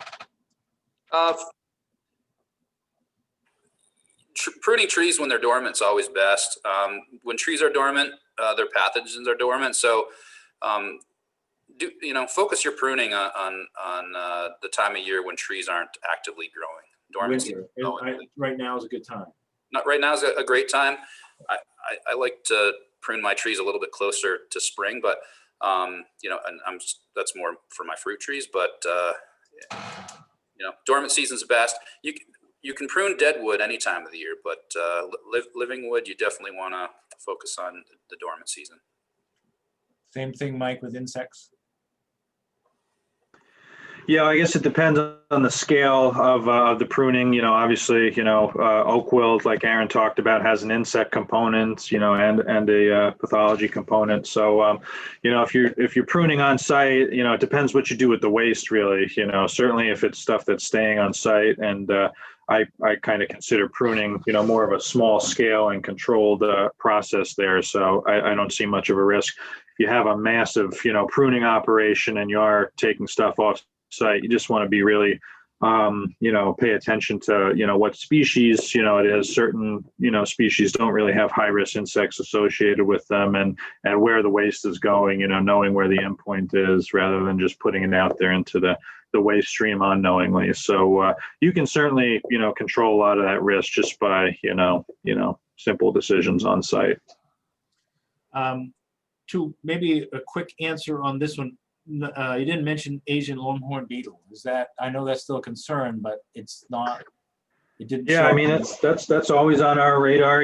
We're very fortunate still, the beetle is a little bit easier to contain than some other invasive species. So we're fortunate. We still don't have any infestations detected here in Maine. We did have a scare last year with a close cousin, which we're still evaluating and we're still concerned about. We think we're out of the woods on that one. But yeah, certainly, that's why these out-of-state firewood bans, extend to all species. Certainly, we know there's still an active infestation of Asian longhorn beetle right in Worcester, Mass. So certainly within a stone's throw, and something that could easily be transported. So yeah, for that reason, we really are concerned about all species of firewood and not just, ash for EAB or this for that. So it's always on the plate. We're just, we have enough other things to deal with that it's not right at the forefront right now. So at some point it might be. Aaron, there's 2 or 3 questions about tip blight and things, but I think I'll try to connect you to those people. They have some very specific things, so we'll try to put the 2 of you together, some very specific questions. And then I think the last area that a couple of questions were about spruce budworm, and the moth lights are up, the accounts are up, but the defoliation is still very relatively light in Maine. I mean, there's some, but it's right. What's the progression, I guess, Mike, when you would say, okay, now we're into an outbreak? Because the presence of the insect has not shown the defoliation yet. Yeah, I guess you'll know it when you see it. So yeah, just so it is a native insect. We always have an endemic population, and in Maine and other parts of the Northeast here, and in Canada, it tends to outbreak on that 40-year cycle. So those of you that are old enough, you remember the last great outbreak of the 70s and 80s there. So we're due for it north of us. Yeah, so yeah, Tom can tell some stories maybe, but we know to the north, millions and millions of acres being affected in Canada. So within a stone's throw. Yeah, it's kind of a crapshoot. The pheromone trap numbers tend to jump around, and that's to be expected somewhat by the nature of that program. A little bit more telling, this is the first year where you can go out and find larvae, without much of a search. So, next year is going to be especially interesting. And like I said, the L2 results, the overwintering larvae survey results that we still don't have in hand that are being processed right now in Canada, that's gonna really be telling. So, based on that, we do have threshold numbers from, using the Canadian control programs as an example. So we'll know if we get to a certain number of larvae, it's probably time to start, taking action or be ready to take action. But, things are going to be a lot different. The landscape's a lot different. The fur component and the distribution on the landscape and the age classes, that we see today in Maine versus, the outbreak of the 70s and the 80s. So it's going to be a little bit unpredictable. The best we can do is just to continue to monitor as closely as we can. So. Okay, I thank you both for this. We could continue with a bunch of questions. I think we're gonna break so people have a quick chance to get a bite to eat before we start back up at 1. Jen, do you want to take this back up for a minute and then close it out? Yep. Thank you both for presenting for us. This was a great, very informative session, and I will receive, Mike, can you explain, it will receive those who need credits with the pesticide control board? this session does qualify, is that correct? Correct, yeah, and as far as registration for that, I don't know the ins and outs to those. I could track that down and relay that to you, Jen, to get out to everybody, because I didn't see any sign up links or what the attendance requirements are for that. But those that were here, there should be record, and we'll figure it out. Yeah. Okay, great. Thank you. And have a good luck, both of you, in dealing with all that you have to deal with coming up from the other parts of the country. So thank you. So for everybody else, yes, we are going to take a break. We have a terrific afternoon focused on the carbon markets, carbon offset program and opportunities for woodland owners. So please come back at 1 for our afternoon session. We're going to start it off with a message from Senator Angus King, and we'll have a wonderful presentation from Commissioner Amanda Beal about the Climate Action Plan, and then we'll move into a panel program until around 3 o'clock. So we're so glad you're here. Thank you very much, and we'll see you soon.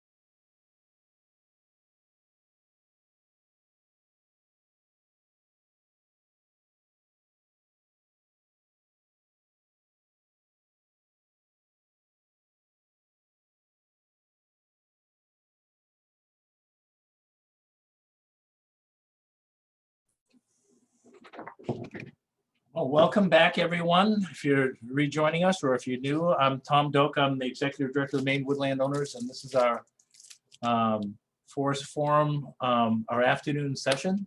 Had a really interesting, I think, morning session, and so very well attended. And I can see from the number of people that we're going to have good attendance this afternoon. So we're focused this afternoon on the topic of forests and climate and carbon. And it's an area that there's a great deal of interest among our members. Certainly I hear a lot about what's questions about what's going on there.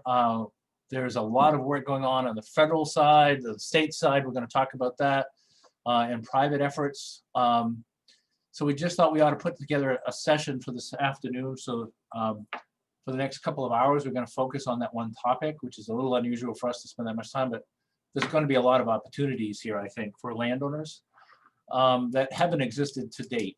We as an organization own almost closing in on 8,000 acres of land. We have completed an inventory on all our lands, including a carbon inventory. So we're in a position now that we can use our data to look at different options and help landowners sort through some of those, and both for ourselves, but also for help our members and others, and maybe even test some different systems that might be available to landowners. So that's kind of where we're at. And so I think it's a really interesting topic. We're going to start with a short, we had asked, Senator King has a federal initiative, and we'd hope to have him with us live, but he's not available today. Things are going, a lot of things going on today. So we do have a short video, and then we have Commissioner Amanda Beal who's going to talk about the governor's initiative. And then we'll have a panel discussion about some of the things going on and some of the opportunities that landowners could possibly participate in. So with that, I'm going to turn it over quickly to Jen Hicks, who is going to actually, I think, play the video, right? And then I'll come back and I will introduce the commissioner. Yep.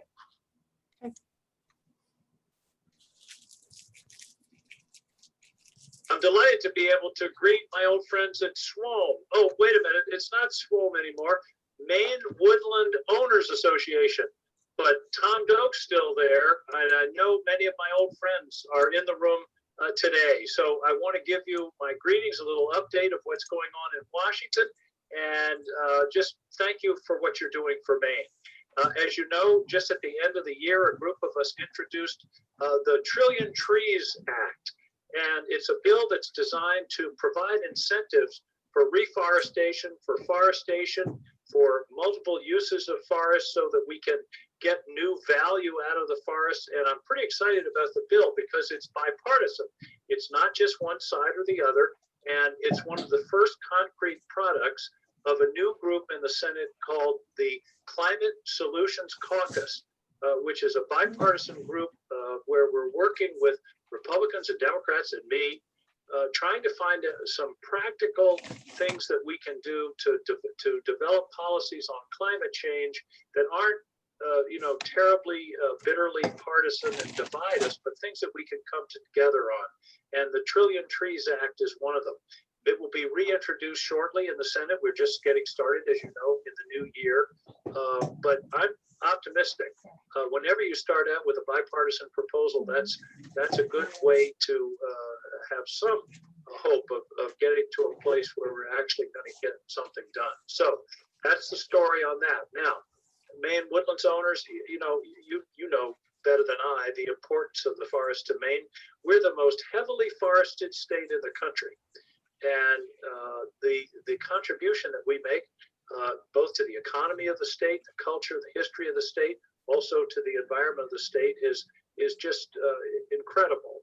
I want to thank Tom Doak and thank your leadership for your involvement in the roadmap project and the EDAT project on forest policy a couple of years ago, which is already starting to bear some significant fruit. So thanks for your work on that. And I just want to say to you all, keep it up and keep working with me, with my office, with ideas of how we can derive greater value for Maine people from the forest, how we can support the forest economy, and how we can make our forest communities, our forest-based communities, grow and thrive. So, congratulations on the meeting. It's great to have a chance to be with you for a few minutes. I look forward. Let's try to do this in person. I don't know about you, but I've had it with these kinds of virtual sessions. Let's hope in the next 4 or 5 months we're going to be able to talk in person, shake hands, and talk about the success of the work that we're all doing together. So, congratulations. Thanks for what you're doing for your communities, for the state of Maine, and for the United States of America. See you later.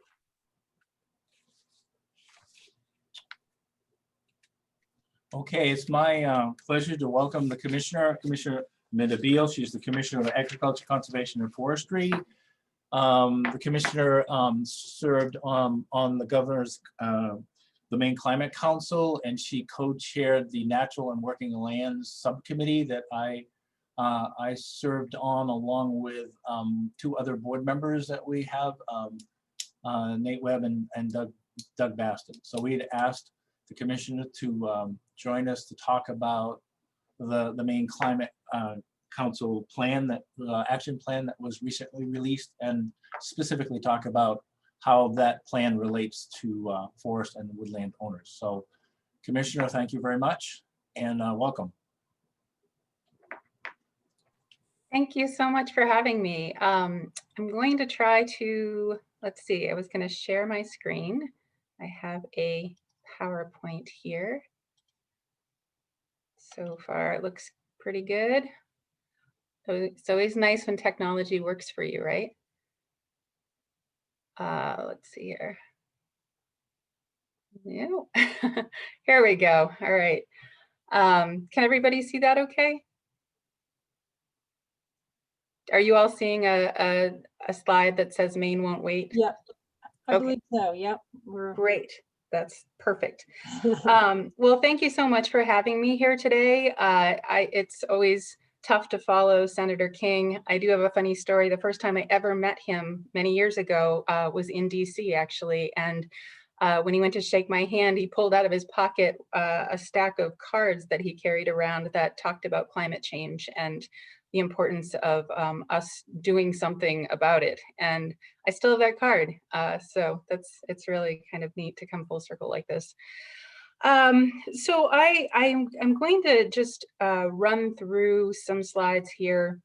I'm going to give an overview quickly of the Maine Climate Council and the work that's been going on. I think most people are tuned in, but maybe not everybody. So I just want to make sure we're all starting from the same place. And then I'm going to really dive deeper into the work of the Natural and Working Lands group, work group. As Tom mentioned, I'm a co-chair, as well as Tom Abello from the Governor's office. And so I'll talk about that in more depth. Amanda. Yes. Do you want to start your slideshow? You just click on the slideshow. Do I need to do, is it Yeah, this so button on here? the top, you'll see the word slideshow. You click on that and it'll say begin slideshow. It only says end slideshow, so it thinks that it is already doing it, I think. Have her stop share and reshare. Okay. You can stop share and reshare, and then you'll have a chance to try it again. Okay, hold on. This is totally acceptable, by the way. This is the new way of doing business. Trial and error. Well, we should all be absolutely pros at this by now. This is looking good. Yeah, much better. Very Okay. good. Great. Perfect. So, all right, great. Well, this is what it looked like for me before, but I'm glad it looks right for you now. Okay, so I will jump to the next slide here. So in 2019, Governor Mills and the legislature enacted bipartisan legislation that created the Maine Climate Council. And that council was made up of a diverse group of, industry experts and bipartisan local and state elected officials, engaged citizens, folks that work within the state departments, and it was just a really good, well-rounded group of people. And the charge that this legislation really laid out was to develop a plan to reduce carbon emissions and achieve carbon neutrality by 2045 in Maine.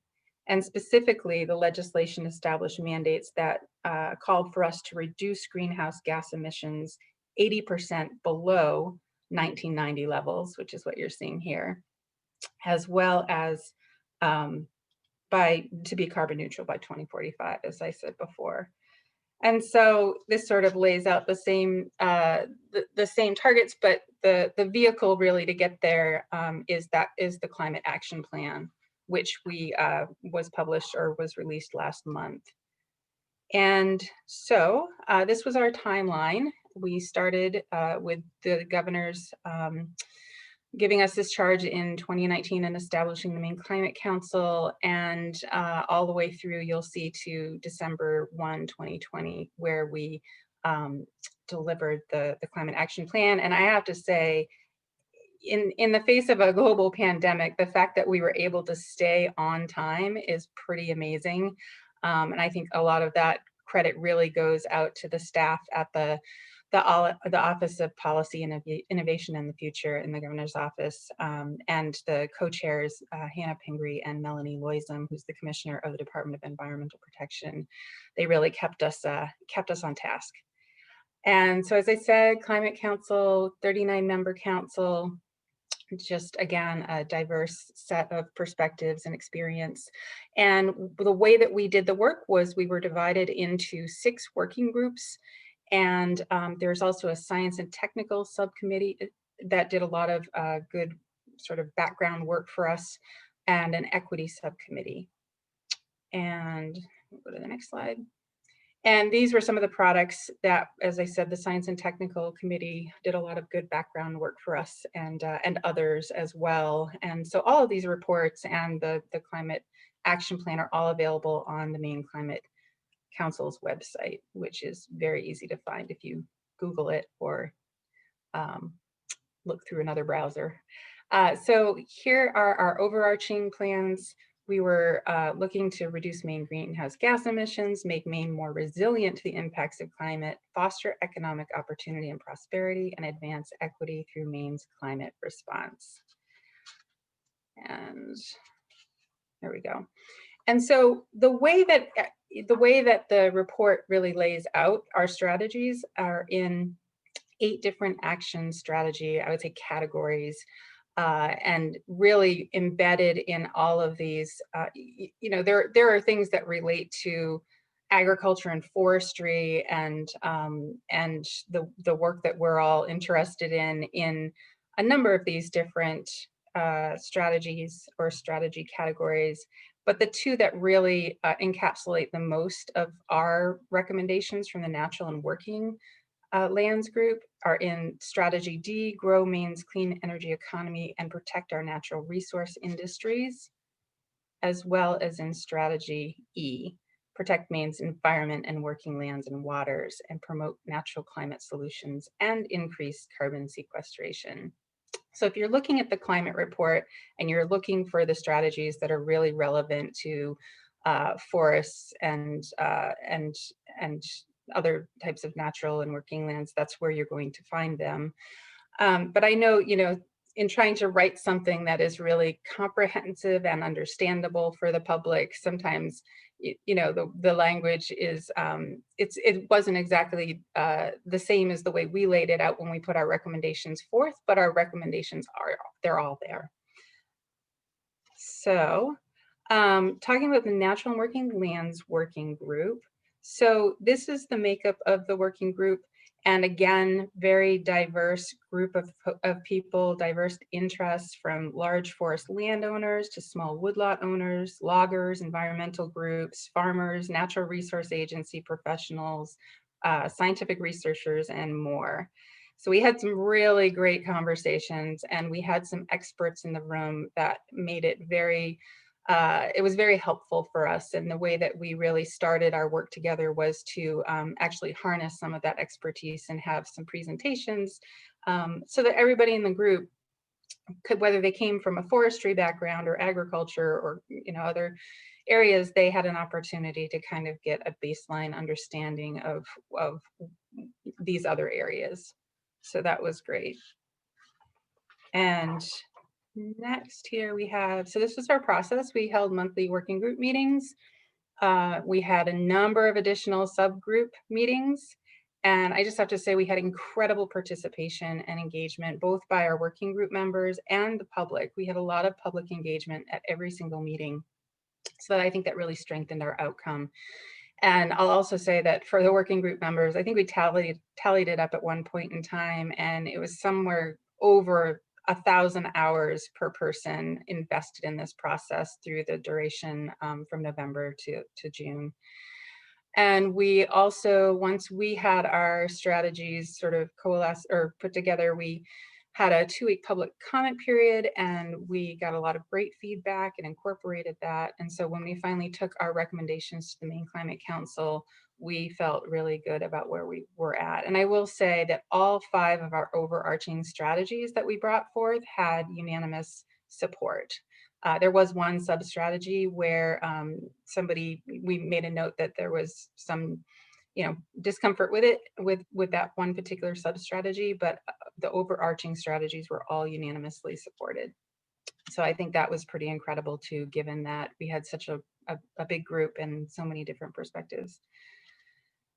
So we started this work really wanting to make sure that we were all kind of in the same same orientation to the work that we were setting out to do, and understanding that our natural and working lands are the base for multiple sectors of our economy, really important to our economy overall, and at the same time, of course, really important in terms of the ecosystem services that they provide, and also with the understanding that we really felt like implementing natural climate solutions can be good for Maine businesses, or could be good business for Maine. And so here also we wanted to really kind of steep ourselves in the understanding that, our working forests and natural lands are already capturing a pretty significant amount of greenhouse gas emissions. And so that's, something that we wanted to keep in the forefront of our minds as well. But with that said, also felt like, with some climate smart practices and good management, we could probably increase that number. And we also wanted to acknowledge that, of course, our lands are already threatened by climate change. So they're not only, part of the solution, but there's also active threats that we have to pay attention to. And here we've laid out a number of them. I won't read them to you. I think you can read them on your screen yourself. But yes, just to acknowledge that this isn't like a future problem that we have. There are already active threats to our land base. And so now I'm going to talk about the strategies that we came forth with, and I'll go into each one a little bit deeper in just a moment. But number 1 was to conserve working and natural lands and waters through a dedicated, sustained funding source to support a robust forest products and agricultural economy, increase carbon storage opportunities, avoid future emissions, and enhance climate adaptation and resilience. Number 2, create new and update existing financial incentives and support for private land management and infrastructure that supports climate mitigation and adaptation. Number 3, provide technical assistance on natural climate solutions to landowners, land managers, and agricultural producers.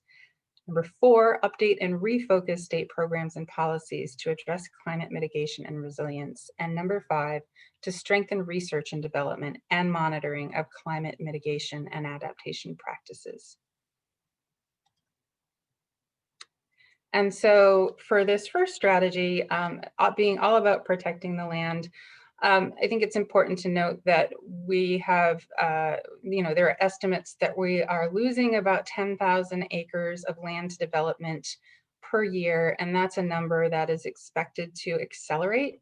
So that, really points to how important it is that we do create and utilize some of our existing vehicles for funding land protection and in particular voluntary land protection through easements and such. And so this is, this is something that we spent a fair amount of time talking about. Like I said, there are some existing vehicles, like we know Land for Maine's Future is already doing some of this great work, and we hope to be able to continue with renewed funding on that front. But there are other programs as well. And in the climate action plan, we have set a target of voluntarily conserved land from the current 21% to 30% of our land base by 2030. And I think within that, I just want to say, I think we need to do a good job of drilling down into how well we're doing with certain types of land protection, because it's not equal across the board. For example, we've only protected somewhere in the ballpark of probably less than 4% of our best farmland at this point in time, and other categories we've protected a much higher percentage. But so there's just a lot of work to be done there, and also the idea of coming up with some way to fund all of this land protection is, of course, a big question in this moment in time as we're concerned about our economy. But these are the kinds of things that we'll be working on going forward, is trying to figure that out. And the other thing that we talked about was, just looking at some of the existing resources that we do have, and looking at whether or not we can revise scoring criteria, or put some additional criteria in that will help to steer us in this direction. And then the second strategy here, this was the one about incentives. And we recognize that, the vast majority of Maine's land is privately owned, and that landowners want to be good stewards. And we think that, with some incentives to help them to implement climate smart practices, we could really make some gains here on this front. And one of the things that we talked about at, I think, great length during the process of discussing this strategy was just that, the idea of a voluntary incentive program for small to medium sized woodlots to capture more carbon could be a good, it could be of a lot of interest. And so we did do some additional work in a subcommittee to sort of flesh out what that could look like. But again, we weren't trying to answer all the questions and get all of these sort of pieces of work done during the period of time we had. We were really trying to raise these ideas up. And so trying to figure out what that would look like specifically is also part of the work going forward. And then strategy 3 here, this was really all about protecting or providing technical assistance to landowners and land managers. We have 86,000 family landowners in the state who hold 10 acres or more, and many of these woodlots, particularly in southern Maine, are not being actively managed for either timber production or wildlife habitat improvements. So we think there's progress we can make there.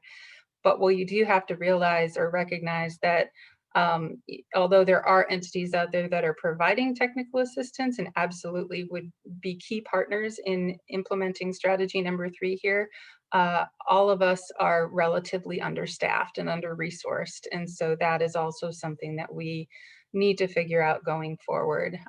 It's the kind of technical assistance that would probably be most effective would have some kind of one-on-one component where every landowner has different needs and opportunities. So that's one of the points that we spent some time talking about as well. And then strategy number 4, this is the one that we really wanted to be explicit about, saying that, we do have existing programs and policies that we should look at. And whether it's looking at, as I mentioned earlier, are there programs or vehicles that we already have that we can modify the criteria for?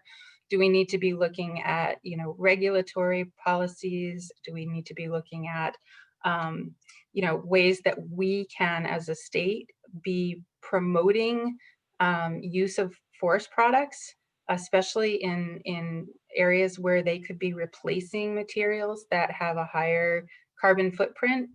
There's a lot of real potential there, and the state could and should be a leader on that front. And in fact, there's a great quote here by Governor Mills, and she says, "Wherever possible, we will make buildings more energy efficient, and we will tap into renewable energy, helping us fight climate change and saving taxpayer money in the long run." And part of that is also really about looking at our renewable resources and using them wisely and in ways that can help us to achieve our goals here. And yeah, and the education and outreach piece was definitely another important layer of this strategy. So just to note that. And then finally, strategy 5.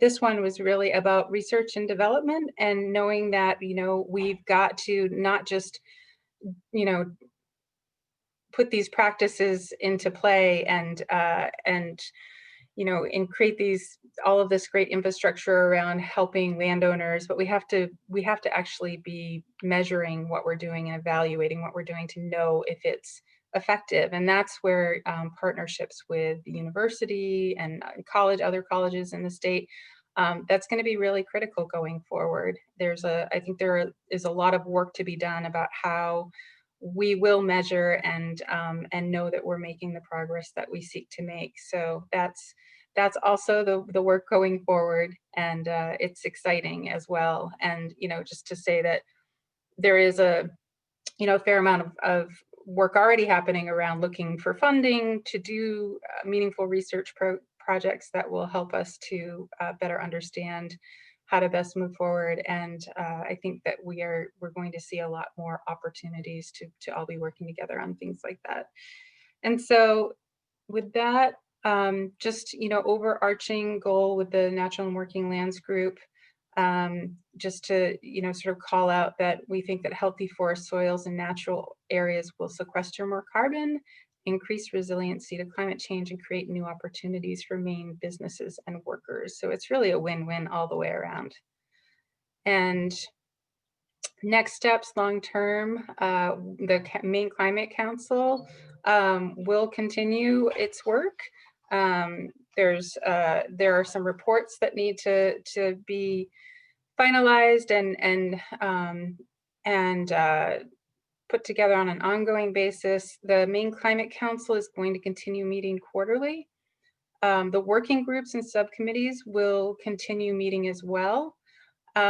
Within our department at DACF, we have actually an internal sort of cross-cutting work group of staff that are looking at the potential for us to use existing programs and vehicles to help to move these goals forward, and also to look at, you know, where it is we might need more support. And likewise, all 4 natural resource agencies, the Department of Environmental Protection, Inland Fish and Wildlife, Department of Marine Resources, and our department have put together an interagency group that is looking for opportunities to address cross-cutting issues. So that's really exciting too.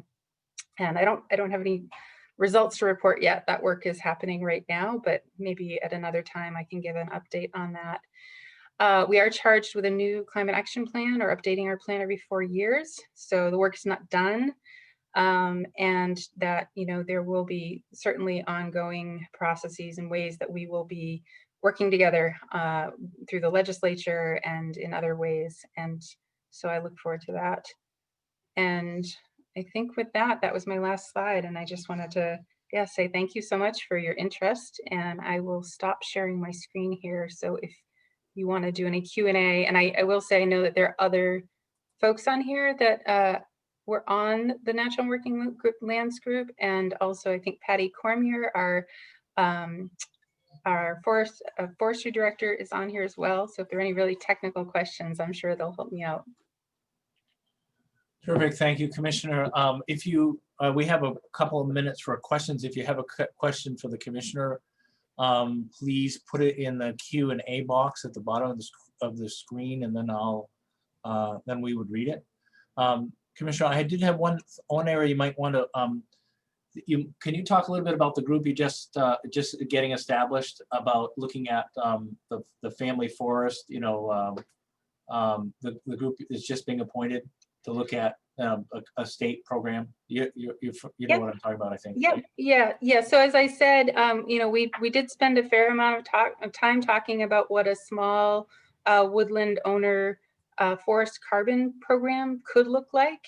And so we're committed to picking that back up as some of our ongoing work moving forward. And so we're just in the process of pulling together what will be a task force, and we'll be given a finite amount of time to really dig into that and look at what kinds of programs are already out there that maybe are a fit or not, and what would work for Maine, because there aren't at this moment a lot of options for smaller woodland owners that are affordable and make sense for the size of their land base.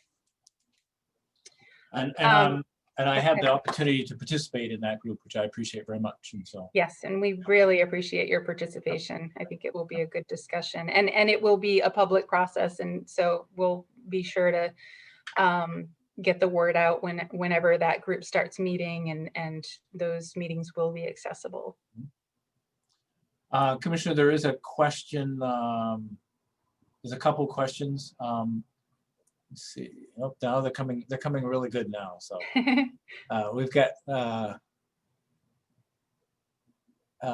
so there have been some concerns raised about either increasing harvesting of wood for fuel, possibly negating carbon sequestration benefits. Can you speak to that at all?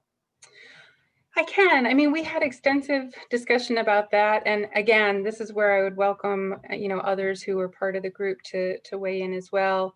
The reality is there's a balance that we have to find between wanting to sequester as much carbon as we can and having a viable forestry industry. As I said earlier, forest products play a really important role in all of this, in that they could be utilized to replace other types of products that don't or that have a higher greenhouse or carbon footprint. So there's that. And in terms of harvesting wood as fuel and other types of sort of lower grade activities, I mean, it's sort of part of the whole in trying to make sure that the forestry industry stays viable. So I think there's still more conversation to be had on that. It's also, I think we should note that in a state where we're actually, really reliant on other types of fuel sources for heat that maybe are even more concerning. And so, there's a spectrum here that we have to sort of manage. I have a question about what would be funding sources? What funding sources would be considered for a state carbon program? Yeah, so that's a great question. And I think we all know where we are right now in terms of our state budget and our economy. And I would just say that, I don't think it's reasonable to think that it would come from the state. I think we would have to find a way for it to be, a program that generates its own sort of income in order to pay landowners. So we would have to be looking at that in a very creative way. And so if you have any ideas about that, Tom, you can jump right in, but we'll have lots of time to talk about that going forward. I would imagine that will be one of the topics of the group. So I'm guessing. Yes, absolutely. There is a specific question here about the governor's executive order of the January 13th of 2001 about any specific ideas being pursued in response to that. Is that familiar to you? There are a lot of executive orders. It would be helpful if there was a little bit more. I'm not sure. We'll try to get more on that one. Yeah. And just looking to see if there's another one. I think that's it, Commissioner. There's some very specific things, but probably not, that we can follow up with folks on. But I want to thank you for this. Thank you for the presentation. And are you going to be staying on are you going to listen to any of the rest of this, or have you got to go? I'm going to stay on for a little bit, and I'm really looking forward to the, yeah, great. Terrific. Thank Well, you. good. Well, thank you. Thank you so much. And Jen, I'm going to kick it right back to you for just a second, and then I'll do the intros. Sure. Okay? I do have a very important announcement to make. Okay. I mean, it's been a very hot topic around the auction is that unfortunately the axe that we had up for auction ended up just getting bought outright. And that was my fault. I had the wrong setting set.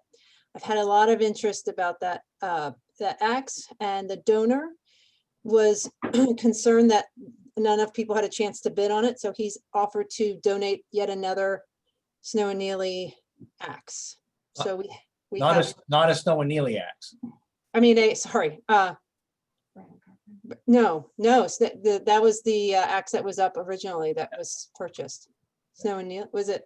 Do I have it He's wrong? donating a Brett and Cochran axe. No, it wasn't Brett and Cochran. It's Snow and Neely. Okay.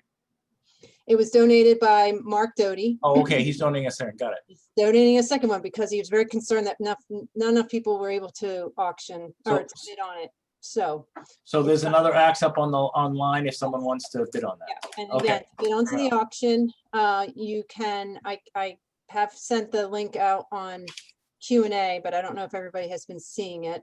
But the easy way to do it is to go to MaineWoodlandOwners.org. And on the home page, there's a square that says online auction, and you click on that. It takes you straight to our auction, and you'll see. And actually, we're now on a second page. Our items are now have bled into a second page. So you have to go to the second page, and you'll see that axe, and it's up for bid. So and the bidding will continue. And I've been saying 4 o'clock. I believe I have to double check. It may actually be the bidding goes till 6 o'clock tonight. So I'm going to also clarify that before we finish today. But you have plenty of time to put a bid in, and there's plenty of other things in there as well. So okay. So let's get now to the panel discussion. I'm going to introduce all 4 up front because I want to be able to let it just kind of flow, because I think this will be really interesting. Remember, if you're listening and you have questions as they arrive, as you think of them, put them in the Q&A box at the bottom, and we'll do as many as we can that fit in. So we have 4 speakers coming up, and I just want to I'll do a quick intro of each of the 4, and then they may have something to say when they come up.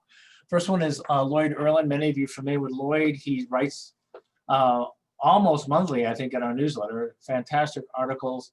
Lloyd was former state economist, forestry consultant, and knowledgeable on many, many, many topics. And he's going to give a kind of quick primer, if you will, on how carbon markets work, so we can kind of start with a common base.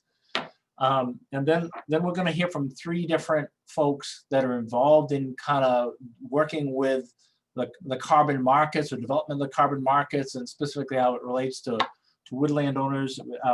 Mark Berry, who works at the Nature Conservancy, they have an effort underway, a family forest carbon program with American Forest Foundation. He's going to talk about some efforts going on around those ideas and others. Then we have Aaron Paul, who's director of the Forest Carbon Origination for Blue Source, one of the companies that has done projects here. They do carbon projects all over the place, including in Maine. And then Matt Smith, who is vice president of forest operations for Finite Carbon, who likewise are engaged in Maine. And so they're going to talk about where things are, where things stand, opportunities for landowners, and maybe some of the challenges, hopefully some of the challenges. So that's the purpose of the afternoon session. I'm anticipating we'll have a lot of questions, so please compile your questions as you go in the Q&A box, and we'll get to as many as we can after the presentations. So Lloyd, if you're prepared, you're up. Very well. How does it look? How do you hear me? Everyone hear me? Yep, Okay, we can hear you. myself, but I Yep. don't Can hear wish- you, Lloyd. And you may not need to either. It's great to be able to be with all of you today, even though it'd be much more fun for all of us in person. It reminds me of many, many years ago, some of the very early SWAM meetings.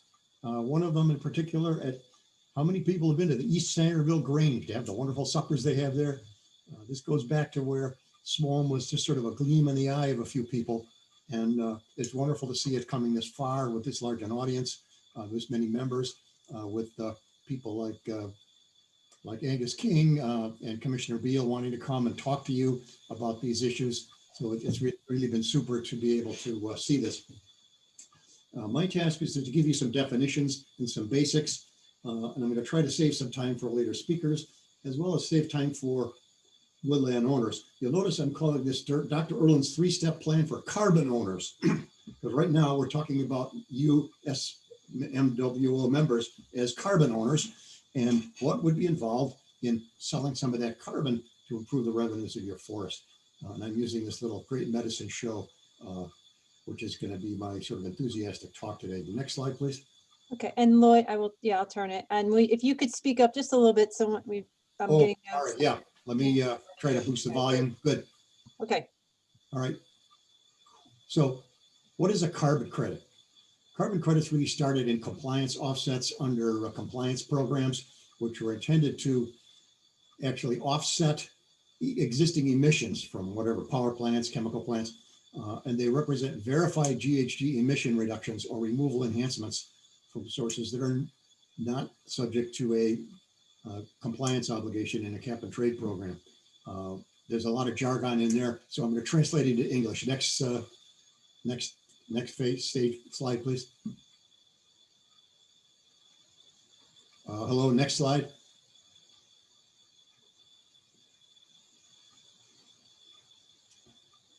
English translation. A carbon credit is essentially the title to a metric ton of carbon dioxide that is embodied in wood on your woodlot. I think a lot of people may not really understand that. It is the title that you pass to someone else for a ton of carbon dioxide. Once that credit is sold, you don't own that carbon or the wood that contains that carbon, or that it contains that equivalent carbon dioxide. Credits, again, are used to offset emissions. I think for practical purposes, we're talking about voluntary programs, which have different rules and different procedures than the compliance programs. Next slide, please. So here's my three-step plan. What I think is necessary, many of us like the idea of, say, gee, it'd be nice to get some more revenue from our woodlot. But is it practical? Does it fit with our objectives? Is there a way to make this work?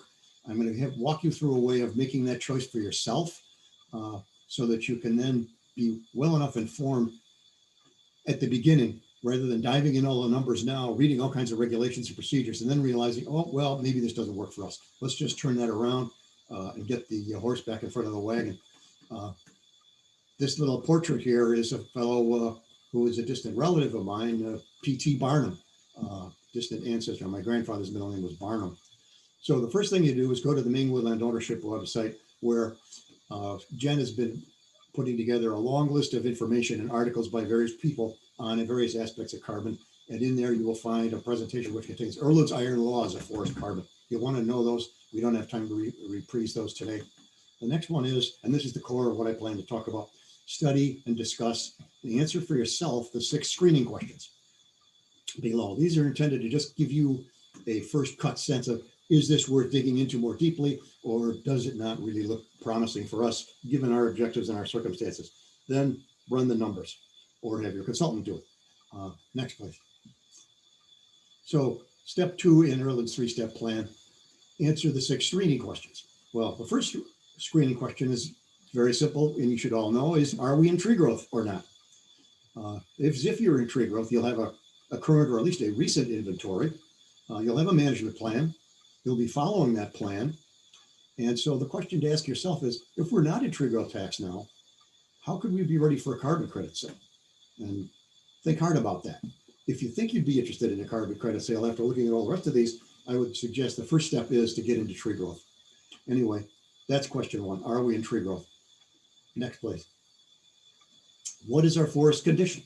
This will give you a clue as to whether it's promising to pursue a carbon credit sale or not. Is it recently acquired, heavily cut ground? Sometimes people even buy an adjacent lot that someone else has cut and then just plan to restore it and add it to their own property.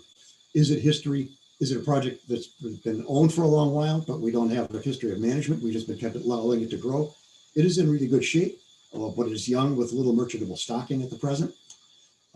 Does it have a history of management? Perhaps 2 cutting cycles with good solid quality saw timber on it. Each of these are very different conditions, and each of these would have different promise for at least near-term revenue from a carbon credit sale. Next, please. Okay, so I was asked to talk a little bit about how carbon actually gets measured. So at present, this is sort of what happens. The little credit, the picture there is a cubic meter of wood. Now, we don't measure wood by cubic meters, and myself, I don't typically think of cubic meters. This is the way the Europeans and the entire rest of the world thinks about wood.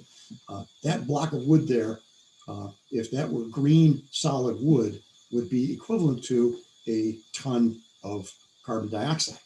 So that gives you something physical, something that you can identify with. If anybody has an idea of how to build those and put them in public places where people can see them so that we can advocate the idea of storing carbon dioxide in wood, we would love to hear from you with plans and even a prototype. So woodworkers out there, please take a look at that thing and put your thinking caps on. So the first thing you do is you cruise the lot. Well, if you've got your tree growth management plan, you can use the cruise that is in there. The next thing you do is you convert your merchantable volume to tons.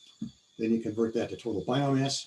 Then you go through some arithmetic, and this gets you to metric tons, because the carbon credits are measured in metric tons, because that's the way everybody else does these things around the world, and that's the way the international agreements are structured. Okay, so this is quick walk through of how you would measure your carbon. My thought would be if you're able to do this, it gives you a rough screening question. It doesn't give you numbers that you could take to the market, but enables you to see, well, am I in the ballpark of something where a project would be feasible, or am I way out of the ballpark? This is all it does. Okay, we're going to see some people who are very clever, who are going to try in the next few years to bring to you much better ways to do this than this existing method. Next, please. Well, the next thing you need to ask yourself is, what are the larger goals of our ownership, our family, our household, or my individual owner goals? What are our larger goals? Is it important to us that it stay in one piece? Do we need to fund an estate tax liability from the timber that's on this property? How important is future income, or at least the ability to cover taxes to us? Is there some predictable and considerable financial need other than estate tax liability? Do we expect to need firewood from our own property or not? Do we need this just as insurance against some unpredictable future need? My old boss at Maine Forest Service many years ago used to say, what a lot of people keep their woodlots for is, if they need some money unexpectedly, they'll go in and strip the woodlot and park an old skidder out there. That's what he would say. Certainly not Maine Woodland Owners. Next, please. So then you've probably heard that forest compliance assets have to be valid for 100 years. Now, that's what we should do. We should be really long-term with our storage of carbon in the forest, but the forest compliance market is not really what we're talking about as a practical matter for small woodland owners in Maine. So if 100 years is not realistic, would 10 to 40 years be realistic? This is a map just to emphasize the length of time we're talking about. That's half the length of time that the Maine has been a state. So 100 years is an awful long time. And family owners, understandably, really have a hard time identifying with that kind of a commitment for their property. So next, please.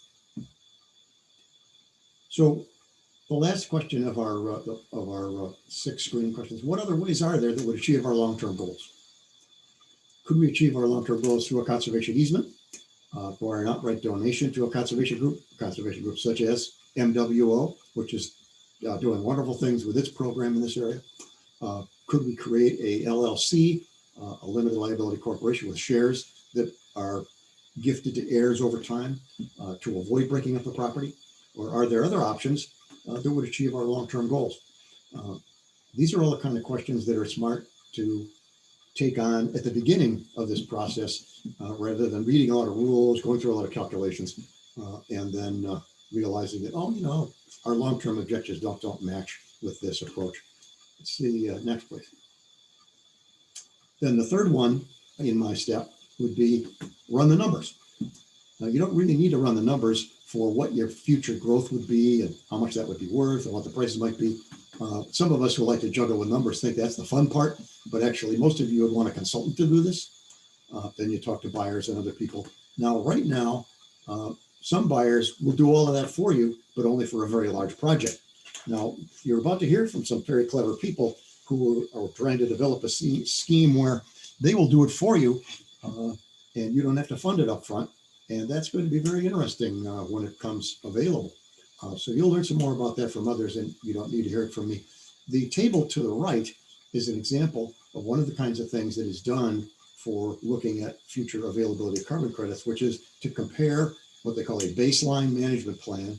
What is the management going to be like under what we would expect to happen in the normal course of business versus a planned management plan, which allows for accumulation of more inventory to store carbon. So what you can see is, if you look at the bottom line of that table, this is from a pioneering carbon project that was done in California, actually. Their baseline management plan would be 200,000 or 200 million board feet on a fairly large property, and the planned harvest would be 25% less. And the difference being the reduction in harvest involved with increasing the inventory over that period of time. Now, trying to make plans over that period of time raises a lot of questions, but this is the concept. Now, fortunately, for some of the things that are being discussed, we don't need to plan out 100 years. We need to plan out 30 to 50. What you'll notice, though, that's kind of important about this scenario is the baseline harvest starts at a fairly high level, and then it falls to zero. And so the question is, here we're going to take an approach that will reduce that early harvest and then avoid the falling to zero. But over time, we are going to have less wood to harvest.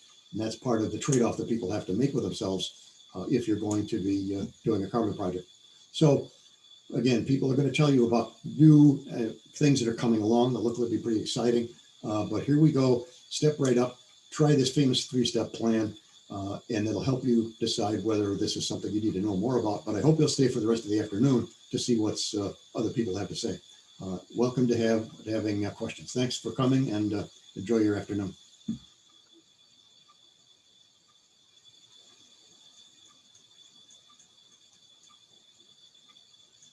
Mark, I think everybody's just going to follow in line, right? So Mark, you're up. Okay, thank you, Tom. And thanks to Jen also, as well as Commissioner Beal and Lloyd and Aaron and Matt. And I am also going to share a screen here. So hopefully you're seeing a first slide from me now. Thanks to everyone for being here this afternoon. It's great to see so many people interested in this topic and thinking about opportunities for the future. And I'm going to start out fairly big picture before drilling into looking at some specific opportunities coming down the road.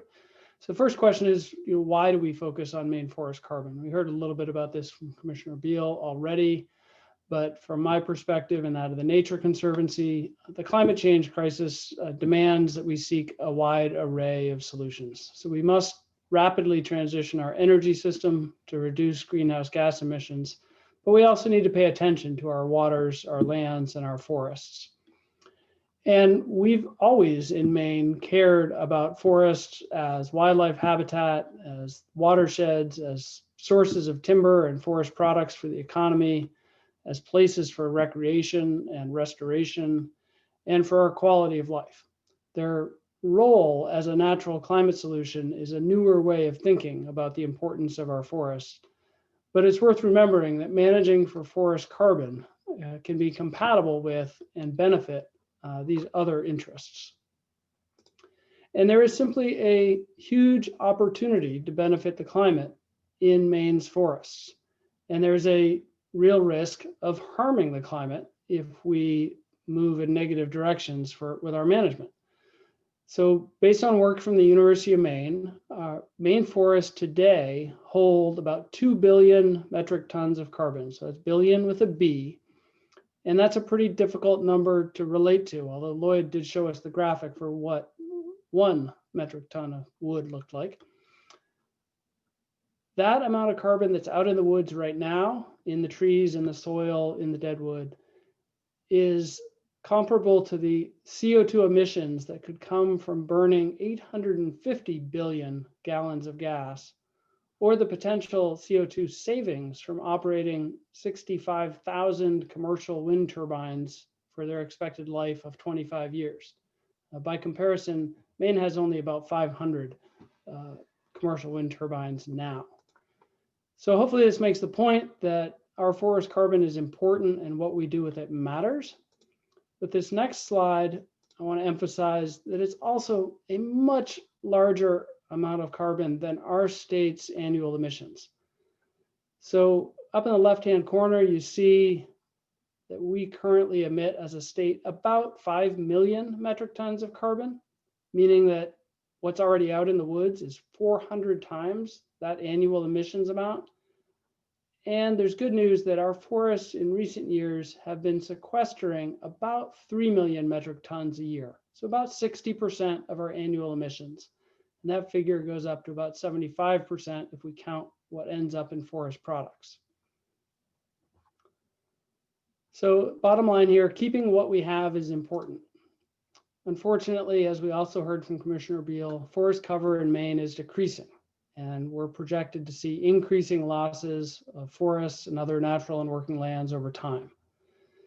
That comes with a real climate impact. The forest carbon on 10,000 acres is the equivalent of what comes from about 900,000 cars operated for a year. That's a pretty big number in a state with a population of 1.3 million people, or the total energy use of 500,000 homes. So anything we could do to reduce the loss of forest is going to be a climate benefit. This loss obviously has other impacts to all the other things that we care about, giving us more motivation to keep forest on the landscape. And it's worth noting that permanent loss of forest isn't the only impact to forest carbon that we should care about. Aggressive harvest can impact the climate value as well. So that leads us to ask, what are our options? What tools do we have to change behavior or to change the results that we are seeing from the system as a whole? One option would be regulation. So there's a public good in forest carbon, but timber has traditionally been viewed as a private property asset. Most of you are probably thinking pretty strongly that it needs to remain one. And regulation to keep forest carbon on the landscape seems like a relatively unlikely path forward in the near term. The second area would be communication, helping landowners to consider the climate in their management decisions and inspiring new landowners to acquire and steward forest lands. This is one of the important roles of Maine Woodland Owners, and it will remain an important strategy. It's one that we can all participate in. And then third are financial incentives. And these are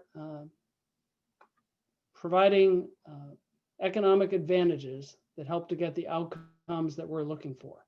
And that is a focus for our conversation this afternoon, and we'll get into more of it just ahead.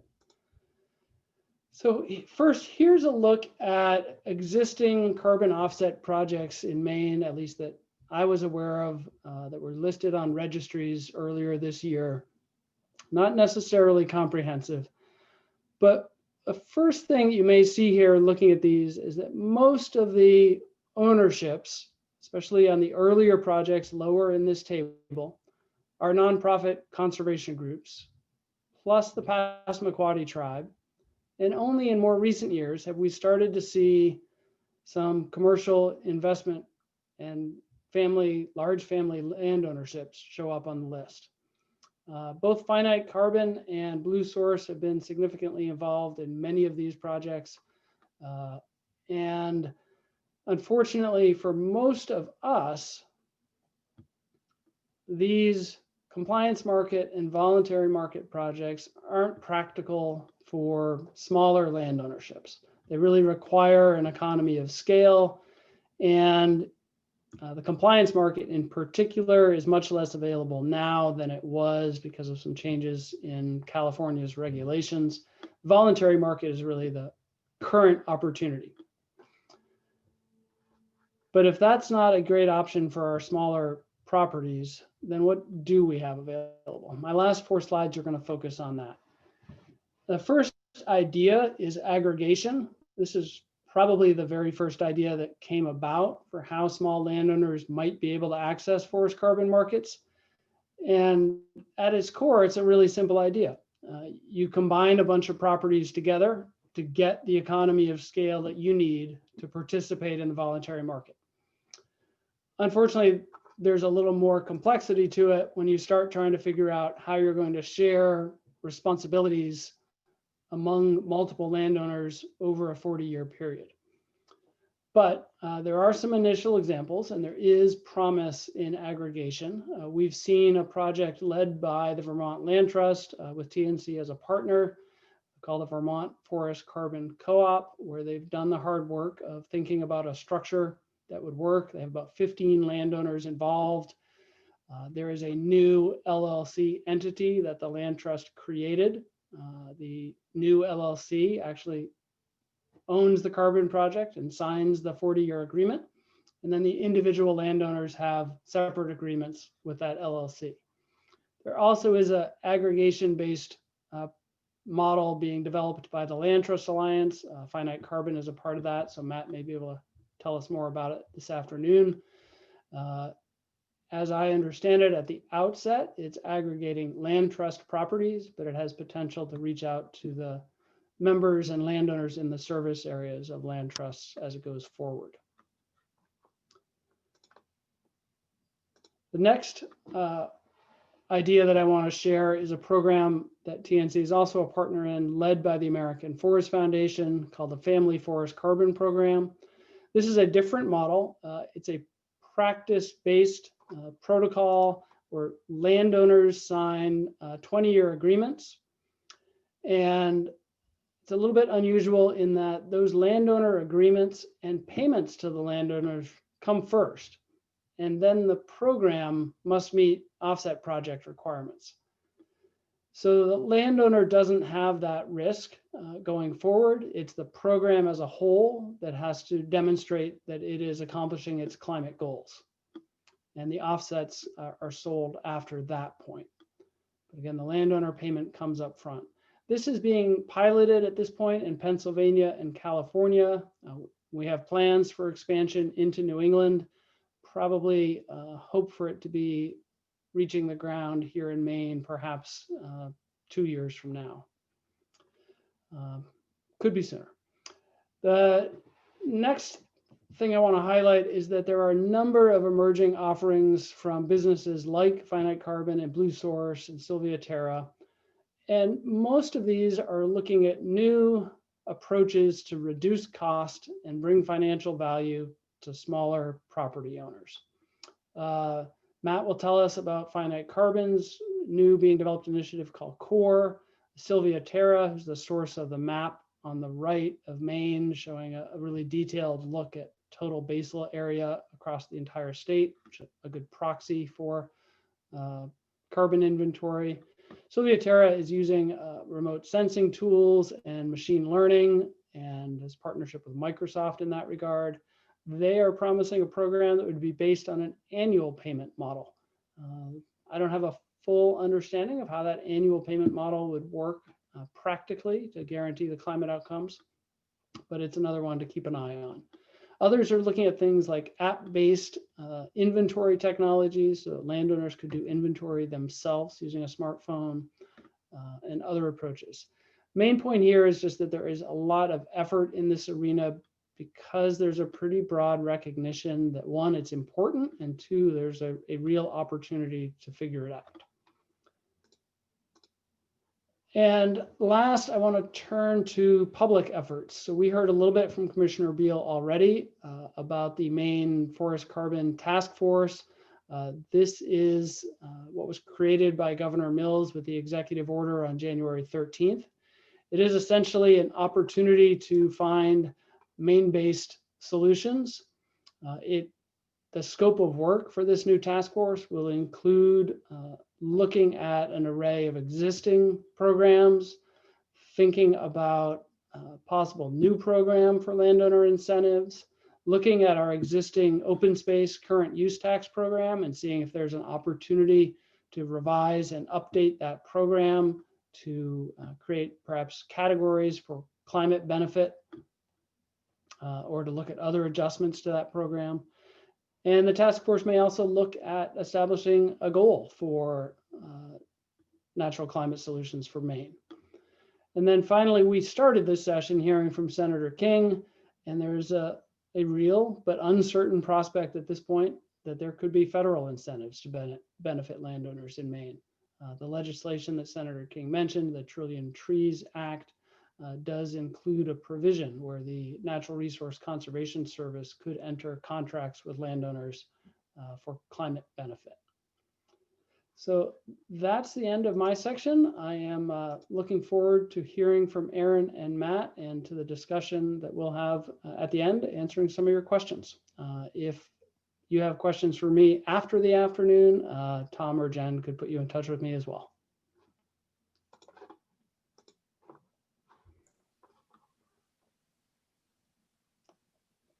Aaron, you go right ahead. All right.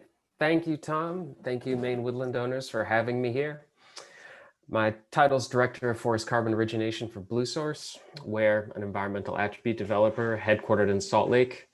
I live in Seattle, Washington, but I grew up in Brunswick, Maine, and completely without planning on it, my water glass today is a state of Maine that says home on it. So, and I've got a picture of a schooner behind me, so you know I'm legit.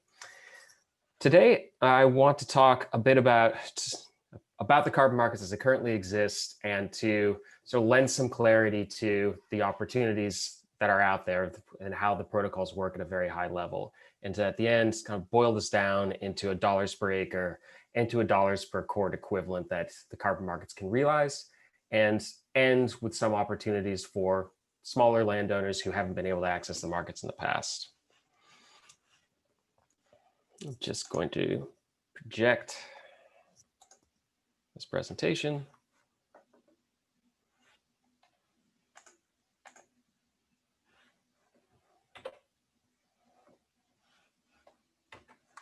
Why is this?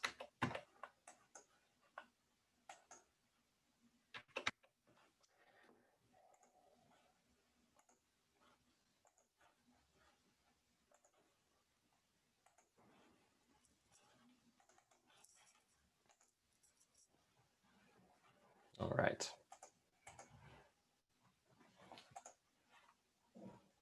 So Blue Source, we're an environmental attribute developer. We've been around for about 20 years. Unlike a lot of firms in this space, we haven't specialized in a particular offset type, although we've been doing forests for a very long time. Done about 20 different project types, creating 150 million tons of offsets. These days, forestry is our biggest business line. We've worked with a number of conservation groups, institutional timberland managers, and private families and different tribal organizations. Currently, we have 60 active forestry projects in the US and Canada, including 6 in Maine, covering about 273,000 acres. This is our project map. Unlike some other firms in the space, we got our start in the voluntary carbon market that Mark Berry alluded to, and some others have mentioned earlier today. We're starting to sell voluntary credits as early as 2005. Once the California compliance market entered existence in 2012, we really pivoted to focus on that. But these days, we're seeing much more opportunity on the voluntary space than in the compliance space. All told, we've done about 50-50 in both markets. It's kind of gone without saying that most of the carbon projects you've heard about fall into the category of improved forest management. I just want to touch on the differences. A forest carbon project can fall under one of 3 different types. There's afforestation / reforestation. That's really planting trees. If you hear a corporation say, we want to invest in forest protection, we want to invest in natural climate solutions and plant some trees, they're talking about afforestation, reforestation. Those are quite rare.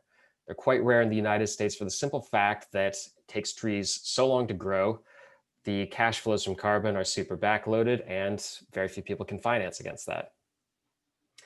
Avoided conversion is another type of project. We've done a few of these, done about 5, and they're this is basically classic conservation. It's taking a piece of forest land that is at imminent threat of conversion to non-forest. So development, agriculture, some other use that would cause an imminent release of the carbon embedded in the wood. We can generally work on a smaller footprint in those cases, and you get more credits per acre. But even with a higher credit yield per acre, once you're at the point where redevelopment value is on the picture, carbon struggles to compete.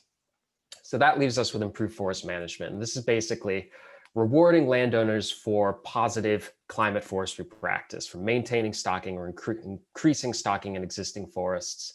And this is where the most cost-effective type of forest carbon project exists, and where most of the projects in America have come to fruition, have come out of protocols like this.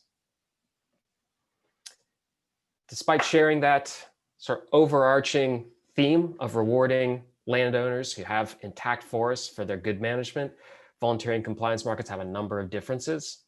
First, obviously, the people who buy compliance credits, they're major oil and gas concerns and utilities in California and Quebec. Big emitters of CO2 who are reaching the offset market as a means of reducing their cost of compliance. Don't really care about where the credits come from so long as they pass verification.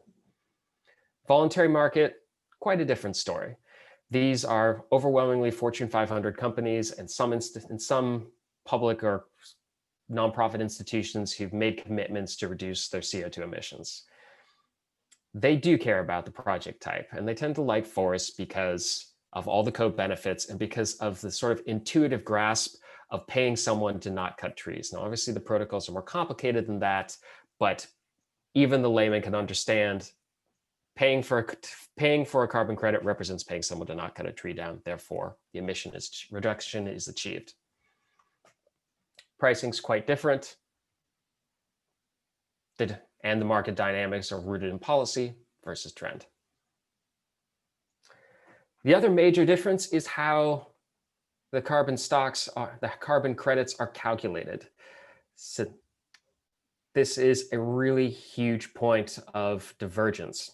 So since the California compliance market has been around a while, and there have been several projects in Maine that have been enrolled successfully, I find people are generally fairly familiar with this concept at this point. But just to revisit it, if you have a forest of sufficient scale to work in the California compliance world, which is realistically 20,000 acres, probably more in this day and age.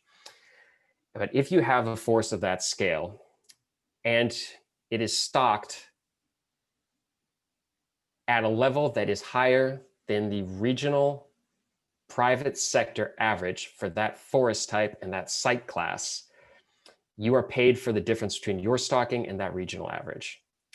So that's what creates this upfront bump of credits. It can be a very significant revenue event. And in addition to that, the forest landowner gets paid as the trees grow, net of removals.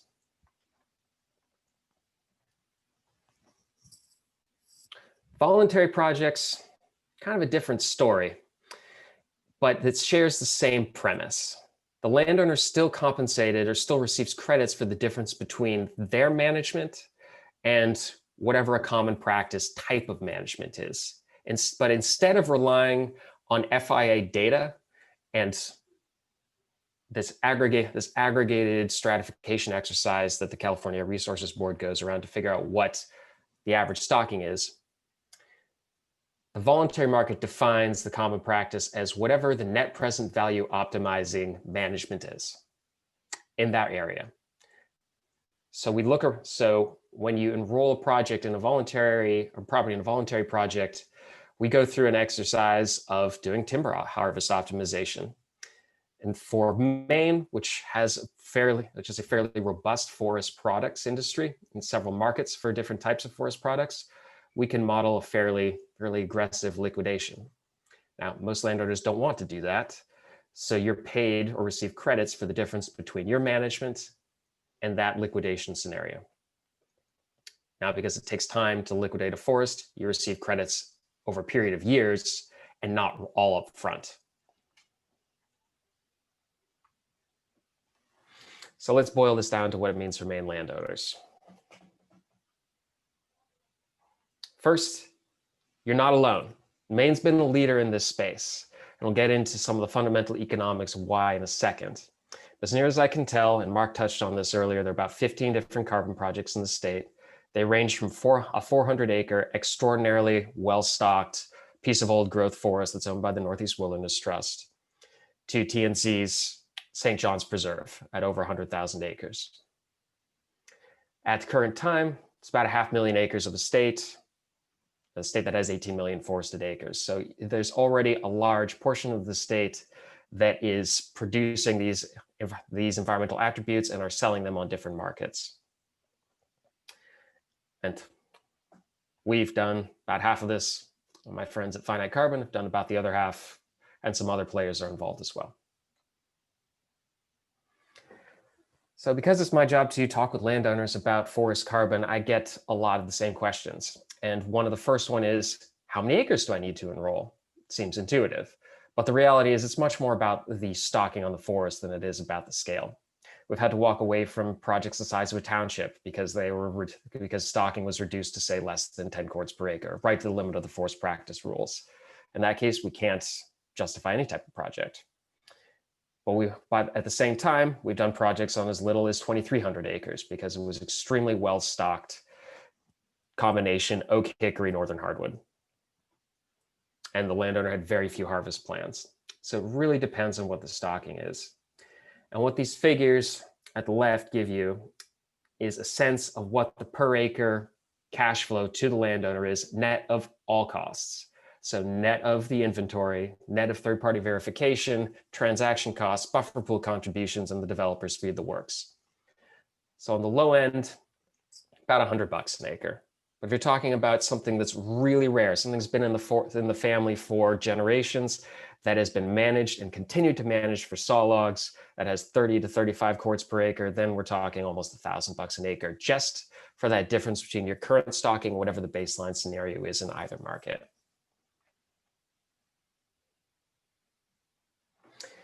Now, the reason why Maine is seeing so much interest in forest carbon is because of this dynamic. If your plan is to manage on a sustained yield basis and to maintain the forest as a forest, you're basically faced with the choice of, do I cut a cord of wood for timber, or do I let a cord of wood grow and get paid for the carbon? Now, you've probably heard different pricings for carbon, right? For carbon. Compliance, as high as $15 a ton, currently about $12 a ton voluntary, maybe $6, maybe $8, maybe $10. You've heard all of these prices, but it's difficult without living in the protocols and going through the calculations on a day-to-day basis to understand how that translates into a cord. And a different cord of wood has a different amount of carbon in it. They have different densities, they have different specific gravities. So this is what it really boils down to right here. If you have a cord of hemlock growing on your property, your average stumpage rate in Maine is $4. You can harvest it and make $4. That same cord of hemlock is worth $13 on the voluntary market right now. Again, net of all costs. So we're already getting to the point where carbon is competitive. We're already starting to see where the landowners can start shifting their forests to more of a saw log production, to longer rotations, and get paid for that in the process, and do so better and do better off than they would just selling into the pulp markets. Now, like Mark mentioned, these projects and these protocols are very expensive to work with. There's a required fixed plot, continuous forest inventory that has to be taken at the beginning. That costs 40 to 50 grand. There's a mandatory third-party field verification, another 50 grand. There's all of the costs associated with developing a project, just pulling the documentation, the modeling together. You quickly get up to total fixed costs in the hundreds of thousands of dollars. So that's why firms like Finites and myself continue to focus on big properties, because we need to see a lot of credits to cover those fixed costs. But we're seeing more of a move to access the small landowner marketplace, to make these protocols more developed and more appropriate for small landowners. And where we really see the opportunity is through something similar to what the Vermont Land Trust is doing, because we don't actually need the same landowner to hold the fee title. All we need is the same project proponent to have title to the trees. And Maine's been signing fiber supply agreements with sawmills and with paper mills for a very long time across multiple landowners. And what we're thinking of is really the same. Just instead of signing away your timber rights, you sign away the carbon rights. And that's something that we hope to see more of. We hope that groups that are already serving as representatives of landowners in the state, like Maine Woodland Owners, will be interested in exploring, would that be interested in potentially receiving deeds to timber rights and serving as a project proponent, because that would really open up things and would let landowners with a few hundred acres or less start to see this advantage and start to see these economics. With that, happy to take questions.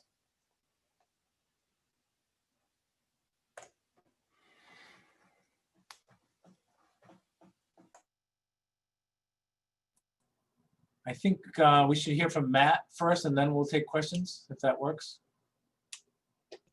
Yep, that sounds good. And I'm going to, yeah.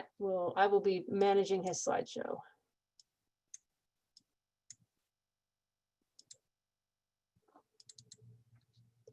Matt, are you there?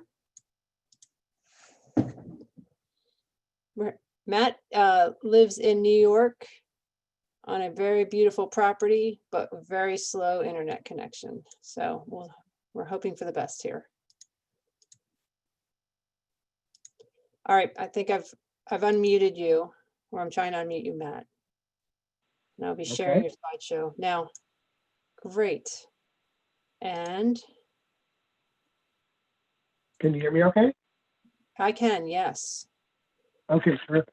And can you see your slideshow? I can, thank you. Well, thank you, Aaron and Mark and Lloyd and everyone for having me here today. I'm tickled to have the opportunity to talk to folks in Maine. I'm someone who spent a lot of time in Maine and was part of working with Mark Berry at the Down East Lakes Land Trust on what was then the first compliance project for the California market outside of the state of California. So we've been working there for a while. I am a forester. I've been in forestry for 36 years. I'm dialing in today from my small farm in Western New York State. So I am also a small woodlot owner. And I've been working on developing and have been selling tons of carbon from voluntary projects since 2003. So it's been a while in this business, and it certainly is dynamic. Our company, Finite Carbon, has been enormously successful since 2009 in developing large projects, much like the ones that Aaron was presenting about here just a minute ago. And along the way, we've made some organizations and some wealthy individuals a little bit wealthier on forest carbon at scale, and that's been incredibly rewarding to demonstrate that working forests can have a place and are credible in this market. But along the way, our core objectives really weren't being met, and that is figuring out a way to deliver forest carbon access to all landowners, including small landowners. And so we've leveraged our success over the last 11 years into an investment in a new platform, a new way of thinking about forest carbon. I think you got a little bit of a feel in the last couple of presentations for how complicated carbon project development is. And that's a problem. There's been a number of barriers associated with small landowners getting into this market, and that complexity is one of the largest. The cost is a close second. And so, we at Finite Carbon are specialists. All we do is forest carbon, and we do it very well. We took our expertise, we took our lessons learned over our 11-year company life, and the experiences of our staff that worked in carbon, voluntary carbon before then, and we leveraged that into a more creative solution, a new look, a new way of addressing forest carbon through this platform that we call Core Carbon. Let's go ahead and go to the next slide.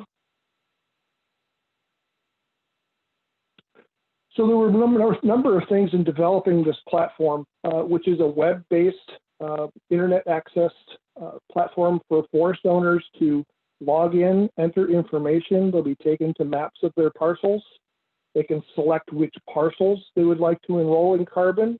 They could also select which portions of those parcels they would like to enroll in a carbon project. There'll be a number of carbon projects supported by CORE. So in this case, when you're looking at this map of a enrollee's property, they're selecting their riparian zones to be put into a forest protection project. And you can see on the right-hand margin, as they delineate these polygons, they're getting real-time quotes for what their annual, biannual payments will be for enrollment. You can imagine a forest owner enrolling their riparian zones or high conservation value portions of their ownership in this type of project. They may choose to enroll their uplands or more manageable ground into an improved forest management project. Maybe they also have some old agricultural land they'd like to reforest, and they could enroll that into an afforestation, reforestation project and manage them all from one web interface. And that's what this is meant to be. Now, you know, when most of us get on Amazon and order something for ourselves, we don't need much of a tutorial. It's fairly self-explanatory. It walks you through that process, and that's how we've built CORE. But that's not to say that you wouldn't benefit from working with your forester to optimize your solution, understand your opportunity costs, and build a strategy of what portions of your property you should or maybe should not enroll. So therein lies some of the impetus behind making this easier, making it more accessible, making it a little less scary. We've also broken that barrier in that it has been historically the case that you spend 8 months to a year developing a voluntary project with really little guarantee at the end that you'll have a buyer at a price point or at a volume that makes sense for you. And we take that out of the picture as well by providing price and volume certainty. So you'll know exactly what you're going to get paid for the number of tons you'll produce from the areas of your forest that you enroll. And that's a locked-in contractual obligation for that period of time. So we're making this available starting this summer for forest owners that own between 40 and 5,000 acres. We're developing those methodologies that support these project types under the American Carbon Registry, which is, we also wrote the Improved Forest Management Protocol that Blue Source and we are using across the country today to develop larger projects. So we have a track record there. We're leveraging technology. This is an important piece. The two most significant cost items in developing a forest offset project are that initial inventory and site visit verifications. We're taking that out of the picture here. There'll be a much, we're leveraging technology, we're using remote sensing, we're using publicly available data to be able to create models to do the carbon quantification for you. That's how we're able to tell you, if you draw a line around this part of your forest, here's what it's worth. Let's go ahead and go to the next slide.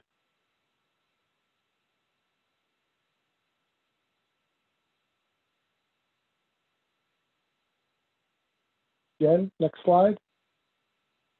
There we go. So here's an expression of our quantification technology. This is a forest type map of a property using our data. So this data resides underneath the aerial imagery, so to speak. And as you draw polygons around your forest, it's cutting out portions of these polygons and adding it up for a total. So a forest owner has the option of working off an air photo, drawing around parts of their property to enter. They could select from these polygons, which is what this particular enrollee is doing, and you can see the polygons they've selected on the right-hand margin. Or they can upload a KML or digital file of their forest management plan map and select stands for entry that way. This is an important piece in that we're tearing down that barrier of that initial cost and complexity of getting a carbon inventory going, and we're setting the stage for remote verification of these quantifications and reporting over time. It's also important to state that you're not signing away your timber rights, your carbon rights. You're not getting another outside party involved. This is a direct sale between you and a buyer with a known set of terms and contracts. you're completely holding the ownership of your carbon offsets until the date they're sold. There's no intermediary. Next slide. So I think we're on the right track here. We built Core Carbon by listening. We're foresters, but we've listened to foresters. We're landowners, and we've listened to landowners. In fact, we've done focus groups around the country to get their input on what was important to them in this process. So we built this from the ground up. We've also listened to offset buyers. There's a fine line to be walked between making carbon easily accessible and not difficult to realize, and maintaining credibility in the offset space. Credibility is important. Credibility matters. Offset buyers don't want to buy tons from a project to then have it exposed as it wasn't additional, for instance, or those types of things. It's really important that we hit on all of those notes in the fundamental building blocks of what a project is. We're providing price and volume assuredness. We're lowering those program entry costs and maintenance costs. And we're allowing for multiple project types, a maximum amount of flexibility. They can manage a number of different project types on different parcels over time under one platform. We're producing credible offsets from this methodology under the American Carbon Registry, which is where I have to go next. So we're very excited about what we've done here. Very excited about the partners we've brought together, how we're working with foresters and forest owners to make this work. We're probably, because of the technology investment that we're making, we're going to launch in the Atlantic states in June, and that would be from Southern Virginia down to Northern Florida and inland as far as Alabama. But our ultimate goal is to scale this out over the next year or two to include the country, and that would include Maine. So with that, I'd like to go to the next slide, please. So our company was very successful over the last 11 years. In fact, we delivered $800 million to nearly $800 million to forest owners through carbon, and that has to be considered a success. Our goal is to do the same thing, but for small family forest owners. Over the next year, we would like to deliver $1 billion to forest owners, and we know that we can do that. Core is going to be the platform. Core is going to be the tool to do it. And we're excited to have that to talk to you about today. Next slide. For those of you who would like more information or would like to sign up for updates, we'll keep you posted on what's going on with Core, where the next area, launch area will be, so on and so forth. There's a YouTube video here that we produced about Core Carbon and what we're doing with it. There's also 2 websites here, Core Carbon landing page and then the Finite Carbon website as well for more information on us. So with that, I'll close it out, and thank you very much, and be happy to answer any questions about Core.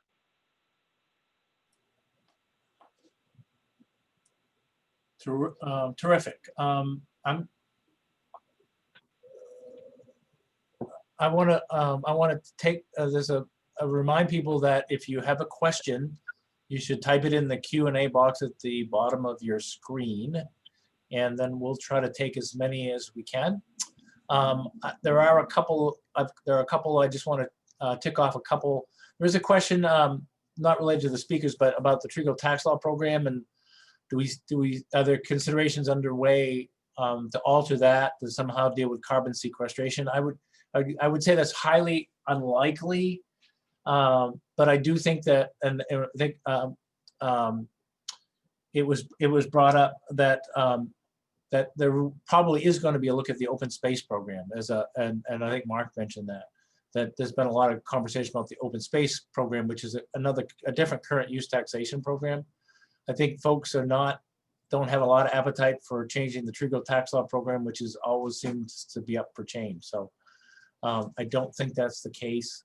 There is a question about what happens in a natural disaster, and the question that's in the chat is about fires in the West, but it would just be what happens during carbon projects when you have some unforeseen disaster, and how does that get taken into account. So any of you that would like to answer that one, that's a good question to start with.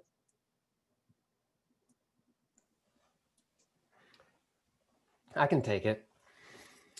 Go ahead. So in the different methodologies, when you're issued carbon credits, when the landowner's issued carbon credits, a portion are held aside into what's called a buffer pool. It's basically a cooperative insurance mechanism to hedge against all manner of natural disasters. So wildfires are foremost among those. And there have now been a couple of projects enrolled in the California compliance program that have burned heavily, and at least one has actually seen its stocking decrease so significantly it was terminated. But all of the lost emission reductions were covered through the buffer pools.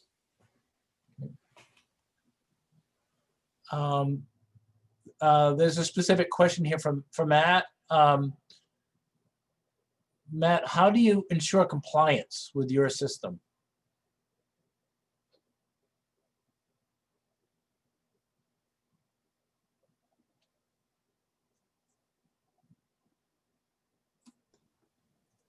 Jen, do you need to unmute Matt? Yeah, I'm working on it. I've asked him to unmute, so let's see if we can get him to do that. There he goes. Yep. Did you hear the question? Yeah, Matt? can you hear me? Yep. Yeah, can you hear me? Okay, great. It was a great question. There's a lot of things that go on the front end to set up compliance from the beginning. And a lot of that's validation of ownership, validation of your identity, so on and so forth. We're also leveraging change detection to monitor compliance from a harvesting standpoint. So the combination of some technology, some really good, strong information gathering on the front end, and some ground truthing on a random sample basis will be some of the tools in that system that we use to make sure that people are compliant. Great. There's a question about will the presentations be shared on our website? This entire day is being recorded, so it will be available for folks to see.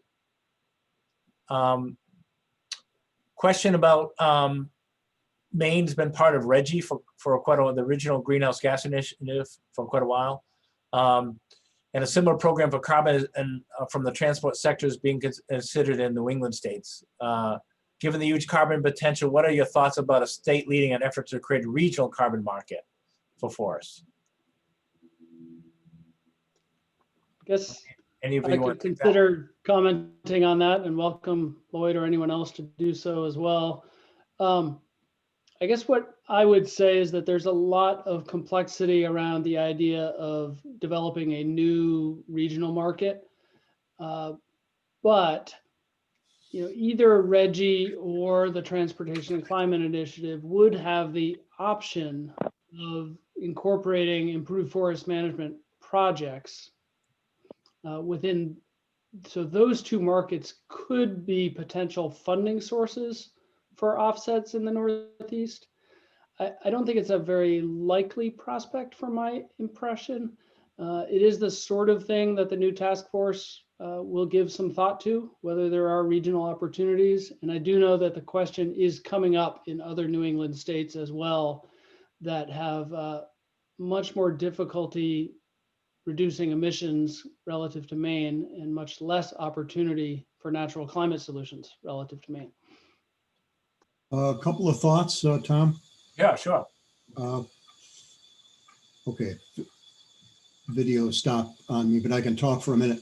Yep. Some 6-8 years ago, RGGI indulged in a great deal of discussion and debate and analysis. They had consultants going to devise a scheme that would develop a forest protocol for a forest credit that could be used to offset people's caps on under the RGGI system.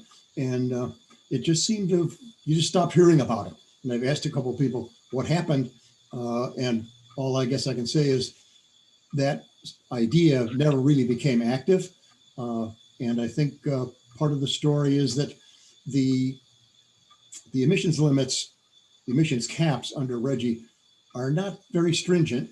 And as a result, the prices in the RGGI market are not very high. Even if Reggie were functioning and operating, first of all, there would probably be limits on how much forest offsets could be used, just as is the case in California. And secondly, the prices available for those credits would be low. And I think after the process of formulating your credits and going through everything, the net that a landowner would get would not be very large. So I think for the moment, until something changes at Reggie, it sort of doesn't concern us at all. So I've stopped paying attention to it. But it does raise the larger issue, which is that back when all of these things were really first getting started, 10, even 15 years ago, there was some reason to hope that in the United States, we would see compliance markets for credits would have meaningful caps and that would bring prices of carbon up to multiples of what they are today. In Europe, their caps were not all that stringent, but their carbon price reached about $30 at one time before it then collapsed. Now, at this point, no matter who's president, I would think it's as a practical matter, the chances of there becoming a compliance market with any kind of real teeth in the United States are effectively zero. Reggie is being one of those very timid ones with very mild constraints. It's not likely to tighten those constraints, especially with the economy where it is right now. Thank you. Thanks very much, Lloyd, for that. So can you each talk about the payment scheduling and things? I think people get confused about when they start seeing numbers. You know, a 40-year commitment is, you know, when do you receive money? Is it annual? Is it every periodic? Is it how much is up front? How much is the back end? You know, and probably each system is different, but can you comment about that kind of so people understand better the numbers and the return? Sure. So in the ACR program, and then we'll have, go ahead, Aaron. So in the ACR program, follows an 80-20 rule. About 80% of the revenues are realized in between years in the first 5 to 10 years, depending on the size of the property, shorter time for a smaller property. And the remaining 20 are realized over the next 30. Okay. Matt, how about you? What you were going to comment on that? Sure. Can you hear me okay? Yes. All right. So Core Carbon will make an annual payment. It's actually twice a year. So a biannual payment. And it's every year that the enrollee is participating in compliance. Okay. There's a question about why is the, and I don't know if this is from Matt or others, but you know, I guess it is from Matt on the 40 acre. Why the lower bar of 40 acres? Is that a magic number? Yeah. So if you think about the distribution of forest owners and their acreage, it's an inverse J-shape, or it's a J-shaped curve. You know, there's the number of landowners owning 10 acres is remarkably more than those owning 40. So that's one issue. The project has to be able to produce a basic number of offsets. And if it can't produce a basic number of offsets, then it really can't financially pencil out unless prices change. And so right now, for the initial launch of the project, we're sticking with 40 acres.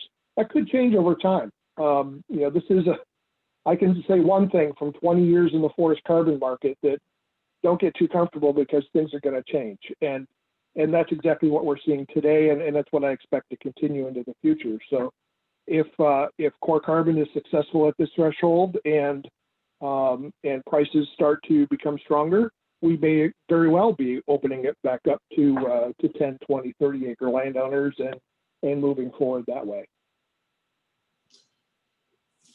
There's a question about working with municipalities. I didn't see any of the projects necessarily were municipal projects or working with different municipalities.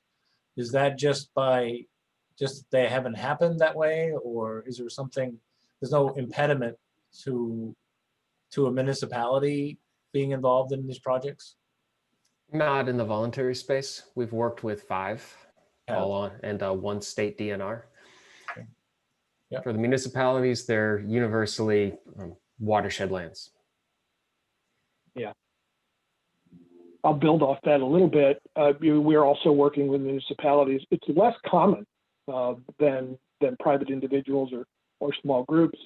But I think an important part of the voluntary market is that the project and its integrity is important. But likewise, the project story is important. The buyers of offsets from these projects seem to be motivated by unique stories, unique changes, unique stories of additionality, unique associated benefits, social benefits, ecological story, those types of things. And they frequently, in my experience, look for a more discrete action on the part of a public entity in the change in their management to justify that carbon. So, that can be one dynamic we haven't really covered much here today, but that's an important part of the sales approach that we all take in this business to try to get our clients the best price possible. So one of the issues I've heard from owners about, is carbon. Carbon is carbon.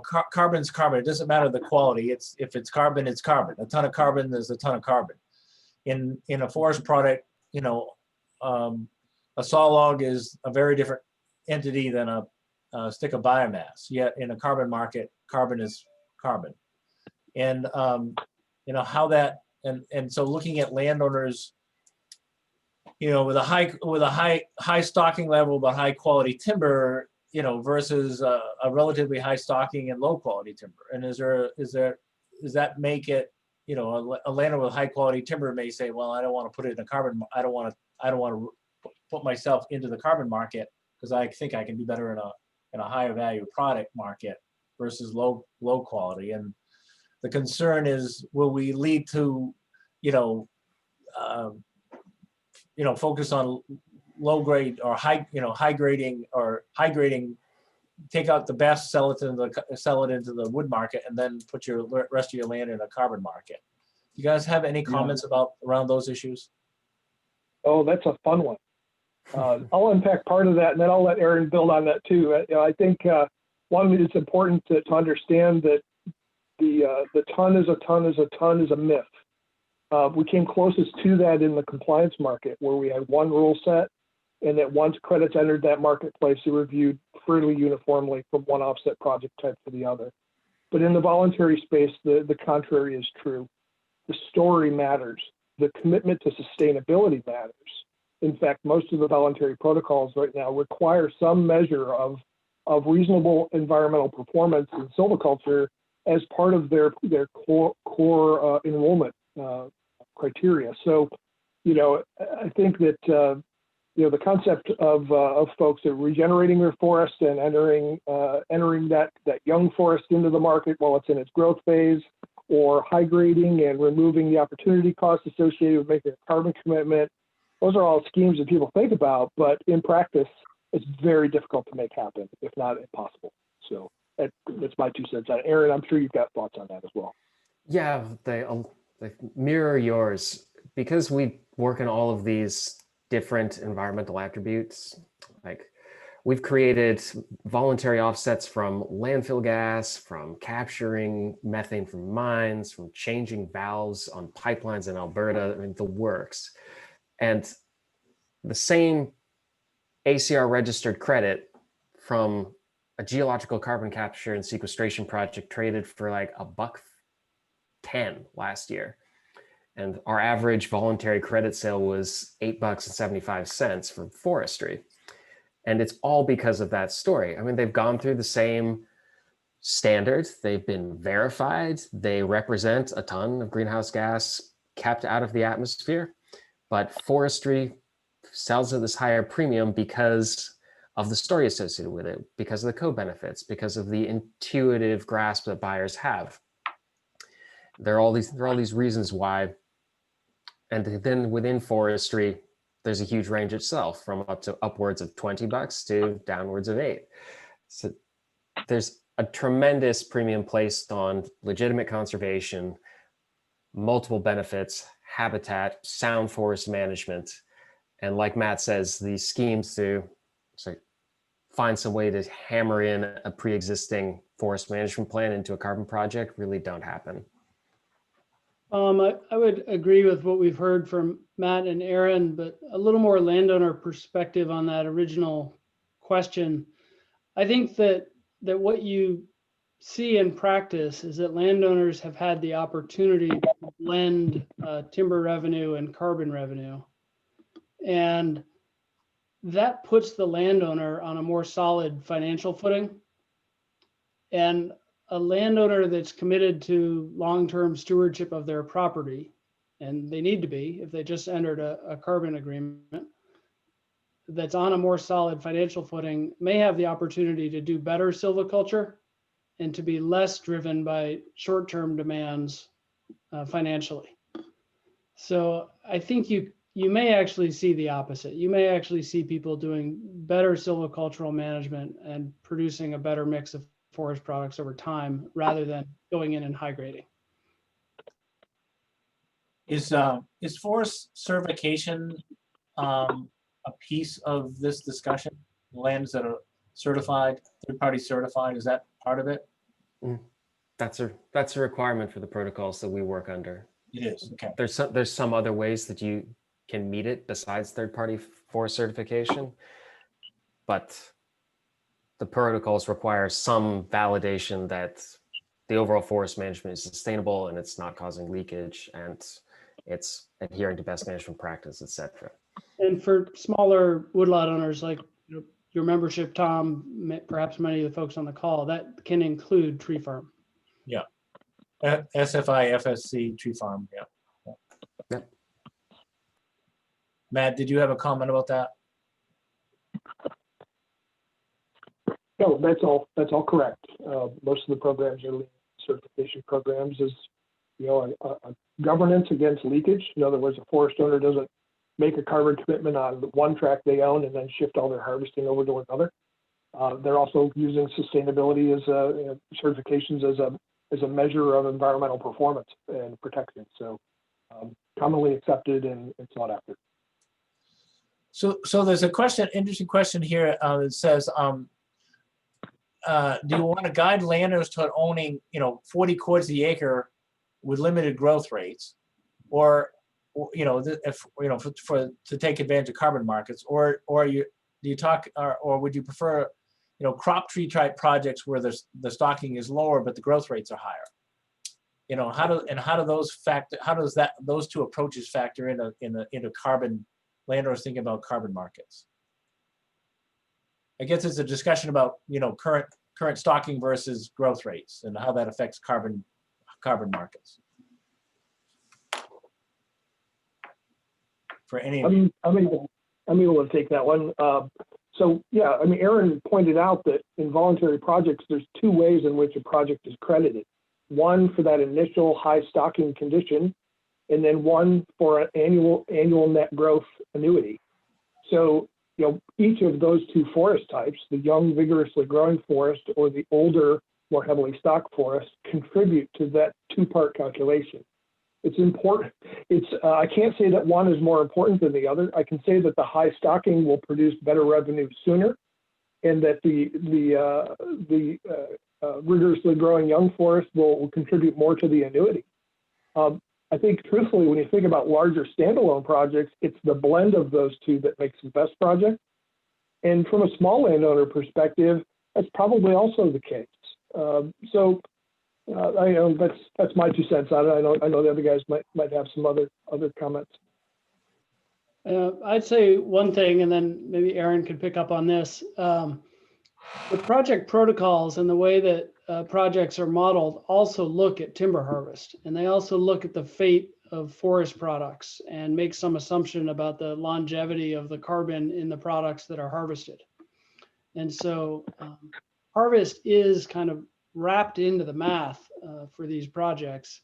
And there's certainly no obstacle to the type of silviculture that's being asked in this question that can both produce forest products and lead to good growth rates. I don't think I've got too much to add. Just natural natural healthy forests produce the best carbon projects. A little bit of thinning impacts the growth rate. We see that for our long dated projects, and that produces more follow-on issuances. High stocking produces more upfront issuances. So there's kind of a couple of kind of related subjects then, I think, to that. You know, one of the concerns or things people are concerned about on the carbon markets is that going to tie up a bunch of land that's just going to be, you know, never managed? Is that taking it out of the wood markets? You know, if you're talking about Maine, that's a concern, obviously. You know, are these projects simply people that don't want to cut trees and they're never going to cut trees and they're just being paid, they're essentially being paid not to cut trees and not to manage the forest, and, you know, they would have done that anyway, kind of thing.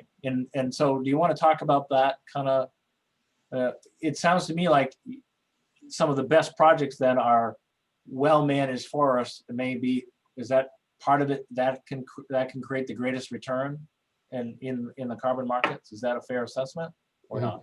I think that's a fair assessment, Tom. Of 60 projects, 54 of them have active harvest programs. The landowners found that carbon was just a good complement to the revenues that they were getting from sale of saw and pulpwood. And one of the reasons that I think that pattern might exist is the question that came up earlier about certification. And Lloyd's presentation talking about people that are already in tree growth being perhaps better prepared to have a forest carbon project. So a landowner that is already familiar with things like inventory and may already be familiar with the kind of reporting and auditing that happens under certification is in a better position to grapple with the challenges and complexities of a forest carbon project. They have sort of familiarity with the systems and tools that they're going to need to use. And the relationship with the forester is often part of that. So there's certainly examples of projects with landowners that are committing not to harvest or not to harvest for a certain period of time. But it is more common to see that blend of harvest and carbon and blend those two sources of revenue.